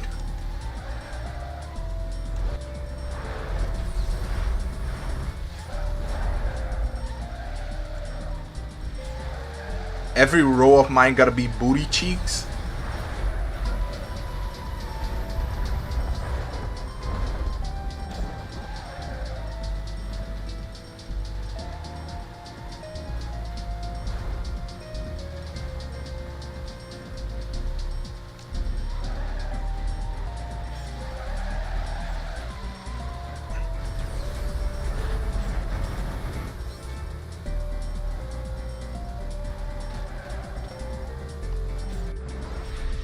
I was going to say I thought you found as many glitches in games and software as I. I'm being honest, I only find glitches on stream, so... Recently I glitched out like 3 times the fucking same game on stream, the pinball game that I was playing recently. Let me save.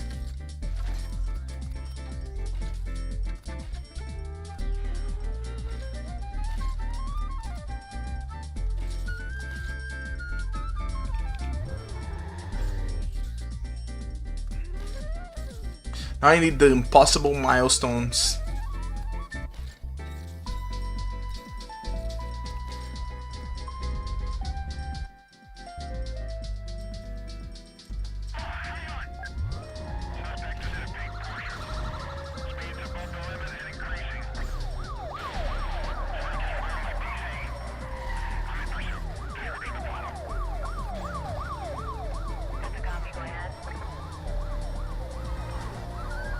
Maybe some basic things that don't count. You ever seen like... You ever found a secret in a game that you couldn't even find like a video of it? Me and my friend, we used to basically... We played this game and we basically somehow turned off the server we were playing. Sounds the most psycho shit, but we were playing, okay. But then there was an item that was glitched out, and every time we were losing, we would just use the item, but you had to basically play the game for 5 years to have the item. And they forgot that the item existed. So we just crashed at any time we were about to lose.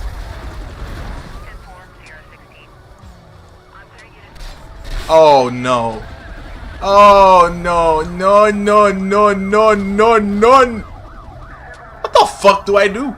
By the way, one of those milestones is passing by a strap.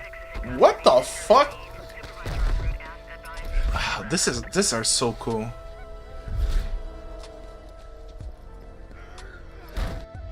The way it actually shows the car. Pay with cash. Pay with marker.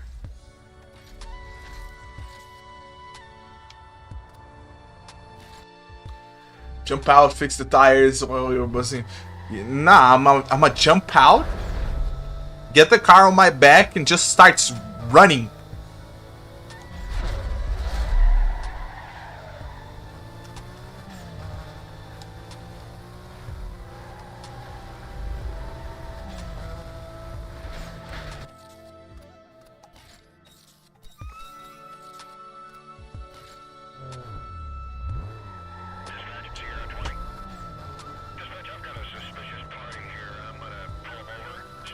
You know, I'm really not a fan of heat.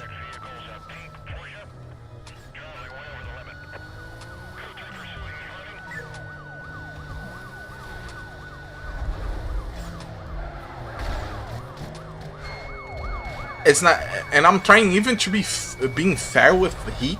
I don't really like that game because I was like, yeah, this game is kind of tough and shit when it comes to cops, but then I discovered that everybody just goes through to the lake and drops every cop on the lake, and I'm like, what the fuck?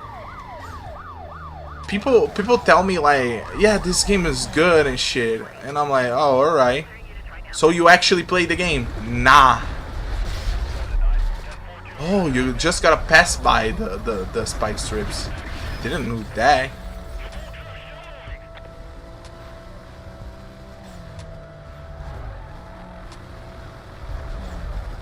Like, somehow gamers really like to basically destroy the fun out of the game. They really love to do that.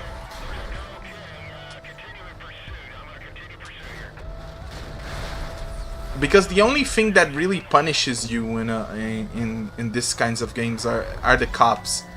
If you're basically going out of your way to just glitch out the cop, what the fuck are you even playing?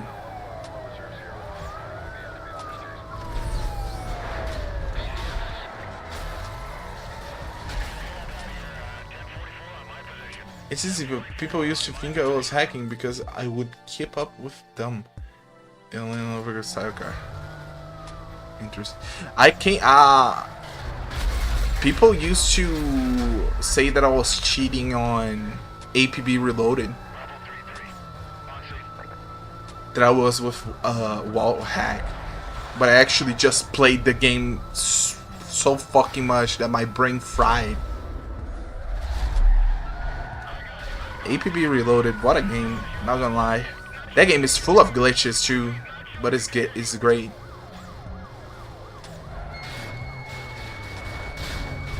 What? Didn't know that.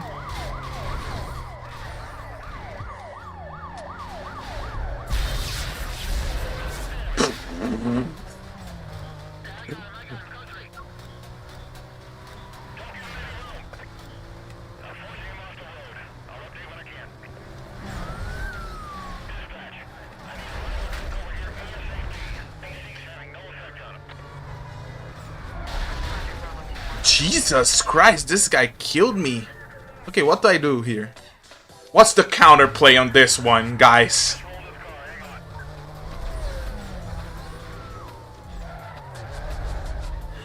Somebody told me that if you reset on the police, they automatically bust you.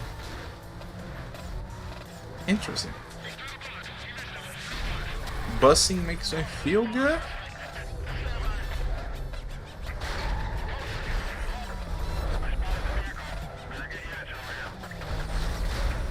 I need to get a pickup truck.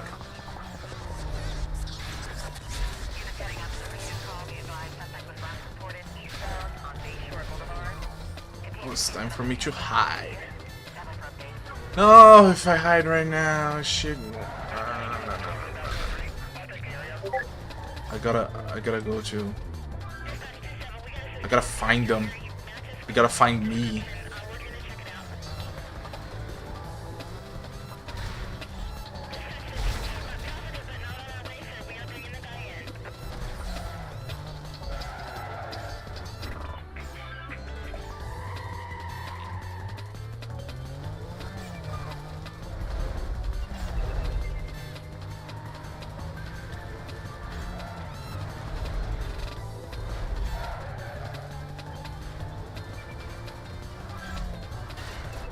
Dispatch, cut his legs so he can't drive anymore.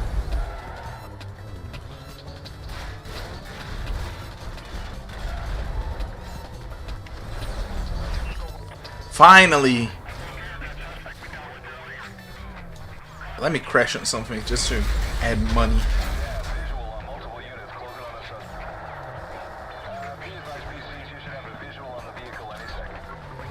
Maybe I shouldn't have made my car so, you know, with such a weird color. They can find me anywhere with this shit.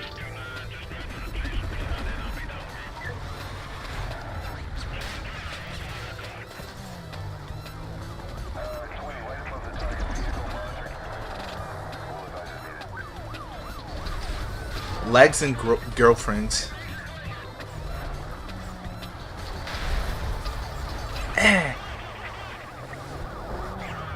What up? Buddy. Okay, let me stop trying to trade paint with the guy behind me. When I know damn well he can brake check me.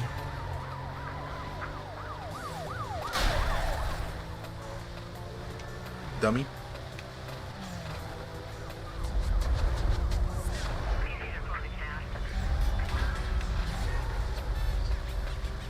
But yeah, the idea to the car game is just PvP?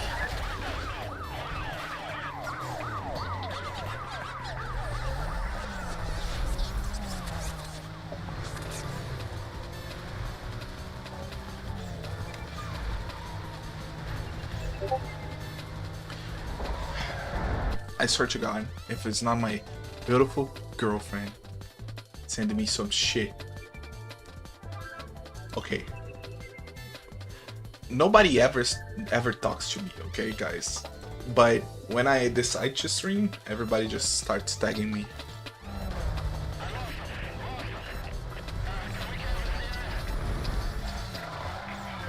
I feel like I'm a fucking loser talking like that, but it's true.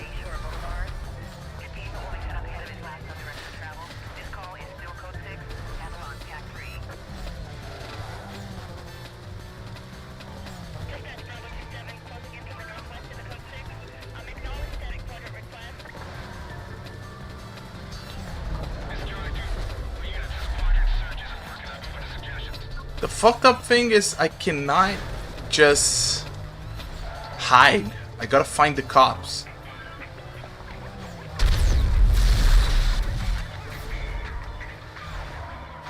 Five minutes? Twice in a legal minute? I used to go to hang out and eventually got sick of it.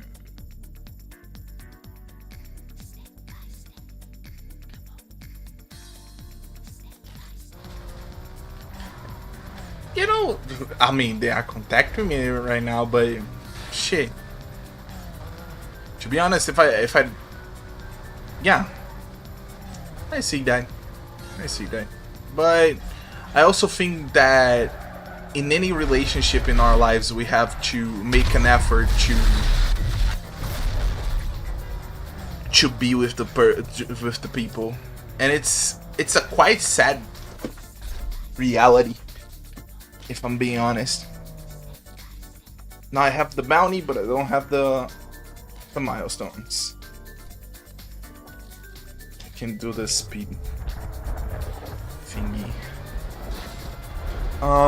For example,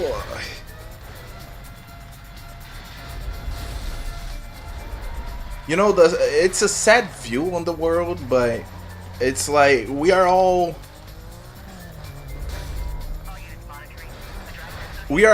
responsible for our own happiness, basically, right? But the people that get into a depressive state or into depression, right? Somehow they really think that nobody really puts any... Why did I turn right there? Somehow they think like there is nobody puts effort to even give them attention, right? So that's where the effort to even talk with people comes from, to me. Because it is what it is, you know? Sometimes I don't even want to talk with my family, bro.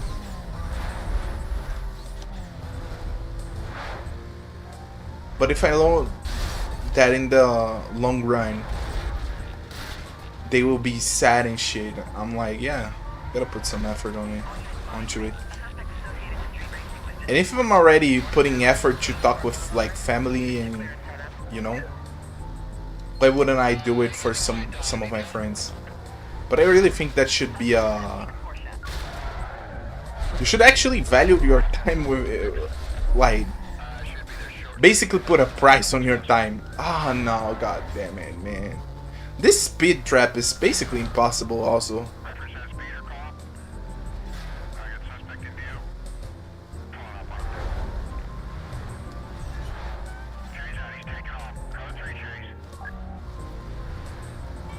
Where's the entrance, man?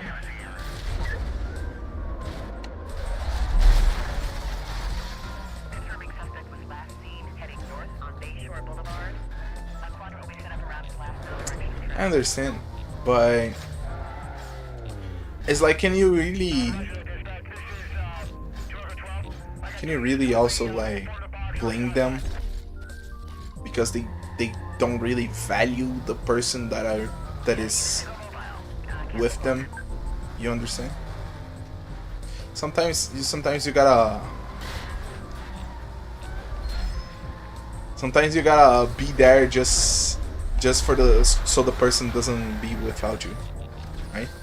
But it gotta be the person gotta add some value to it. But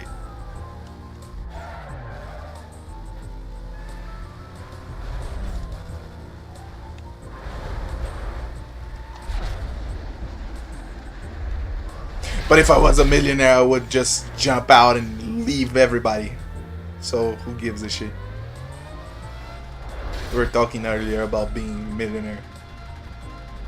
Do you really think that we need more than $1 million to be like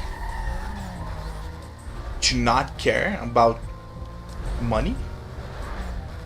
I don't think so.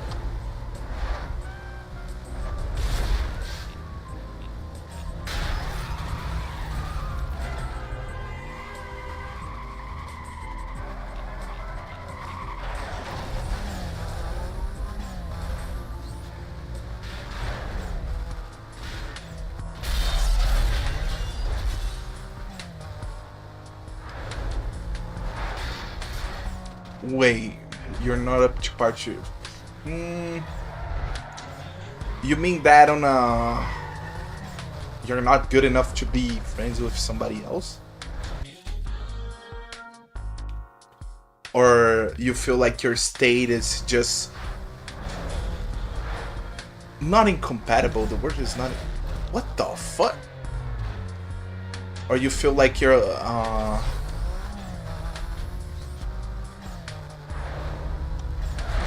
Let me read the second line. Hold on. I don't even need a gun. Just give me a job with it. I'm sorry.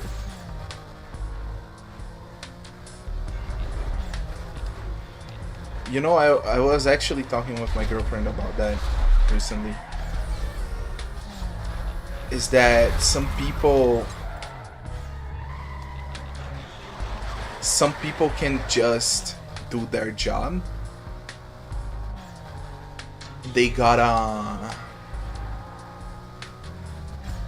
are looking for a connection with the people that are working. And that's a problem when people come to the jobs just to do the fucking job, right? I mean, when we were talking about being a pirate, okay, I went through something kind of massive, and my buddies knew that, but they were like, I understand.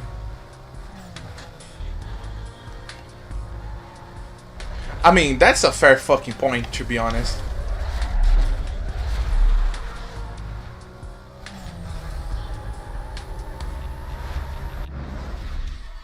That's a fair point. There's no way out of that one.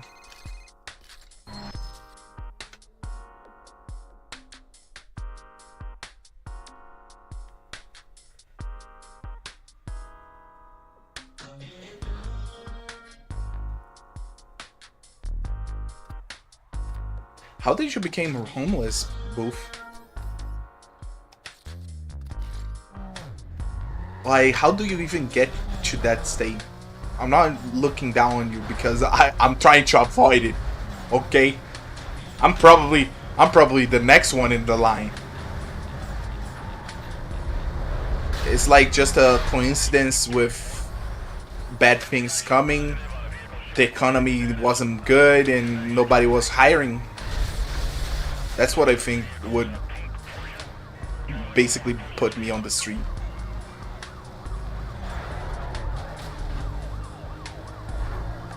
Yeah, that was like 5 years ago.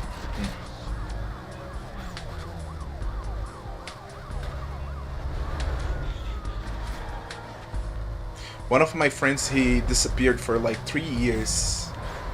And he was trying to put his life together.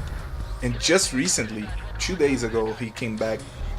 Well, at least in my case, I was always bothering him, so, you know. I find it kind of funny to say that because I used to call him my best friend for no reason. Wasn't even... Okay. GG's. Yeah, I saw, but I thought that I could...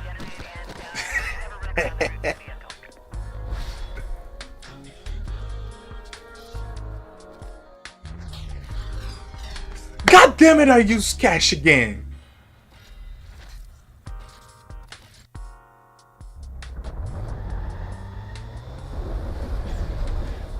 The game would be so easy. Yeah, you know, I thought. After the first propaganda, people telling me that if I reset close to a cop, he instantly busts me. I'm like, yeah, fuck that, I'm gonna try it. I actually went through the spike strip because I wanted to test that shit out. I really thought it would have worked.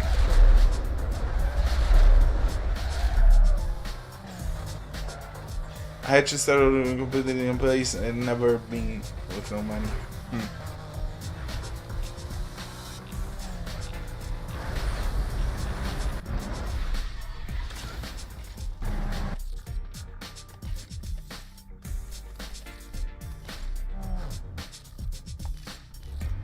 If you start using another card, the X will eventually come off. The first one.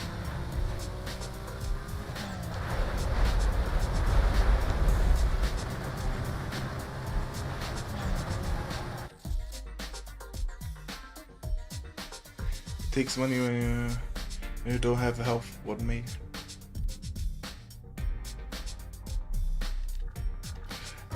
Oh my god, you're from... What's the name of the fucking place? The Eater?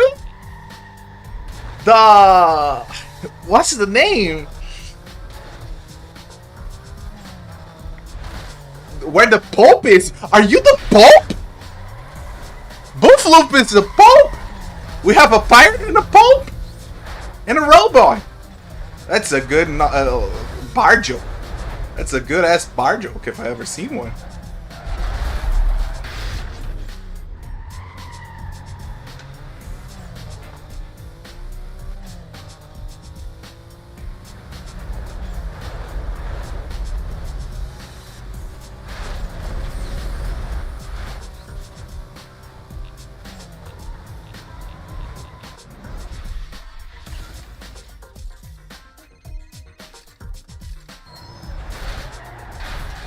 Yeah, I heard that place. It must be actually expensive to live there. I always think about that. There are some places in the world which is it's so iconic to live in. I was talking with my... He basically was my architecture teacher from university, and he was talking how he touched the David statue by... I forgot the famous sculpture. And he lived close to a Colosseum. And I said, well, that shit must have been expensive. Like, super expensive. And he was like, nah, there's a part that is really, like, the rich people, but the other side is basically the poor. You can live looking straight at the Colosseum that has in Italy, and it's basically $10 because the place sucks. But it's like so... It's like iconic to go out and see, like, in green lights, the whole Colosseum, I forgot the name, the theater. The theater? The Greek theater? It's so fucking... Imagine that. They should really make houses on the Stonehenge or whatever. Things is like that. Yeah. And sometimes I think like it would be cool to be on a place like that.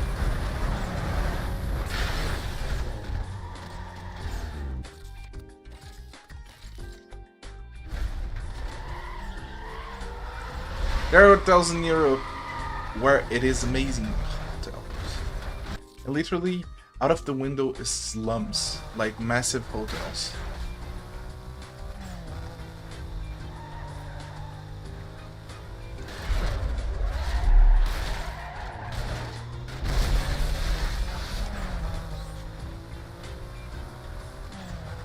Sometimes I think, you know, I was reading about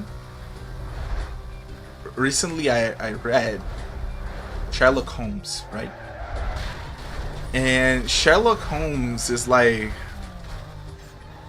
it has where he lives, and if you go there where he lives, it's actually a museum of Sherlock Holmes.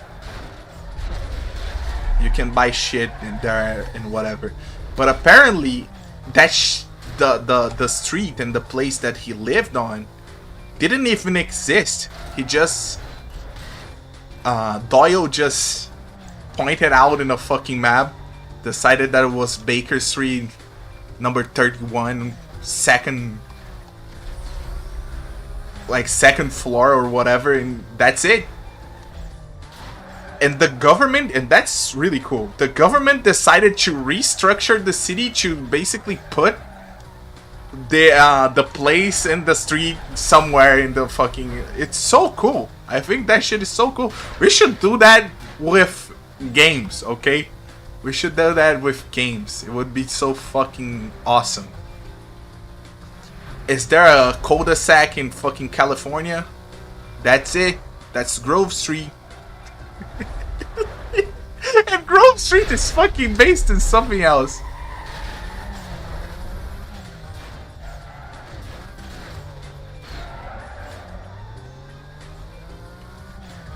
I live in Greece for a brief. I was just about to say Grove Street. I knew it.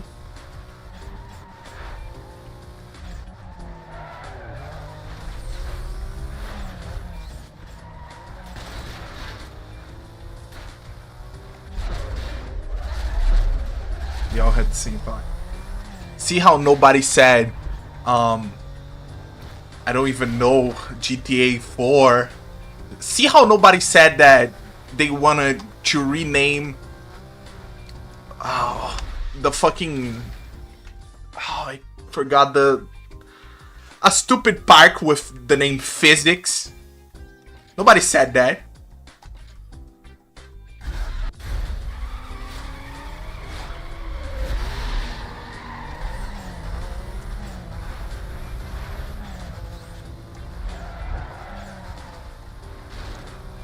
Yeah, Euphoria Physics. Nobody wanted to name a park Euphoria Physics. With the swing that just throws you off the fucking earth.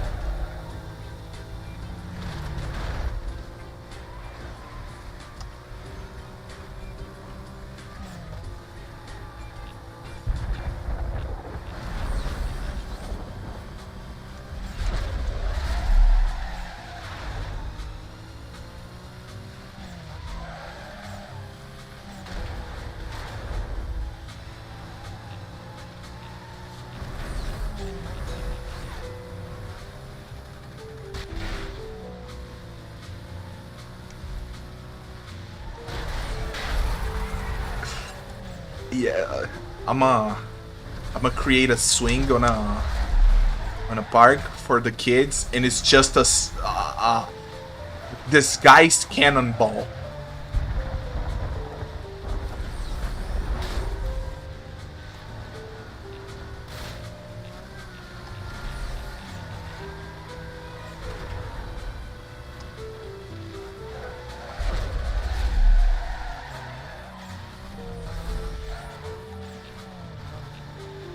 Everything this way is complete.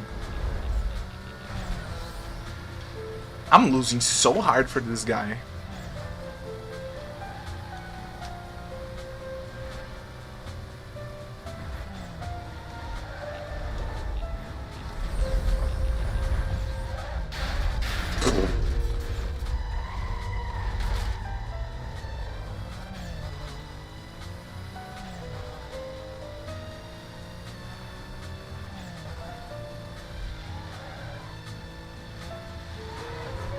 You know, recently, earlier we talked about One Piece. Oda actually bought a statue for his hometown, which is just Luffy, and he put it on the street, and basically nobody bothered to take that shit out. People just leave it there. And, okay. I thought that you had to be the government to create a statue and put on the fucking street. Apparently not.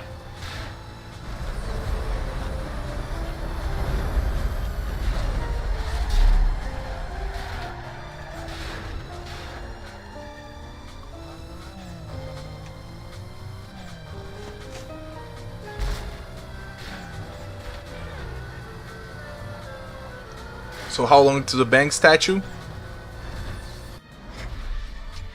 I don't even know what I would create my the robot, this robot.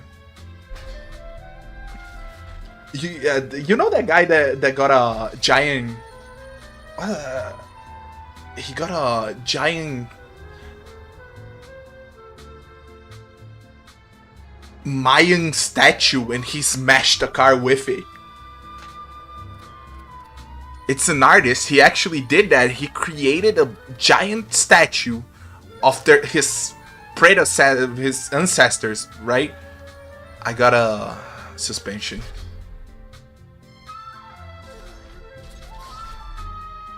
Wes Allen Webster. Oh, I skipped it. Wanted to read that one.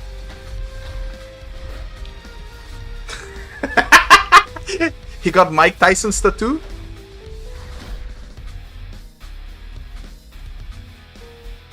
That car's kinda sick.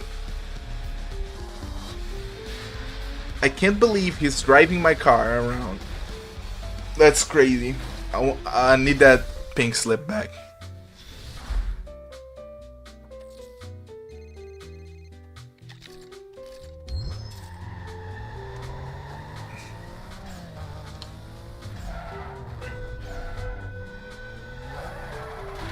To be honest, it would be way more difficult for you to take that giant Mayan statue off the street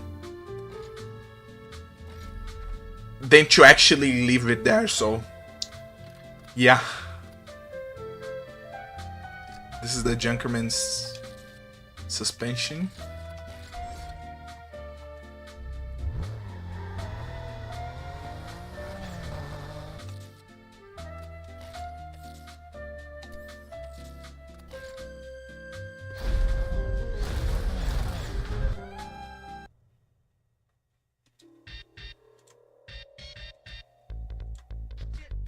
Not feeling none of these music. Let's try this one.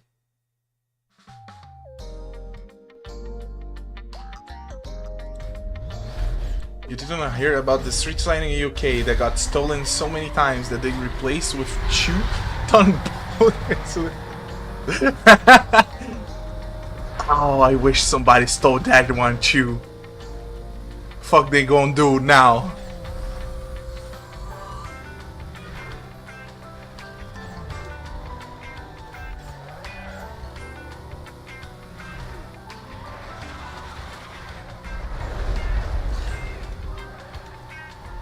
And since it's the United Kingdom, you know the name of the city is something like Stumberfam game. I don't even know how they pronounce the shit with Beaight.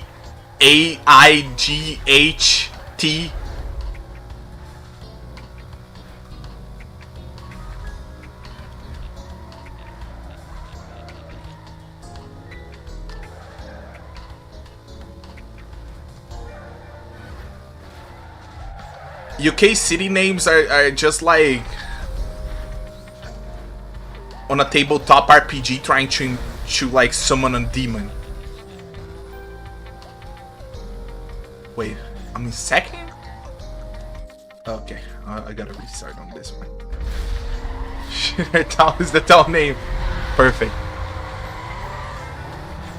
You will hate it if it was some West city name then, because the Brits can pronounce it.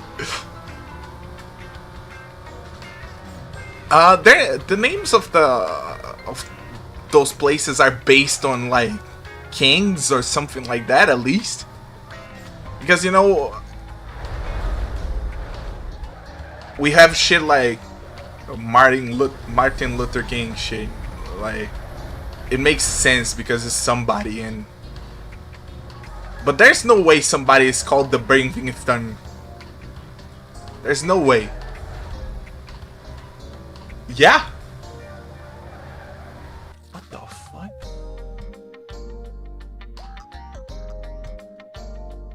You ever seen the Elon Musk's kid's name? He really hated that kid. Actually, I would argue that he loves that kid way more than any other of his kids. Can you imagine if your kid name is like a bunch of hey, your father actually had to put some thought into it, and your name is like Laura. And I think the name of his kid becomes X or something stupid like that too. It's the same name of Twitter or whatever.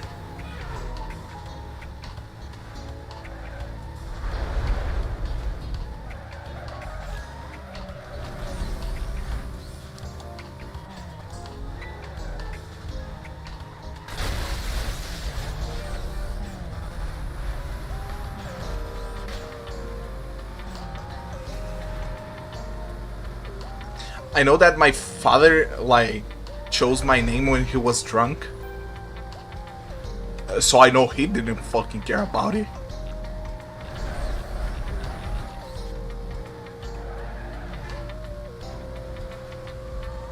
I also find it funny how my mom, she was like, yeah, I wanted to put his name like John, like my father.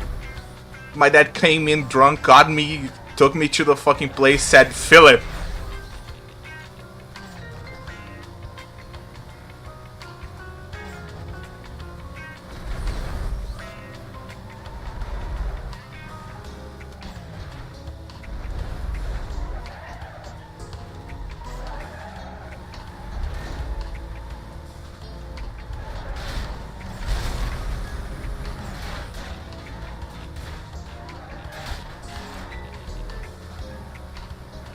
Isn't your name a title?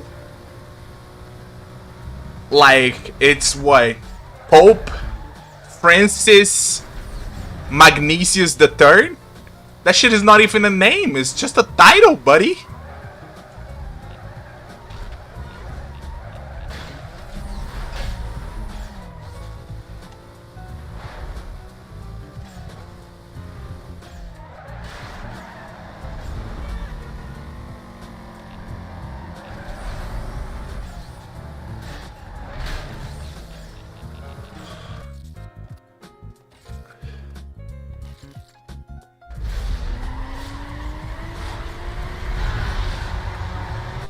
Yeah, I like her. Man, before I forget, do you do 3D animation? Or so it's just all 2D? All 2D. Recently I kinda mingled with 3D animation. I actually rigged the body also. But I wouldn't go like crazy with it. I really wanted to do a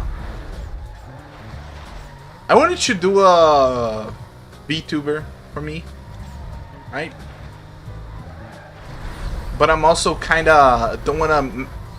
The thing that is the most scary for me is the face animations. Like, what the fuck is going on when you see there's a bunch of lines going over, and like, yeah, that shit ain't for me. I just know. But yeah, I animate normally everything by hand, and I've been doing for some years now. But actively, it's really basically 1 year, I would say.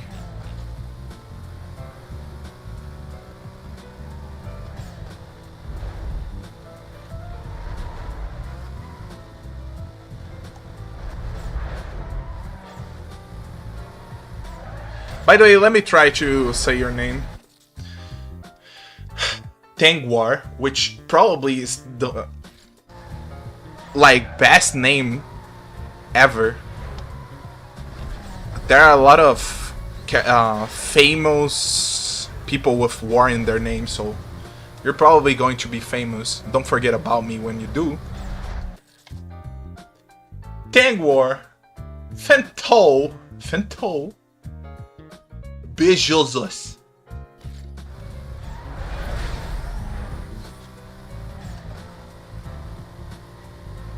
No, Bejosos, because it's like Spanish.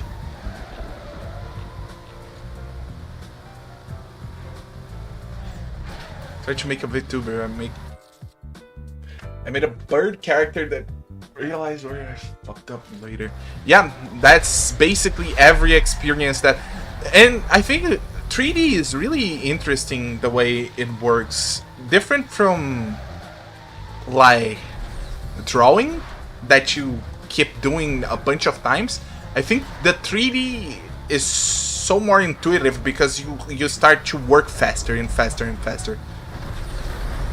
When I'm drawing, I gotta sketch a bunch of times until I'm basically dead, and then something good comes out. I feather a lot my strokes, so it's also one of the problems. Cause like you like making games, and I like making games. Maybe we could bring out some games for fruition. I always think about that. But yeah, I don't do 3D though. It would be cool, man. One of my favorite streamers, he has like a chat full of people that work on games, and he works on games. Sometimes I think that we should just randomly get a fucking month, everybody works on a project, delivers that shit, sells to Sony.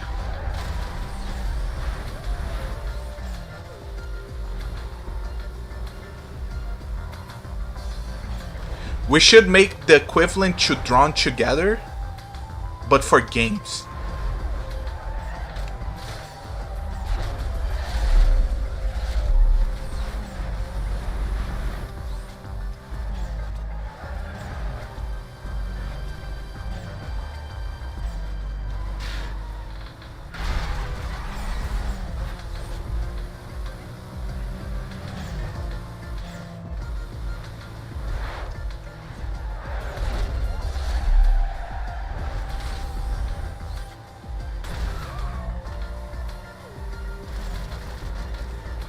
Are greedy.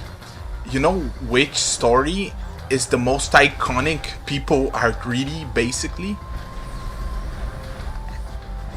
I think you guys never heard about the Schoolgirls incident. Schoolgirls basically was created by a guy,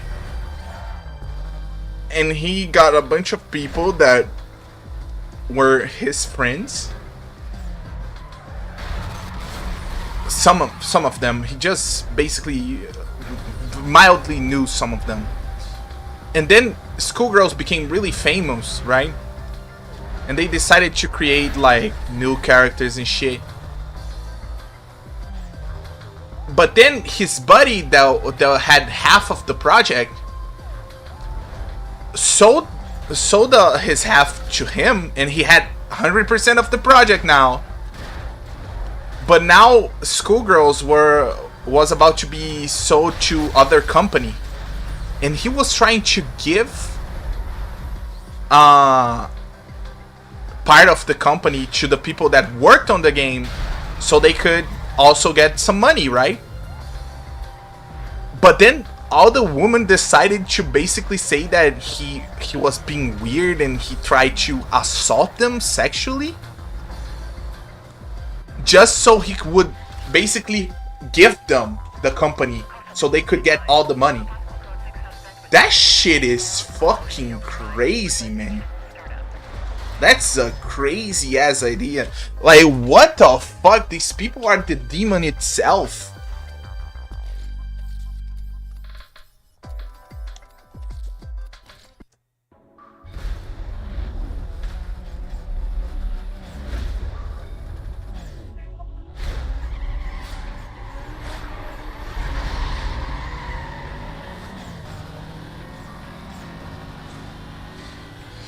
Yeah, and by the way, a lot of people to this day say that he basically the only evil the first evil, which is a big fighting game tournament that Schoolgirls was about to participate on main stage. Since they decided to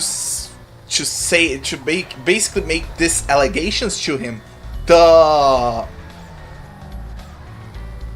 fan base decided to come in and say that they didn't want to compete in this game because of those allegations.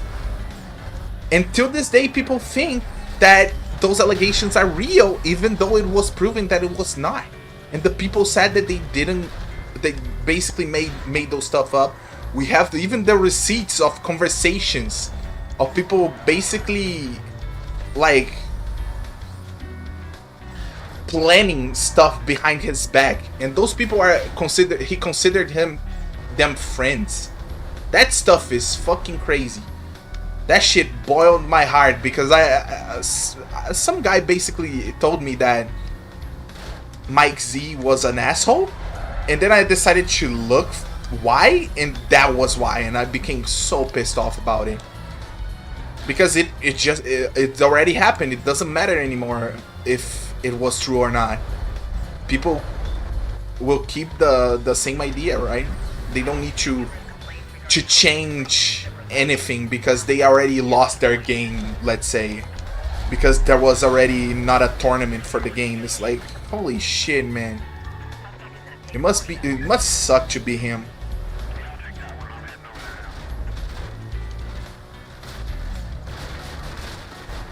Yeah, and the craziest idea is it was because he was kind of autistic. He has some level of autism or whatever, and basically they were trying to imply that he was being weird sexually, right?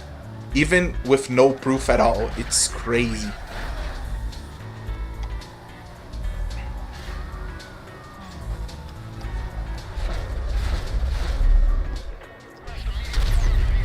And it becomes, by the way, they buried him further because he started to work with other company in another fighting game.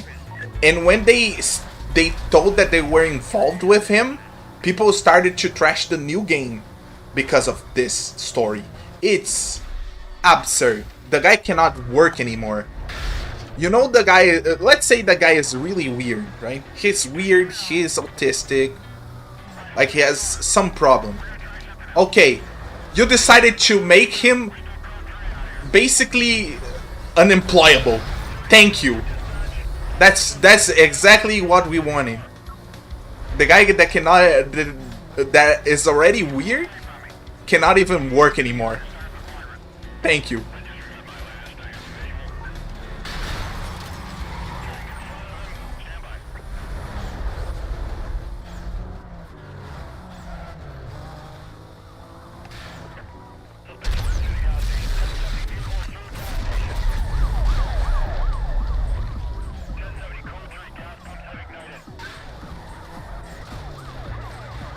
To be honest, if they came up, like, I don't know, if they came up on Twitter and said, well, this guy's greedy as fuck, he has 100% of the fucking company and doesn't want to give us 10%, right?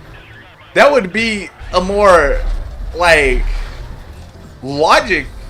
It had any level of good, at least, right? That would be at least true. Tell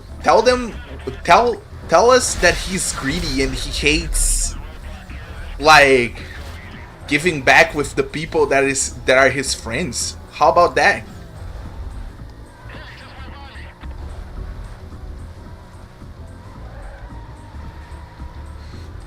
Man, I'm gonna be real. The only why I wouldn't work on that is because I don't think my job is up to the standard that would be cool for you.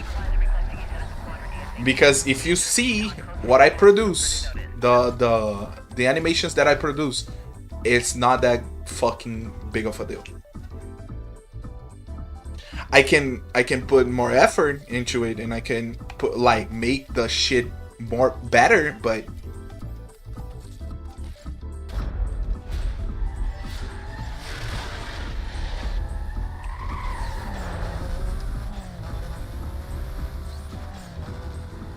because my main focus all these 10 years, even though it doesn't seem like it, it's making videos.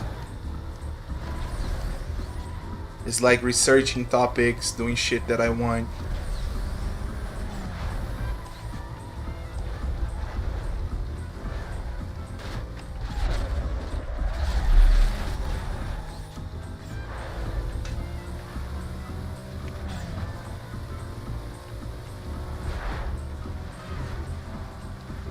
And even that, I don't know if we'll ever get somewhere, so.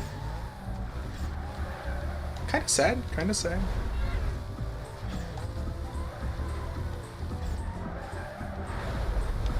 Quick story then. One day, my mate set me a challenge of making a 2D platform and making all assets using a kid's toy as the character.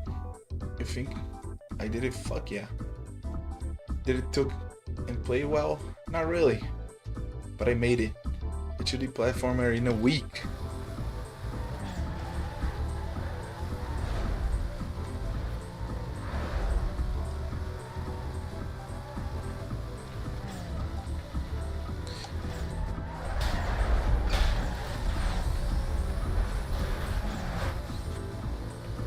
You had to take the pictures too? I don't know if you made like pictures, but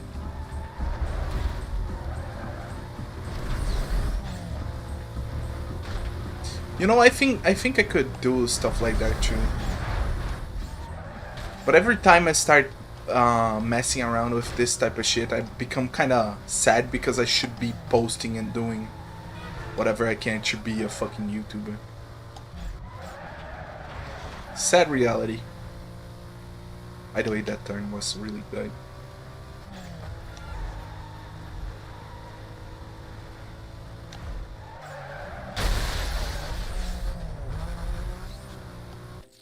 Imagine you get a call a sicko for having such a big nose. They're not being able to get a job because some ladies.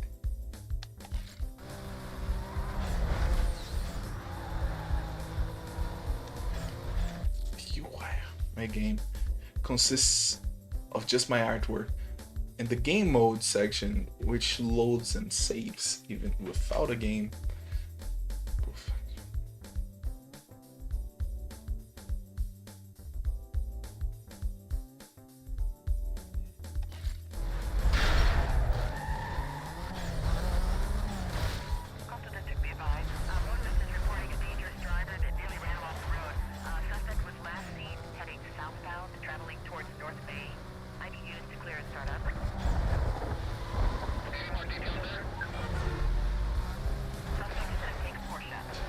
Maybe you're too beautiful, man. That's why everybody looks.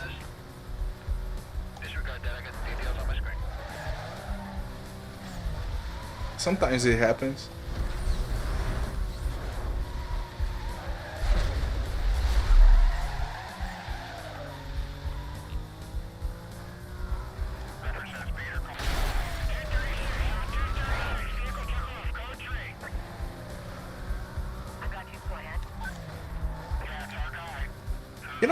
Sometimes I really, because when I'm at the bus, I'm fucking in another world, man. I'm thinking about some stuff that I gotta do, like when I get home and shit. To even sit there and like feel some type of way. To sit there and feel some type of way about somebody that I see publicly is so rare.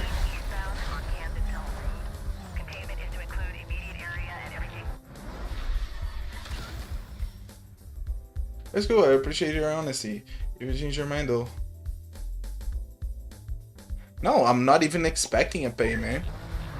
I'm being honest. If I do shit, it's like straight up.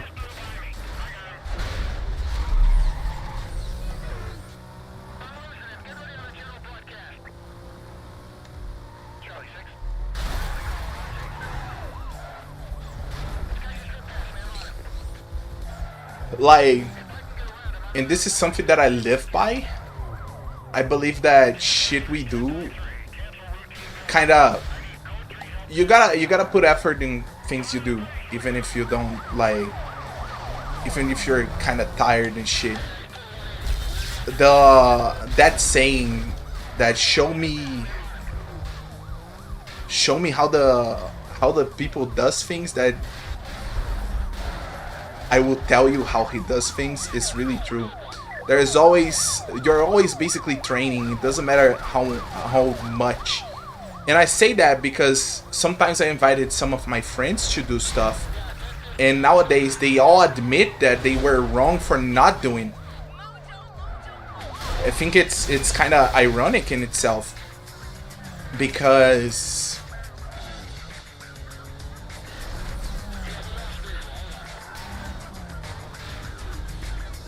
like back in 2011, right?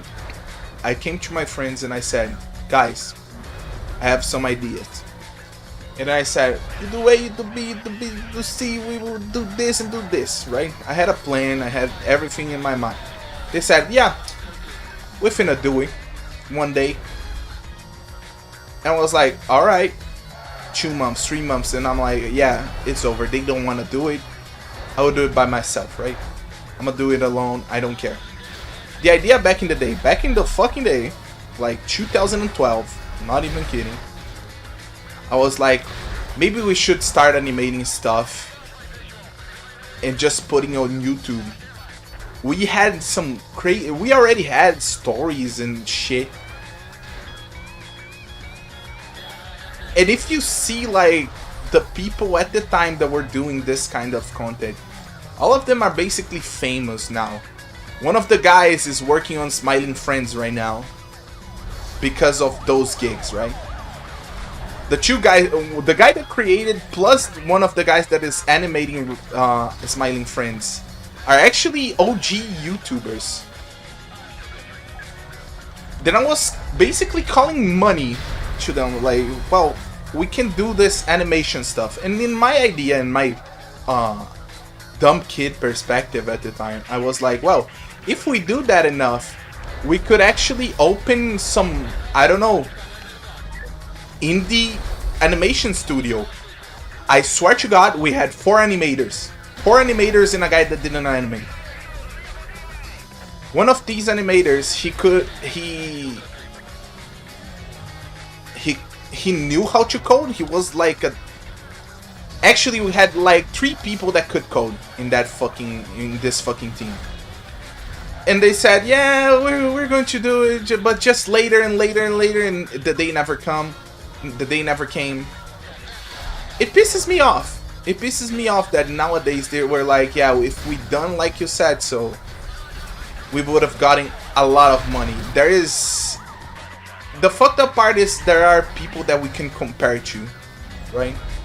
There is a guy that recently, he kind of lost his animation company, but he had an animation company to begin with, right? He has that on his portfolio now. Even if it failed at the end, that kind of pisses me off.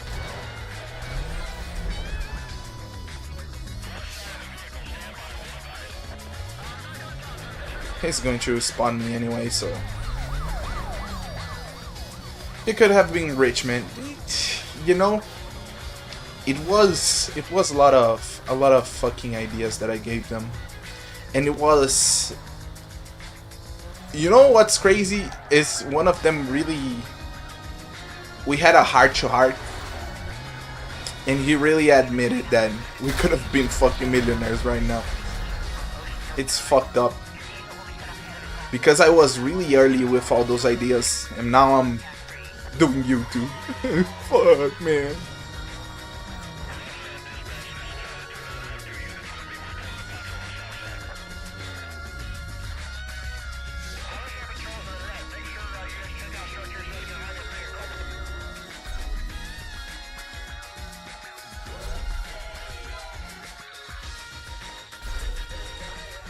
I've seen pictures of Amazon, Facebook, and Apple starting up in a garage and do paper signs.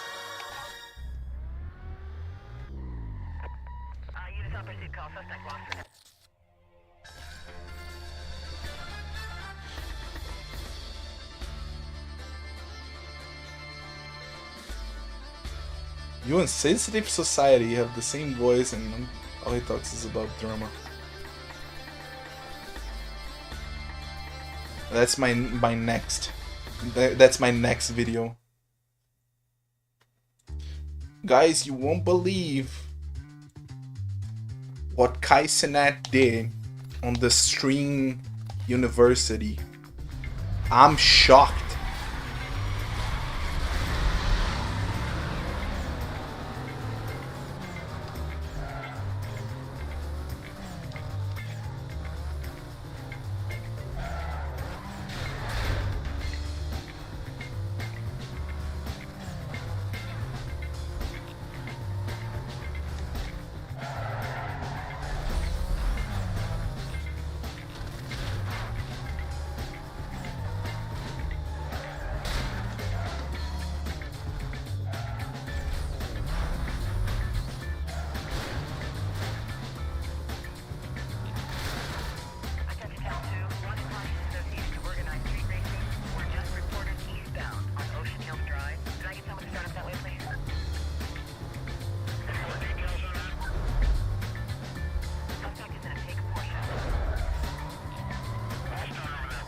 That my last conversation really, the last conversation hit me hard.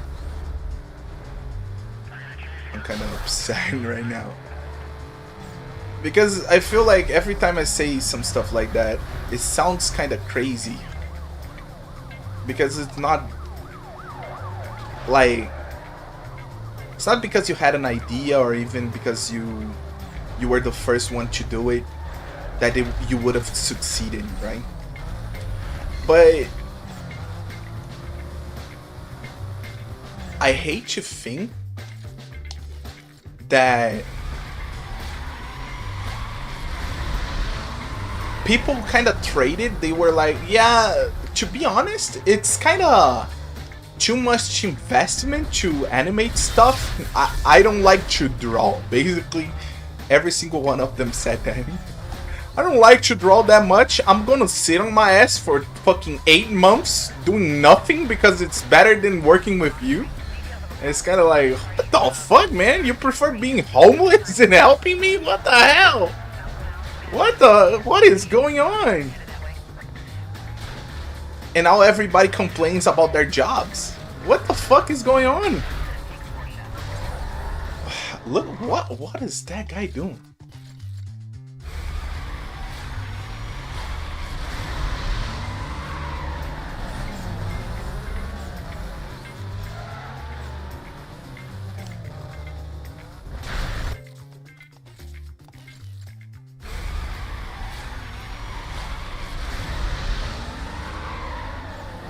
Dude, you know something like this happened to me?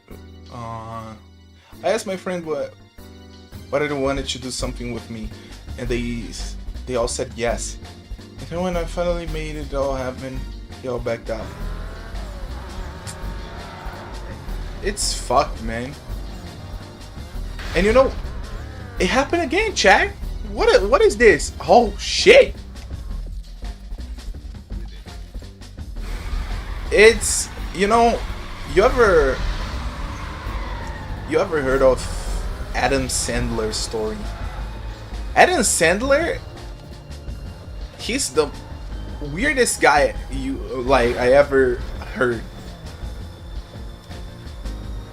He was not a good comedian. Okay. So he came up and he met some people and he somehow convinced this random people that he just met to work for him, like helping him write his jokes better. And they did, but he never was the best, right? But I cannot convince my friends? Think about that shit. That shit pisses me off.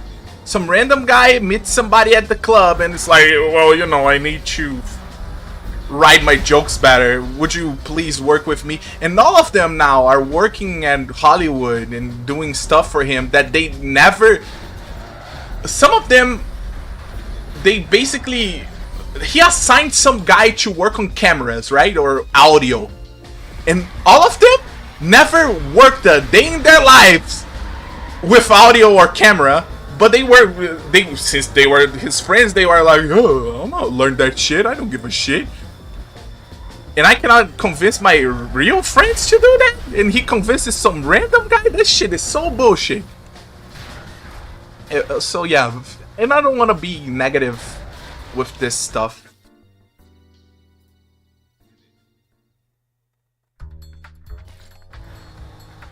True, man, we can actually. But the idea is, I noticed that either you gotta be some psycho that convinces everybody, and I'm good at convincing, but I like when people, you know, do by themselves. I can convince shit.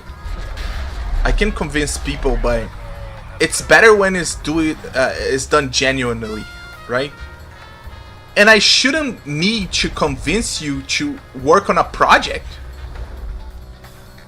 Can you imagine if somebody actually came to you and said, well, you know, you should work with me to get $1 million, and you're like, nah, fuck you, man.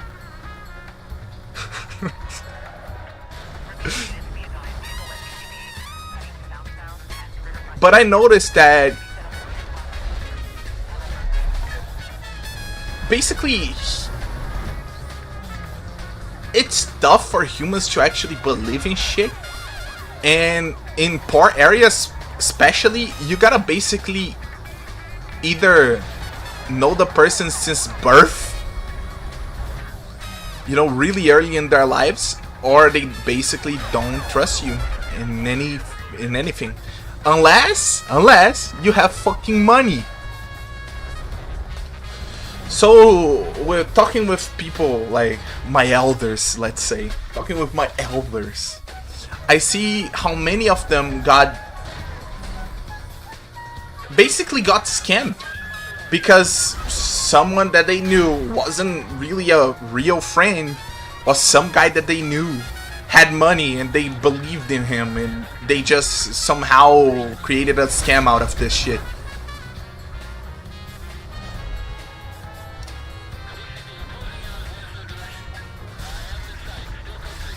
That's why it's easier to like create a gang than to actually create an animation studio. No. But yeah, it's easier to like convince people earlier to, I don't know, work for the fucking gang than to actually make them work for something that will actually... I don't know even what I'm saying. I'm just depressed right now.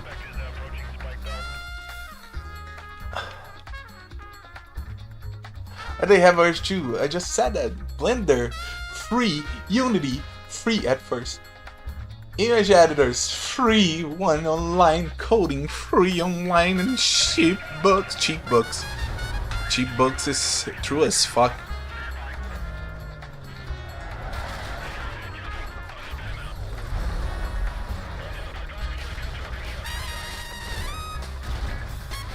Unity was really greedy on that one. By the way, they shouldn't have done that. They were like actual reference.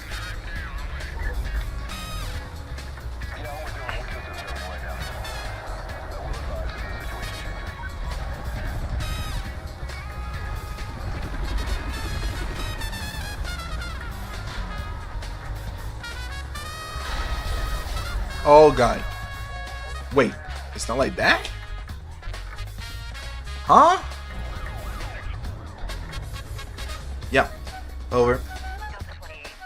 Because being in the gang doesn't require thinking. You just tell them what to do. And a big head. Yeah. Yep.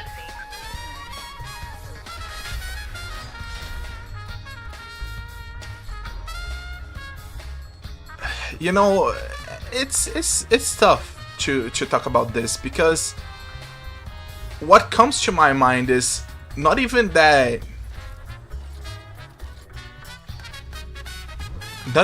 we are talking about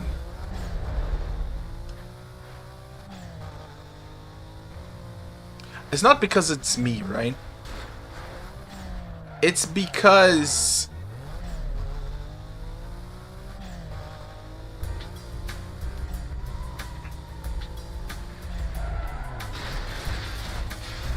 when here's the poor complaint. It's poor to think this way, but sometimes you see a bunch of kids that grew up together in a and their father is rich, right? And they get every kid in the block and they create a fucking YouTube channel or even TikTok.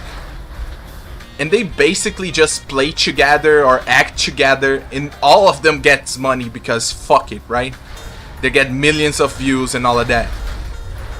But you never see the other way around. You never see a bunch of people from the same block that are fucking poor and they come up together on a YouTube. You actually see people like growing, everyone on its own, and then coming up together. It's weird. It's really weird because we kind of try to sell the vision that somebody that is poor is more. The poor is about collectiveness, right? How about that? Think about this shit.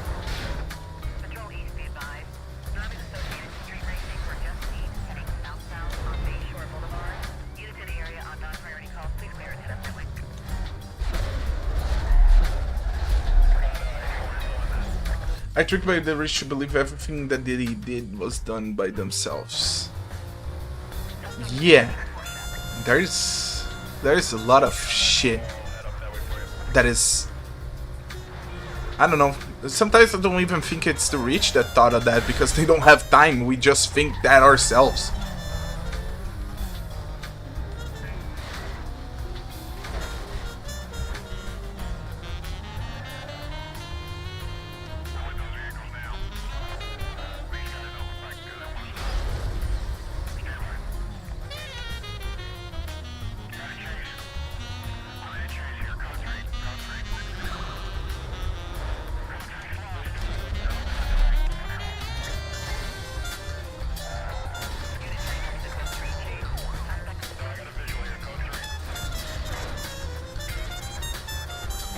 Again?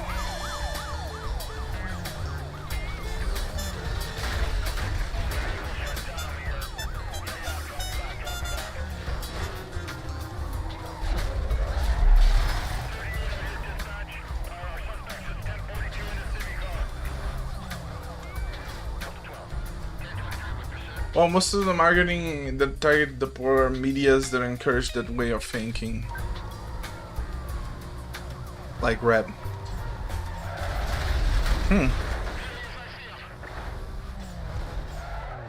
But how many A Tribe Called Quest you see going out there?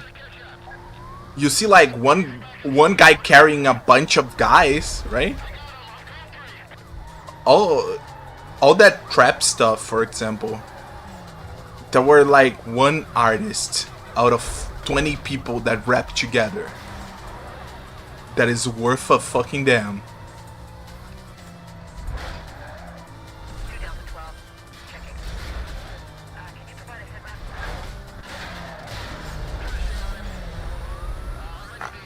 Bro, are these people paid enough?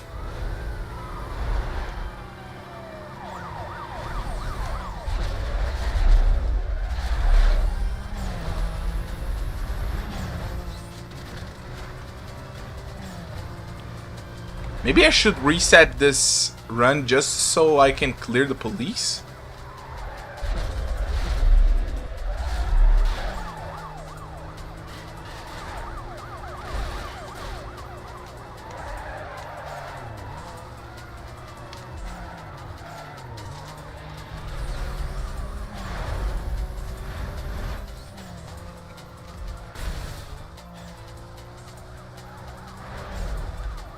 The end is right there. Yeah, I'm gonna reset this one. I don't want to deal with it always.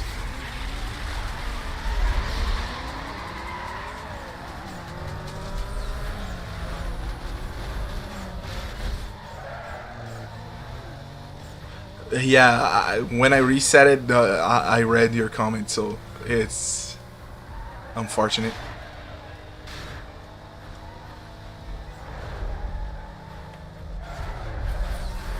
But I want to do it with the high heat.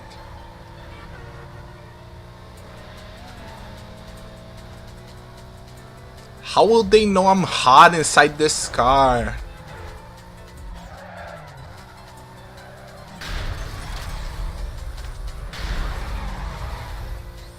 I got that Penelope pit stop car.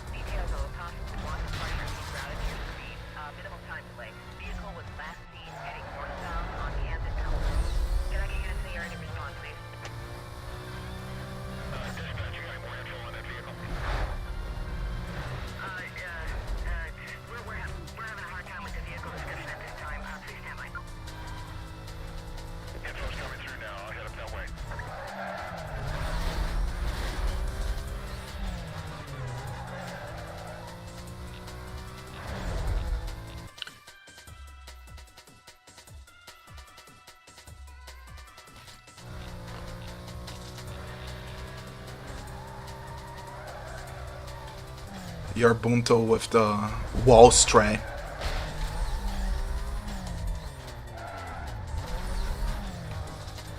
I think there's no police behind me. Yeah, thank God I said that.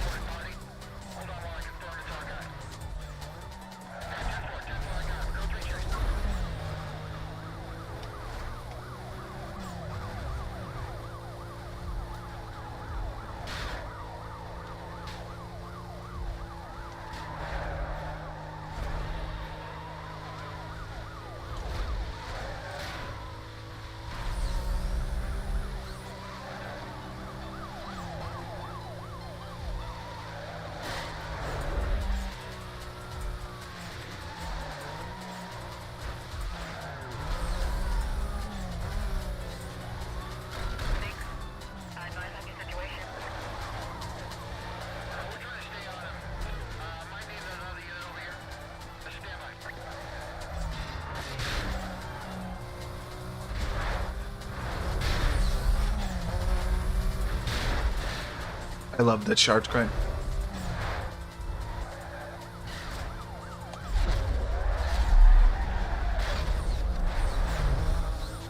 Oh my God, are you paid enough, buddy? How's that paycheck going?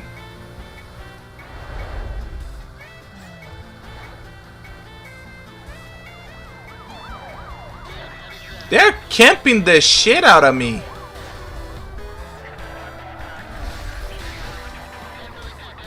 Okay. Okay, my fault, OG. I didn't know I could get busted, like, nowhere. Basically. They didn't even put the bar?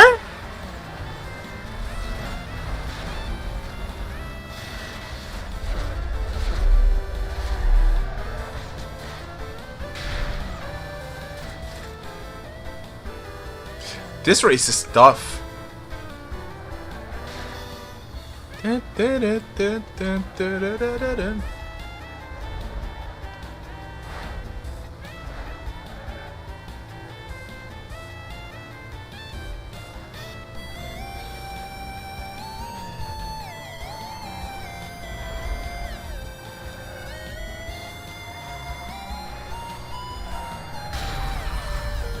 To be honest, I think the tuning in my car is fucked up.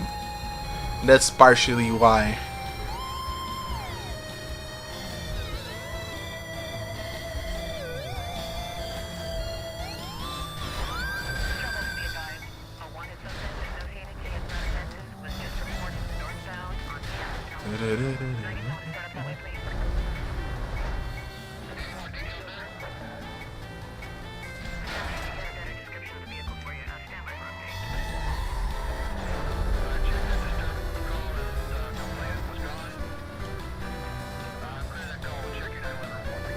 Really?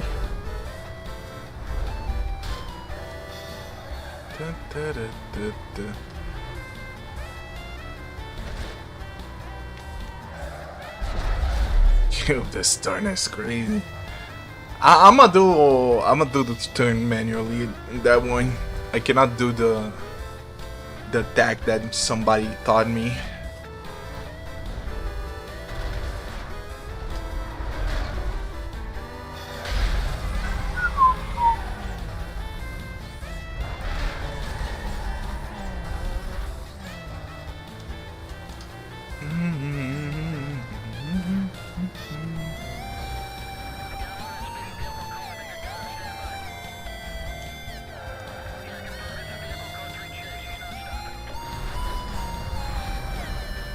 I wanna play Tony Hawk Pro Skater.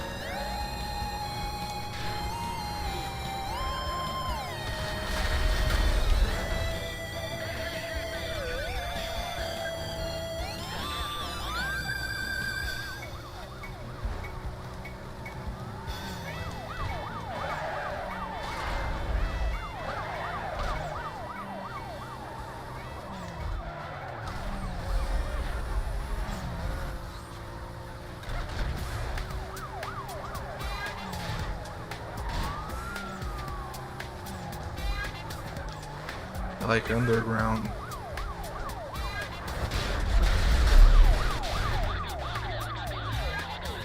You got the other side. Both of them are fucking dead.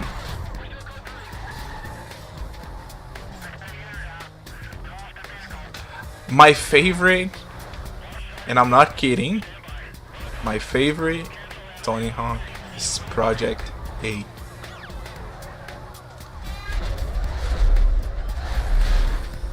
Yeah, you can make fun of me.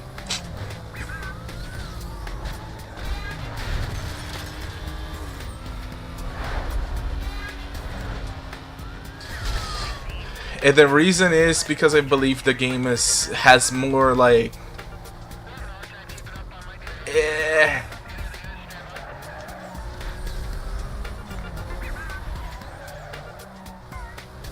the city in the game feels more not believable, but it doesn't feel dirty like the other cities, which it was a trend at the time to make the city like not ugly but kinda urban as fuck. And at the time I played the games and I was like, nah, I love GTA 4. Superman by Goldfinger. That's Pro Skater 1.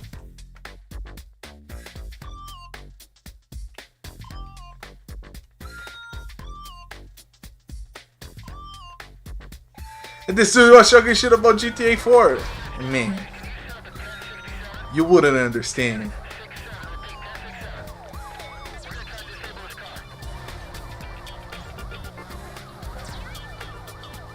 You remember when every game was like a GTA clone, basically? Because they wanted that, not underground, but that dirty look to the city, to the clothes, to everything, basically. We have games like Final Fight Streetwise that tries to emulate that style. Yeah. It's not that I wasn't a fan of those types of games, but it was kind of overplayed. So Project 8 kind of showed me what they could do if they kind of based themselves in anything else, to be honest.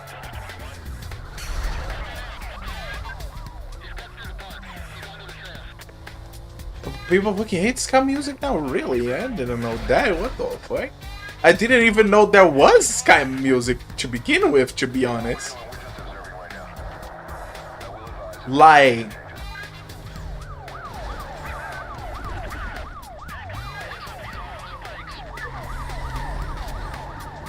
And this guy's not paid enough. God damn, boy. Somebody give that guy a raise. Holy shit.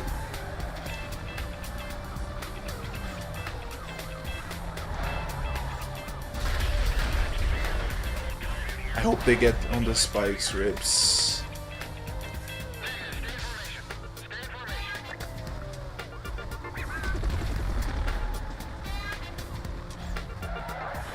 Chat, why did you just tell me to like play with this heat?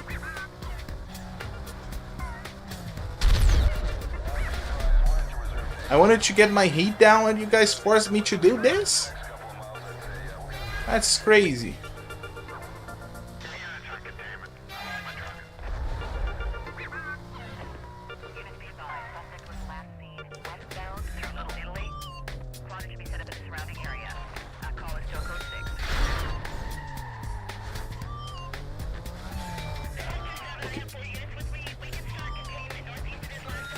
Yippee!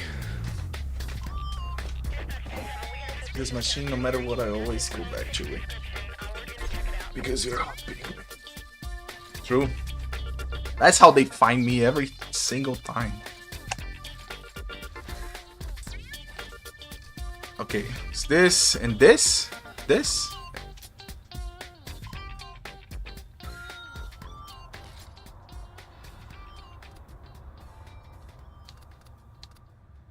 Four? Holy shit.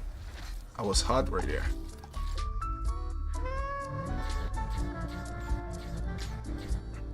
Let me see the tuning of this car.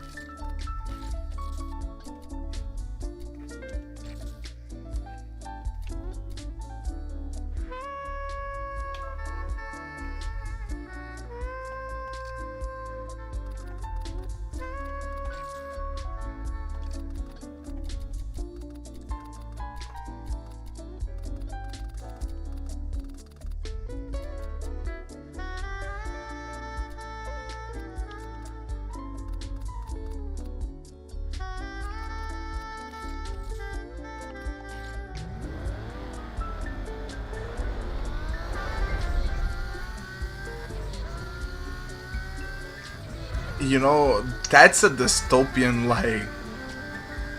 That's a dystopian view for me.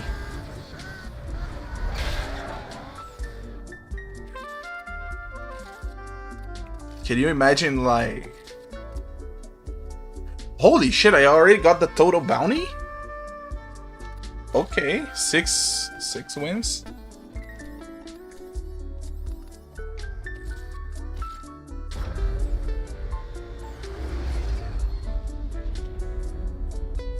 Would people even get on the bus? Can you know, what's the name of that fucking game? Fallout 1? It has a guy that is half human, half machine, and it's one of the guys that you talk and it's a boss or something like that. That shit on the front of the bus.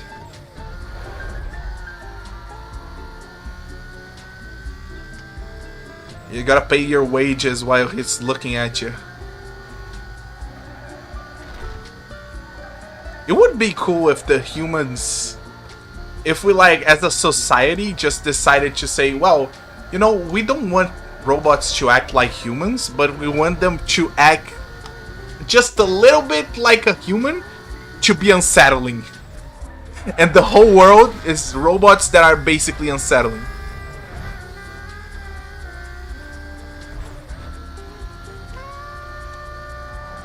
They talk like Bonesy Buddy. Imagine that.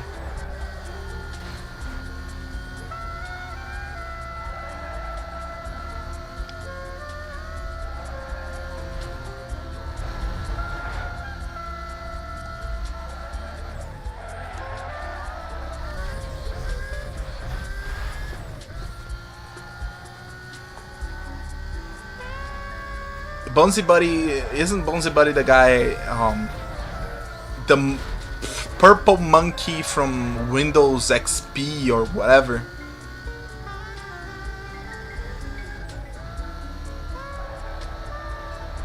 And they had that really early machine talk from the 90s. Hello there. I am your friend. And he just looks like he's suffering the entire time trying to help you.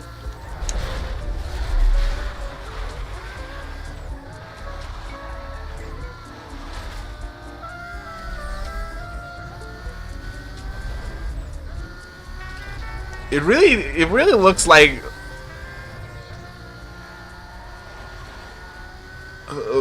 somebody suffocating him.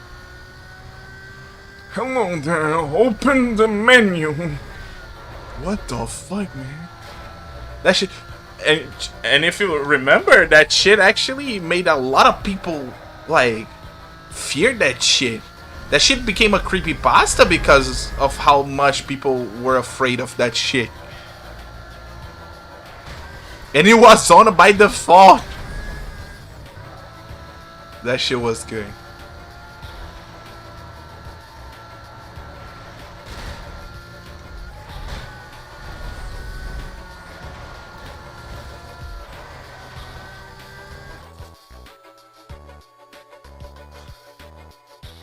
Be reused.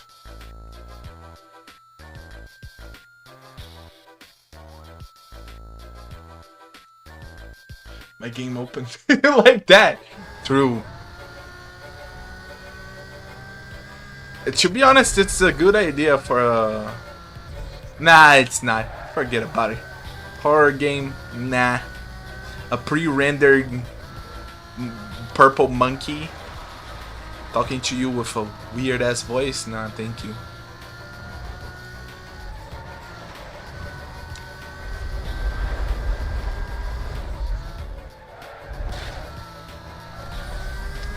You say that, right? But every single time we see that fucking the AI girl that they always put in front of us like it's some tech demo for the end of the world, a tech demo for the most dystopian shit you ever seen, a tech demo for losing your job. Every time they come up with that, they are trying to emulate human, like, not only anatomy, but they are trying to like study human emotions and replicate it. It's horrible. It's horrible.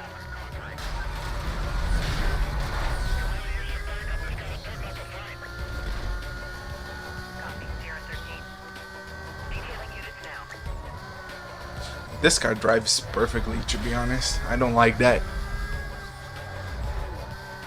Probably is my tuning, guys.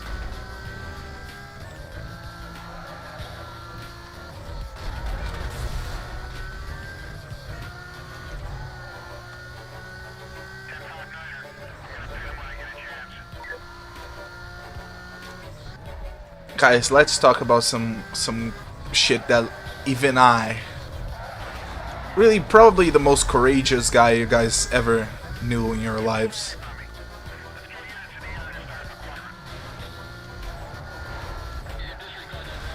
am afraid. So you heard all that talk about aliens, right?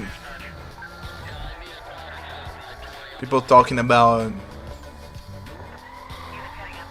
well, the government knows about the alien stuff, and you know, all that Joe Rogan viewer type shit. When I heard that shit, I wasn't looking for it, okay? They were like, yeah, the government is investigating these guys, the aliens and stuff, and spaceships, they really exist. We have kind of some level of proof and shit. And I'm like, okay. I know about aliens, but it's something happening in America. No, listen, the story is fucking crazy. I thought even about doing a video about it. So I'm listening to people and they are like, yeah, aliens exist, and we have spacecraft and they dropped and shit. And I'm like, okay, you know, fair enough. If the government is actively like having to investigate a story that is basically a bunch of people having alien like encounters in alien tech. It must have something. One of them is a fucking surgeon that had to work on a species that he can't identify. And I'm like, hold up. And he's like, yeah, I actually have a whole court case on this stuff. And I'm like, no. There's gotta be something on that, right? And then I was watching old news because it was funny, and I was with my friend, and we was basically watching some YouTuber give old news. And one of the news was, so Canadian, basically Canadian politician wants to be the first one to say that he knows aliens exist. He want to be the first politician to say he knows aliens exist. Not only that aliens exist, but that he can tell the difference between a human and an alien. And I'm like, hold up. They're so close like that? But then he adds to that saying, and they work on the United States of America. They work on the government of the United States of America.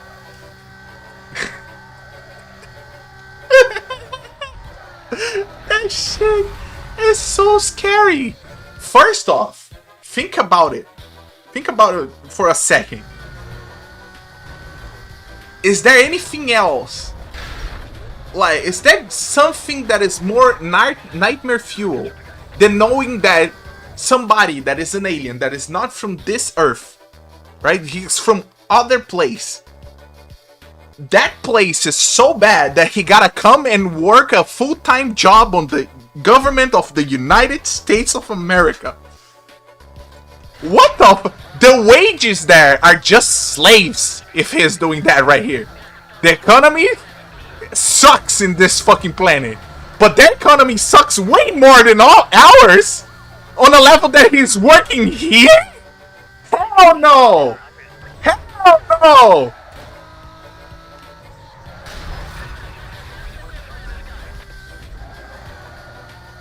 There is really no salvation. Can you imagine if, basically, here's what this Canadian guy confirmed for us. I want you to think a little bit. He basically is Neo. Fuck. I forgot, the black guy from Matrix. He comes up and he shows, well, here's the Weiji job. It's the blue pill. If we get out of the Matrix, you will get a worse job out there. That's crazy. The guy had enough technology to come here and work? Nah, fuck all that. I don't want that in the universe.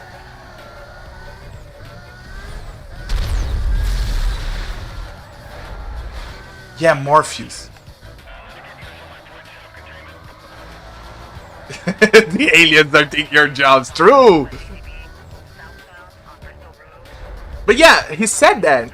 But now, let's analyze a little bit what he said. He basically said, no, I can tell them apart. You can actually look. There's video of him talking and saying that aliens are real and shit. But that's the fucking nightmare fuel, is that he's basically saying that there's little to no difference between us and aliens. And then you sit down and you're like, holy shit. Joe Biden was an alien. Of course he was. He was so alien that he couldn't fucking remember any words. He was still learning the language, right? So he kind of stopped there and just, you know? True. To be honest, if I were to put money on it, I would actually like bet on the pirate being a fucking alien, okay? This pencil neck is ready to go.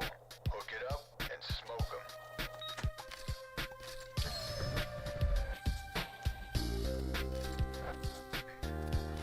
'em. Talking about Morpheus, we got White Morpheus here.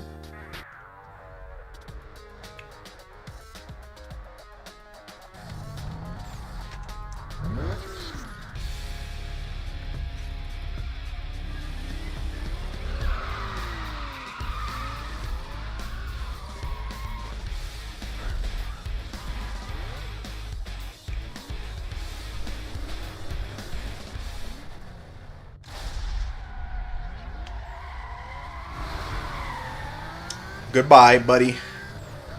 You were never ready for this one.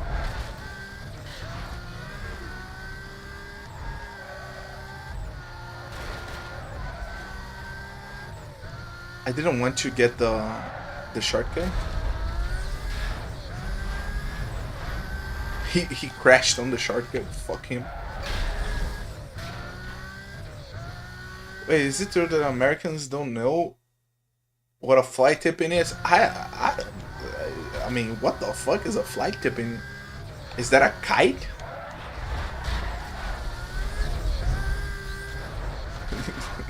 I'ma tell you, we know tipping really, really fucking well. Fucking, we tip everybody. You guys, wait, you guys tip the fly? You guys are fucking crazy.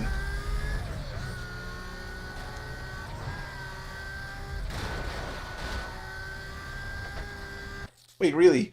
Thought it was a joke, but it's real. I saw it on Facebook. Actually, isn't that just when you dump shit?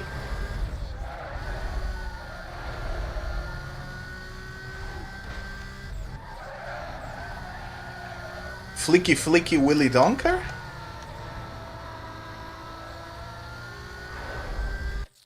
Basically, it's a term K uses when someone pulls up to someone else's land or house and just dumps all their shit. Turn leaves. Oh, you guys gave a cool name for cycles. That's nice.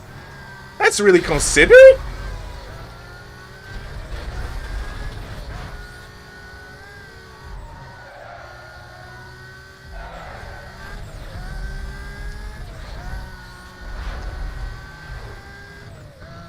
Did you know that we call dwarfs little people? It's really cool.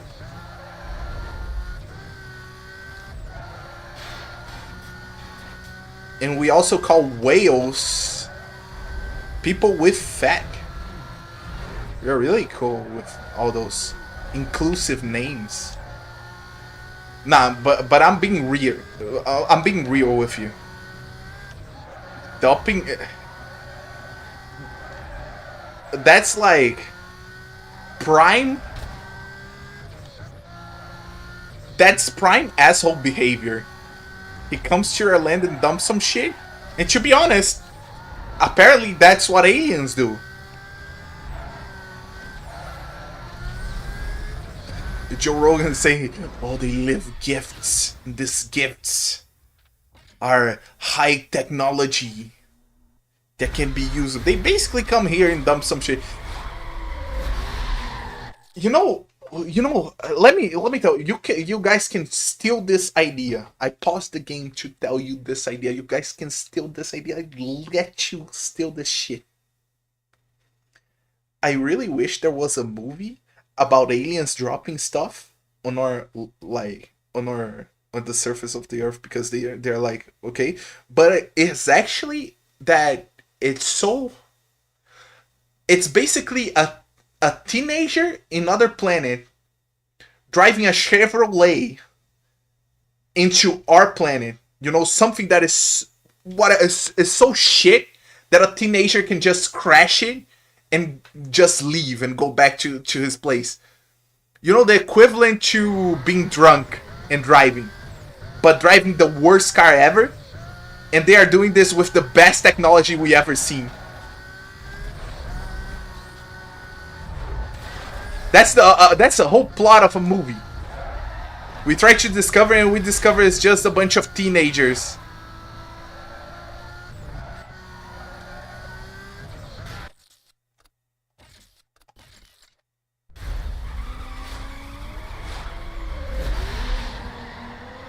Really? That short must be must be fucking funny as hell.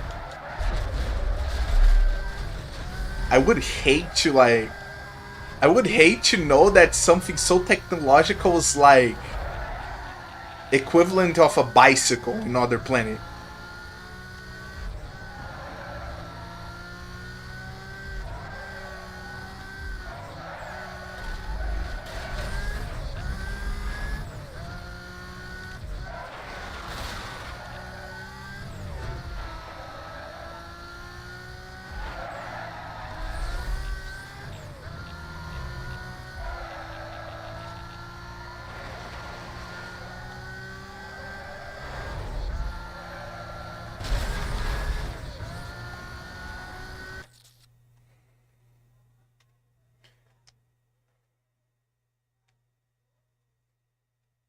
To you learn what it takes to insult the president to his face. Poof, man, that's my dream. But in Canada, it's another. Wow, 20? Wow, 20, double 20.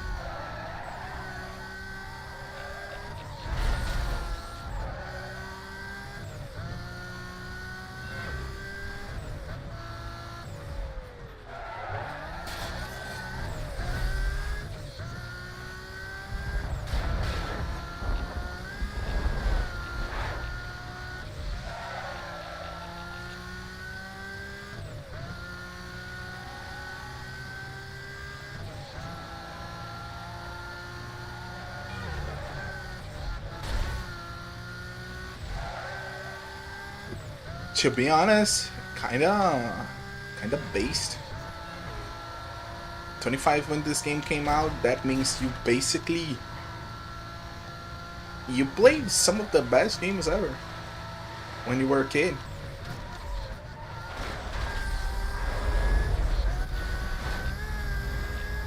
When this like came out, I was playing Midnight Club. My friends were playing this, so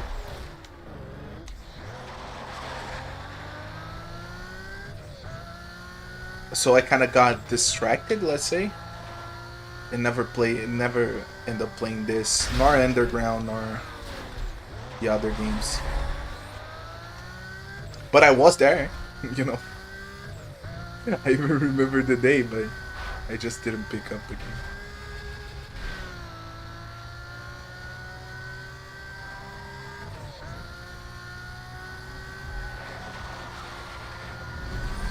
So you actually had a when you were a kid, you actually had a Super Nintendo?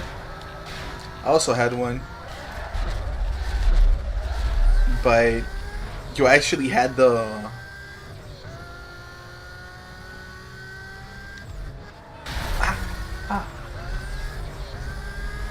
you actually had the mindset to actually like games and shit at the time. I was I was such a baby that I just played 3 games and that's it on my Nintendo. I also played some other games, but I own 3 games, so those are the ones that I remember more. I remember Goof 2. And then later on I came back and watched and fucking played all of them, so fuck it. Culture, baby.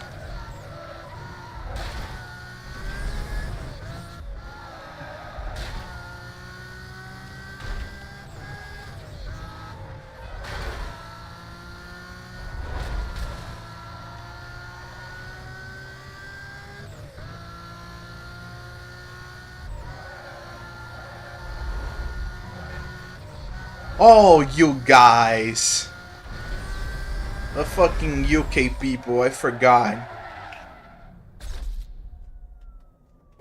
You guys actually played Amiga and all those cool shit and MS-DOS. Yeah, those are not... Like, I didn't even know they existed at the time. But that's good, because then I have more games to play and enjoy later on.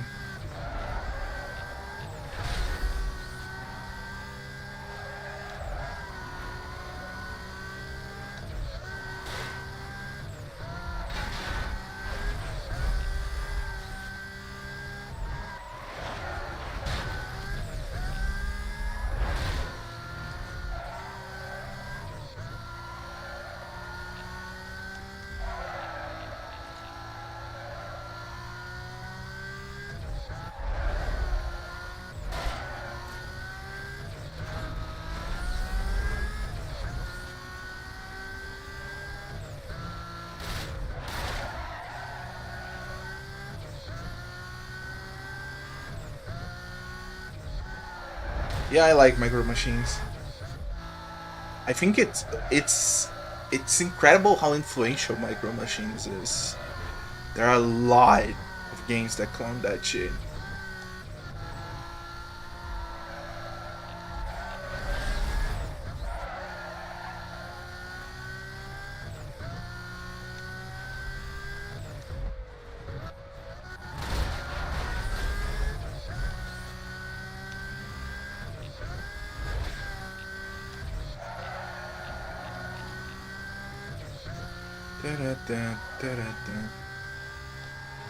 My music just stopped. Is YouTube asking me if I'm listening? God fucking damn it, YouTube.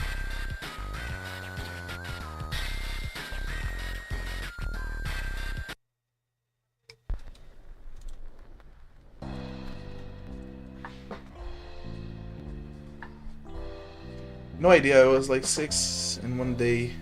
Family computer. But it was just like, yeah, let's knock this out. Top down, it took me. Sit down.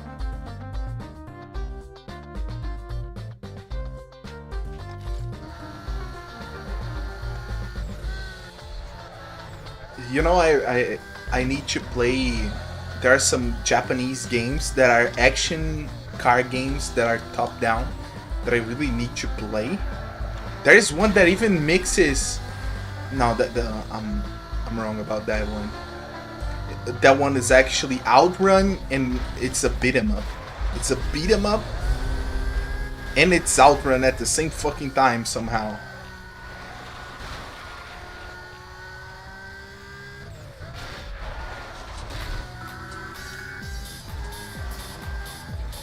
Yo, my car drives like shit on off-road. Holy fuck. Just like God intended. My bumpers are eating dirt.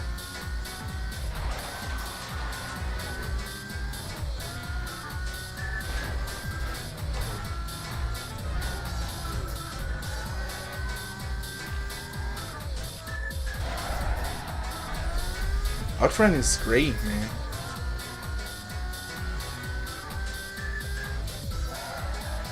I played that a lot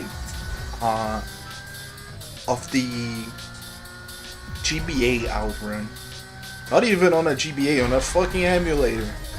And I had other options, but I fucking, that game is so good.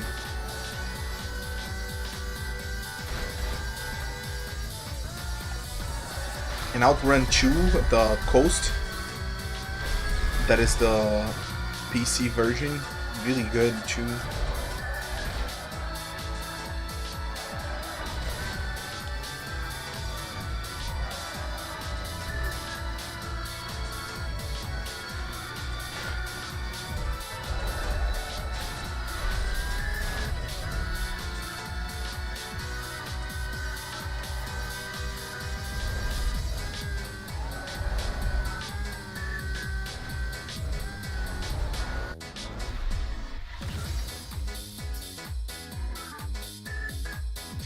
Man, don't need scrap.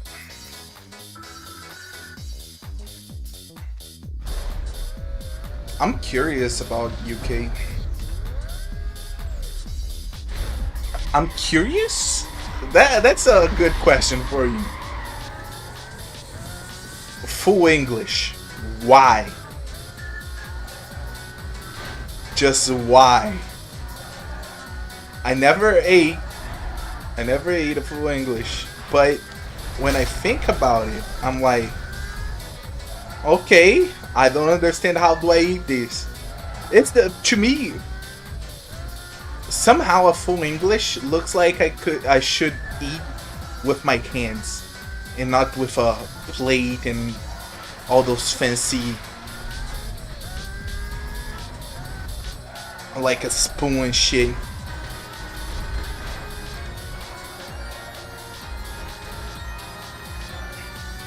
Yeah, cutlery.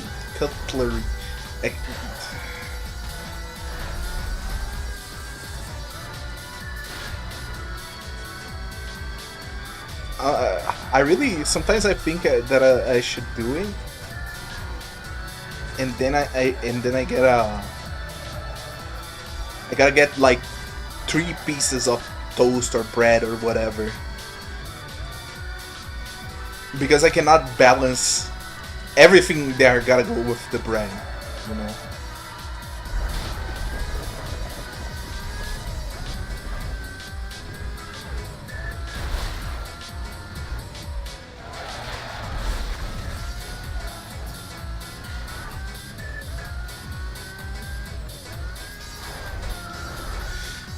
Really, a lot of my friends went to UK and they still there, and it was really recently. Uh,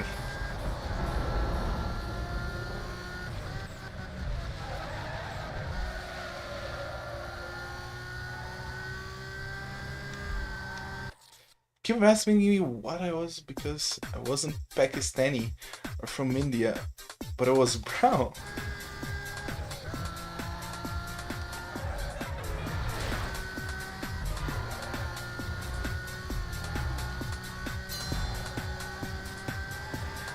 You know, I understand.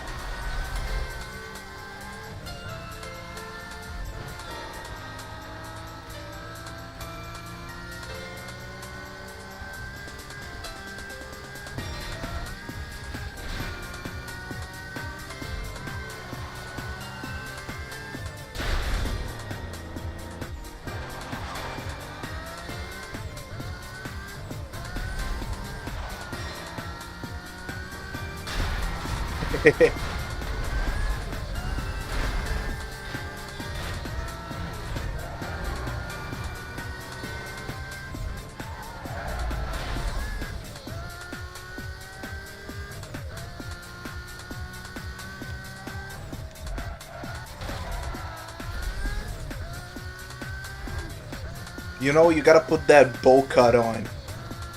When you come up with that bowl cut, the Mexican bowl cut, they will understand automatically.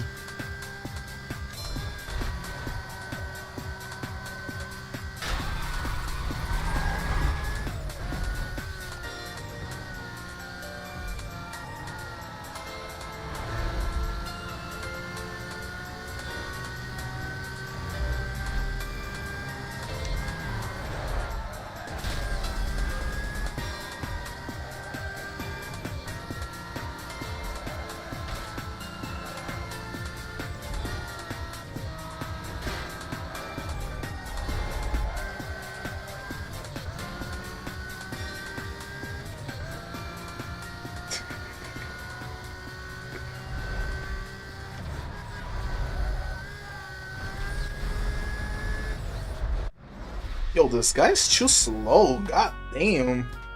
I'm lapping him. The game crashed!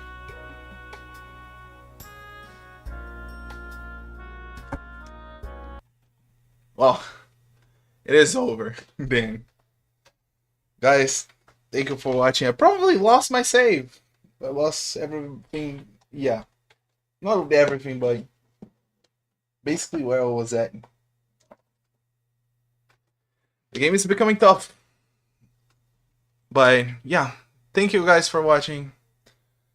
I will come back tomorrow with some probably the same thing, but I will probably check my save, and if the save is not on the place, then I will probably play until that.